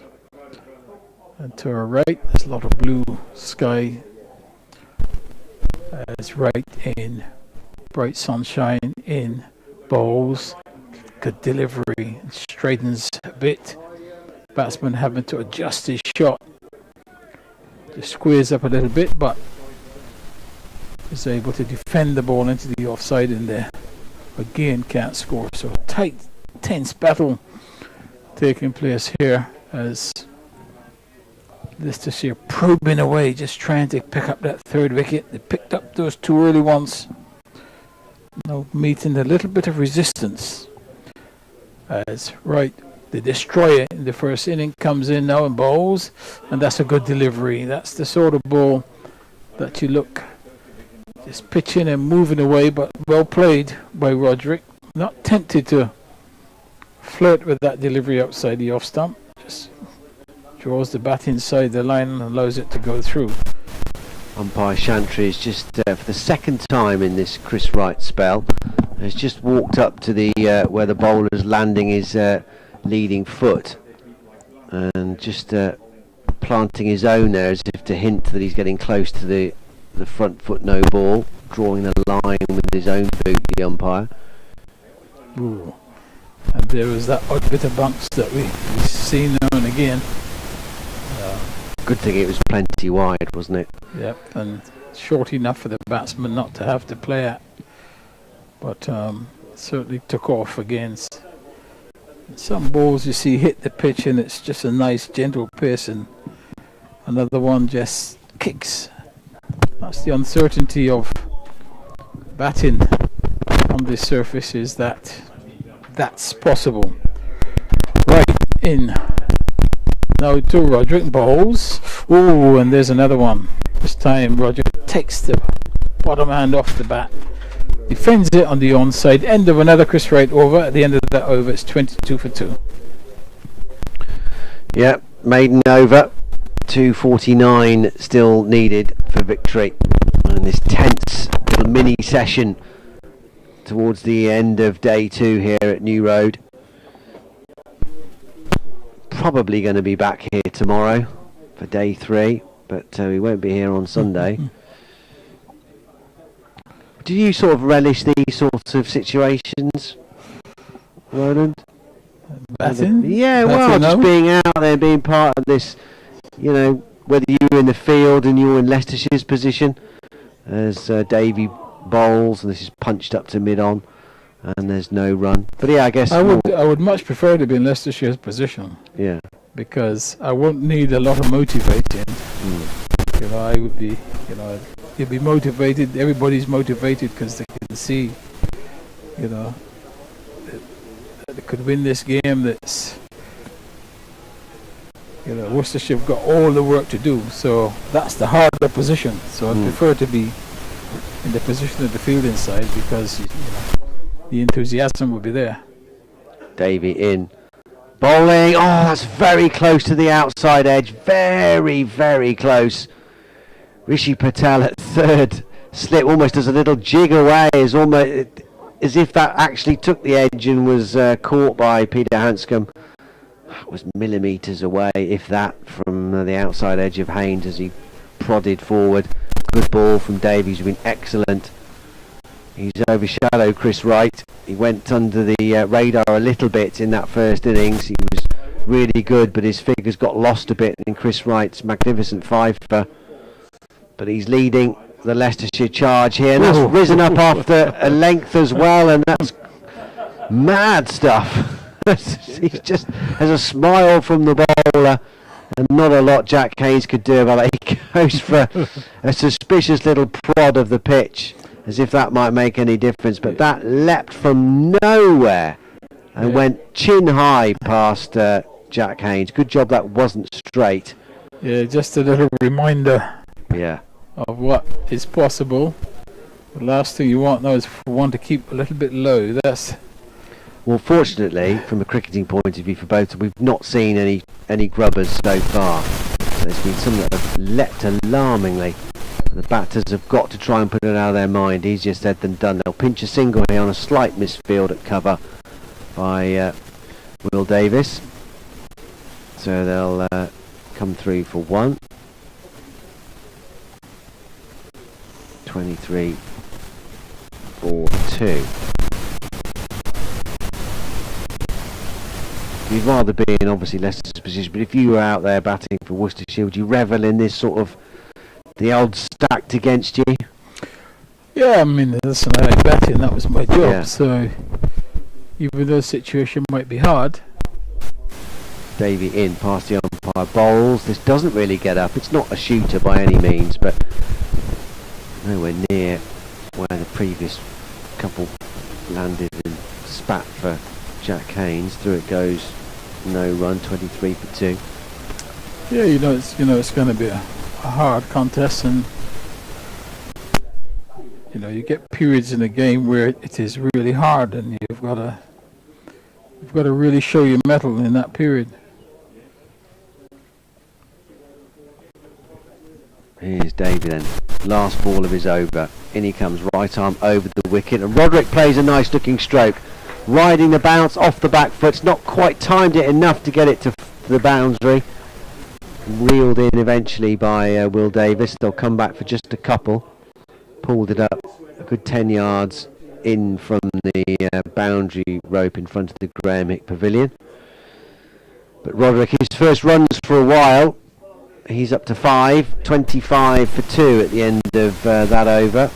12 overs gone. Davey 6 overs, 1 maiden, 2 for 19. 18 overs scheduled left in the day. Yeah, that ball just punched off the back foot. Back foot a point, got himself 2 runs.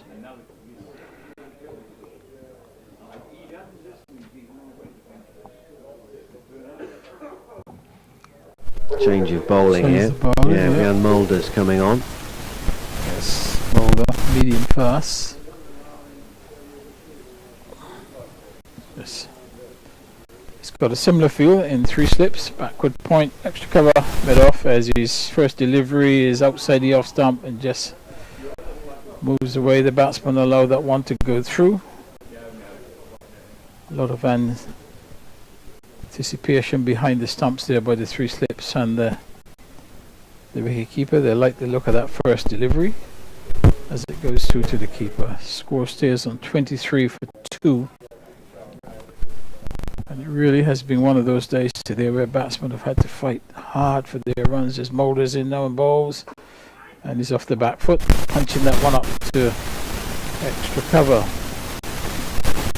Haynes, and there's no run. Sorry, Ron, there's another of the Leicestershire bowlers yesterday that was just cast underneath the shadow of Chris Wright's 5 for 32. Davey was one, we've mentioned him, but Mulder again 2 for 11 from just 19 deliveries that he bowled. And he's in once more to Haynes in bowls, and short of a length, and he gets on top of this one, drops it down into the gully, and there is no run. Took a 5 and scored 100 in the last game for Leicestershire against Sussex. So he's in good form too. I'm not sure, Dan, if those black clouds are coming this way. They seem to be a little bit closer to us now. They're certainly darker. Yeah, maybe they'll just skirt around the south side of the ground. Mulder halfway through his run up. No balls. Good delivery. That one keeps a little bit low. Well watched by Hayes as he's onto the back foot. Playing straight. Defends the ball to mid on. Mulder thought he was through there. Just skidded on, but kept the full face of the bat. Coming forward. Settles in. 3 slips go down. Now the wicket keeper, as this delivery is striking him on the pad. There's a low appeal, and I think that's probably going to be a little bit too high. Yeah. And the bowler immediately turns around having appeal. Good delivery, skidded on, but the replay, I'll have a look at the replay and see also whether he got outside the line as well, but It looked high, didn't it? It looked high. Yeah, I don't think there was any chance of that one being given out, as Mulder is in and bowls, and that's a good delivery, and it's defended to mid wicket. The over comes to an end, and Mulder gets through his first over, and it's actually a maiden over, so he's had a good start. Umpire's having a chat with him, so maybe he's getting a little bit close into the stumps as well. Just a courtesy courteous discussion, and Hanscom just extending a hand too. A double change. Tom Scriven coming into the attack from the Diglis end, replacing Josh Davey. And if we'll get a replay of that Jack Haynes LBW. No, not yet. I don't know where I am in the queue of that particular highlight on the replay, but never mind. It wasn't out. That's the main thing. Looked a little bit. Looked high, could didn't have it? been. Yeah, that was It off. looks fairly straight though, but Scriven bowled just a 1 over in the Worcestershire first innings for 9. He was 4th seamer. But he's going to have a bit more of a bowl tonight. Here he comes then.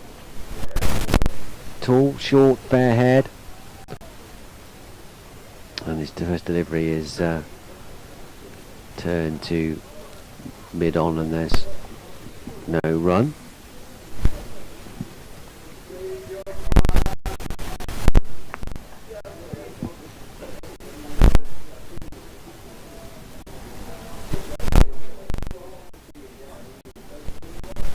Scriven at the top of his mark. 3 slips in place, down they go. Scriven bowls wide outside of the off stump, and Roderick has nothing to do with it. That's what Worcestershire need to do. Just maintain their discipline. They'll know that there probably isn't going to be 17 overs to go. Might get another 10 in possibly. Depends if that cloud that's behind the cathedral rolls this way, because it is very dark.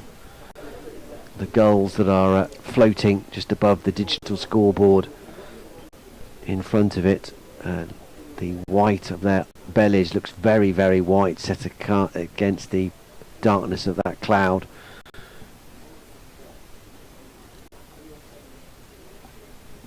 In comes Scriven past the umpire, bowls, it's full, and Roderick turns it to mid wicket but hits the man, and there's no run. Worcestershire won't mind this. They're happy to be patient. Just have to bat these overs away. There's a slight delay here. What's everyone turn around and have a look at here? Is there some kind of reflection somewhere on a window? Perhaps, but it wouldn't be in the batsman's eyes. It's the bowlers from the wrong end, but something's caught their attention. We're okay now. Scriven will carry on. It's full, driven, but hasn't got all of that. Not exactly where I think he intended it either, Gareth Roderick, who's looking to push that out through the offside, through the mid-off region. In the end, it's gone mid-on way.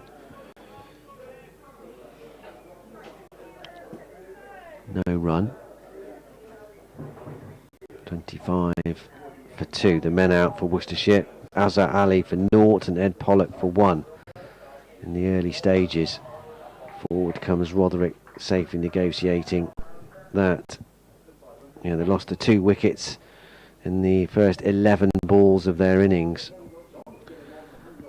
they've managed to keep everything intact since. Into the 14th over now. One more ball left of the 14th over. So these two have done well. Shouldn't care about the total at the moment. Run's not important. It's about staying in tonight for Worcestershire. Preserving these wickets. Scriven bowls and Roderick again, bat and pad tight together. Forward he comes, squeezes it out to mid-wicket. And there's another dot ball to end the over. 14 gone now in this second innings. 16 remain, that's the plan. And a maiden played out by Gareth Roderick. Both the new bowlers, Mulder and Scriven, starting with maidens. 25 for 2. So the target is still 200. And 46 runs away. Yes, back-to-back maidens as Mulder will continue and Haynes will take straight as Mulder is in right arm over the wicket, and that one goes through outside the off stump, offers no shot and through to the wicket keeper. Haynes on 17. The other thing, Roland, to consider is after this over, probably after the next over as well, we'll be on 6 o'clock. So if we don't get those 15, 14 overs in by then, they'll be lost. They won't be added on. Yes, and Mulder in no bowls. He's right forward. Plays it back along the pitch. Bowler does the fielding. Immediately tosses the ball to fielder at mid-off, who then hands it to mid-on. Polishing the ball for Mulder as he's probably runs from about 25 metres. Just a bustling little medium pacer in bowls. Good delivery once more. And it's met on the front foot by Haynes. Just defends the ball to cover. Again can't score.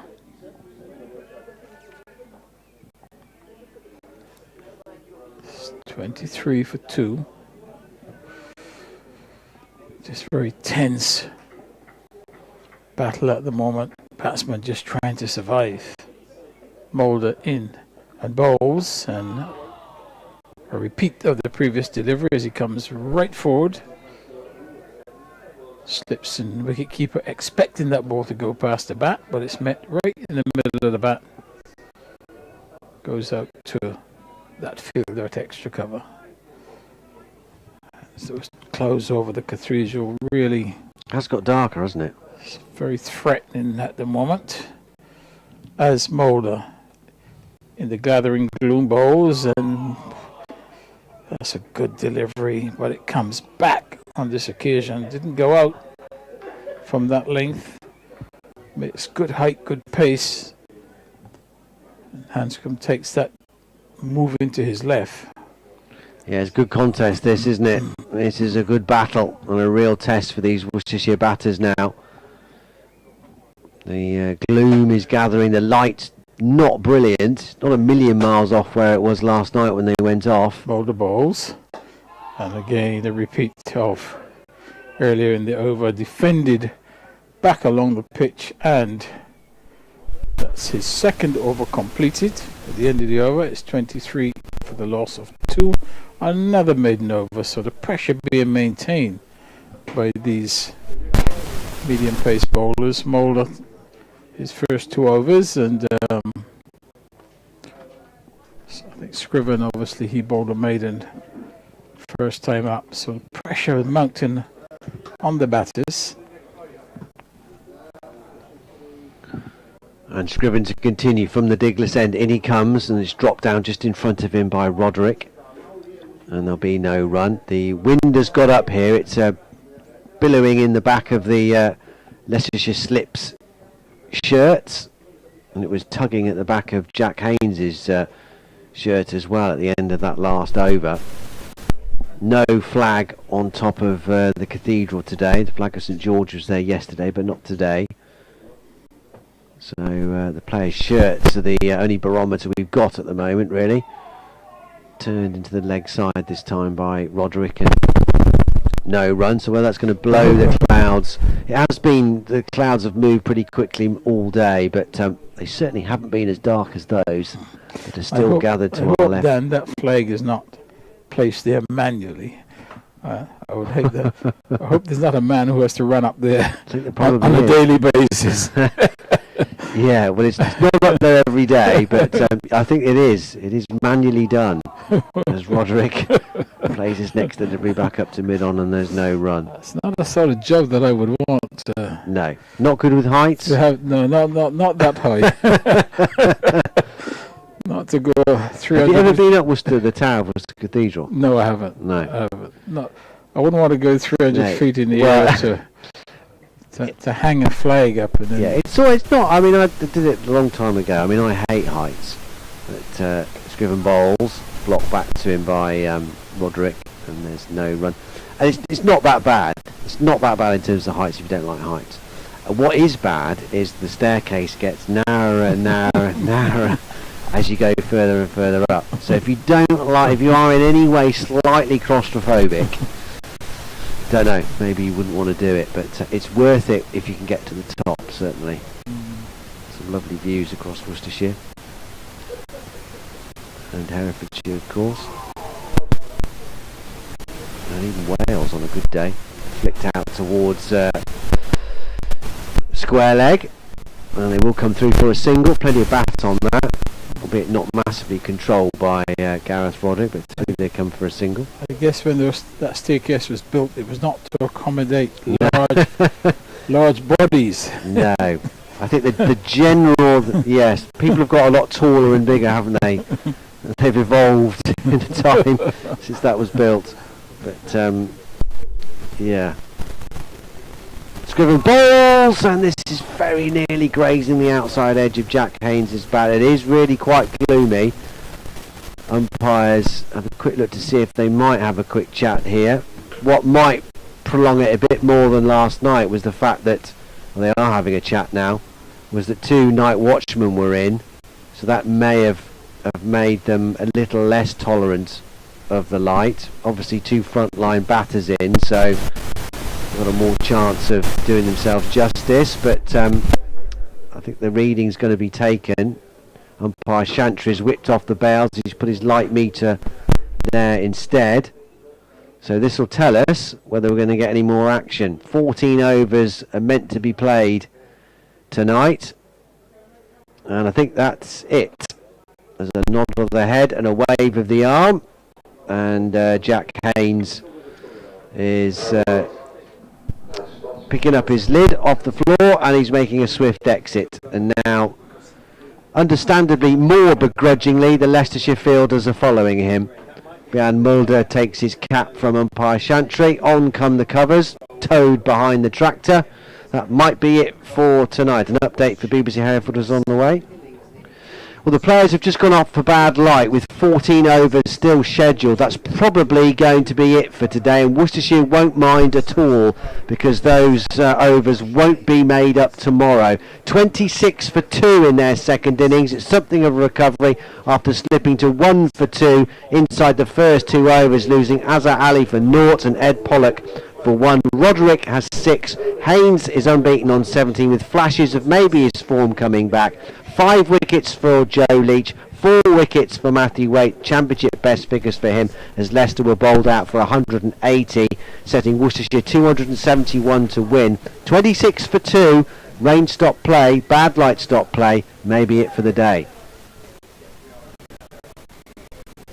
Yes, and that could well be it for the day. As it is raining as well, isn't it? Yeah, starting to come down now. it is drizzling, covers going on. Very gloomy out there, but an intriguing day's play, dominated again by the ball. That's been the case. And right, and if they don't get those overs back, 14, that's 20 overs lost, which they might. Okay, there's still 2 days potentially to go. Still enough time, but so there's still enough time. But had this game not been accelerated as much as it is, then could have been crucial. Yeah. Yeah. And you have to ask yourself about that post 6 o'clock rule. You know, 20 overs is what, a good hour if a team is chasing victory, yeah? 15 an hour. Yeah. But we wait for the official announcement that play is going to be it for the day. But Worcestershire will be able to. I mean, they'll be delighted, won't they? Going off with 14 overs left. Yep, they'll be able to breathe tonight, not having to bat up these 14 overs. The rain is getting quite heavy right now, and I think the way it's filled in, the light has even got worse. So I would imagine that will probably be it for the day. So the ground staff prepares to cover the pitch and no doubt the square as well. Yeah, on come the secondary covers, the plastic sheets. Main covers are on the square, but it's really starting to hammer down now. So those black clouds that were so ominous behind the cathedral is now much lighter behind there, but that's because the clouds are right over us, dropping all this water on New Road. So there's some problems with it. It's really coming down now. So they won't be. I mean, I'm calling it early. I don't know for sure, but there's bound to be an announcement anytime soon that play's going to be off for the day. If there's some miracle and there is play again today, we'll of course bring it to you, but I'd have thought not, and we'll be back tomorrow. So we'll bid you farewell from a fairly dark and rainy New Road as the rest of the covers are hauled on by the ground staff here. Worcestershire 26 for 2 after 16 overs in their second innings as they try and climb this Mount Impossible of winning this game now. They still need another 245 runs over the next 2 days if necessary. Leicestershire need just 8 wickets. They're still the firm favourites, the Running Foxes. Roderick has 6, Haynes has 17, they'll be back tomorrow. Azhar Ali for 0 and Ed Pollock for 1. The two batsmen out. Josh Davey picking up both the wickets. Earlier, Joe Leach magnificent again with his 5-wicket haul. His 16th of his first class career. He ended with figures of 5 for 41 from 20 overs and 1 ball with 9 maidens. Brilliant effort from him, and so too Matthew Waite. His best figures for Worcestershire, his best championship figures, 4 for 21 from 12 overs and 5 maidens. Great stuff from him, taking 4 wickets for 1 run in 16 balls, which really accelerated the end and the demise of the Leicestershire second innings. And a hat tip to Adam Finch as well, because he went wicketless today, but he was terrific again, showing what potential he has. 12 overs, 5 maidens, none for 24, but he certainly had the Leicestershire batsman hopping around and the perfect bowler to try and extract this unpredictable bounce at times. The other successful bowler, Worcestershire's Jack Brooks, on his one and only appearance on loan from Somerset, picking up 1 for 49 from 9 overs. He was rather expensive. And 6 overs for Ben Gibbon. It's just not been his match so far, the left arm. He's been very good so far for Worcester this year, but bit of an off game so far for him. None for 38 from just 6 overs for him. But Worcestershire know what they have to do. Bat out their skins for the next 2 days. 245 they still need. They'll resume tomorrow on 26 for 2. But from my BBC colleague Richard Ray, and from me, Dan Wheeler, and from the former Middlesex and England batter Roland Butcher, it's a very good evening to you from New Road.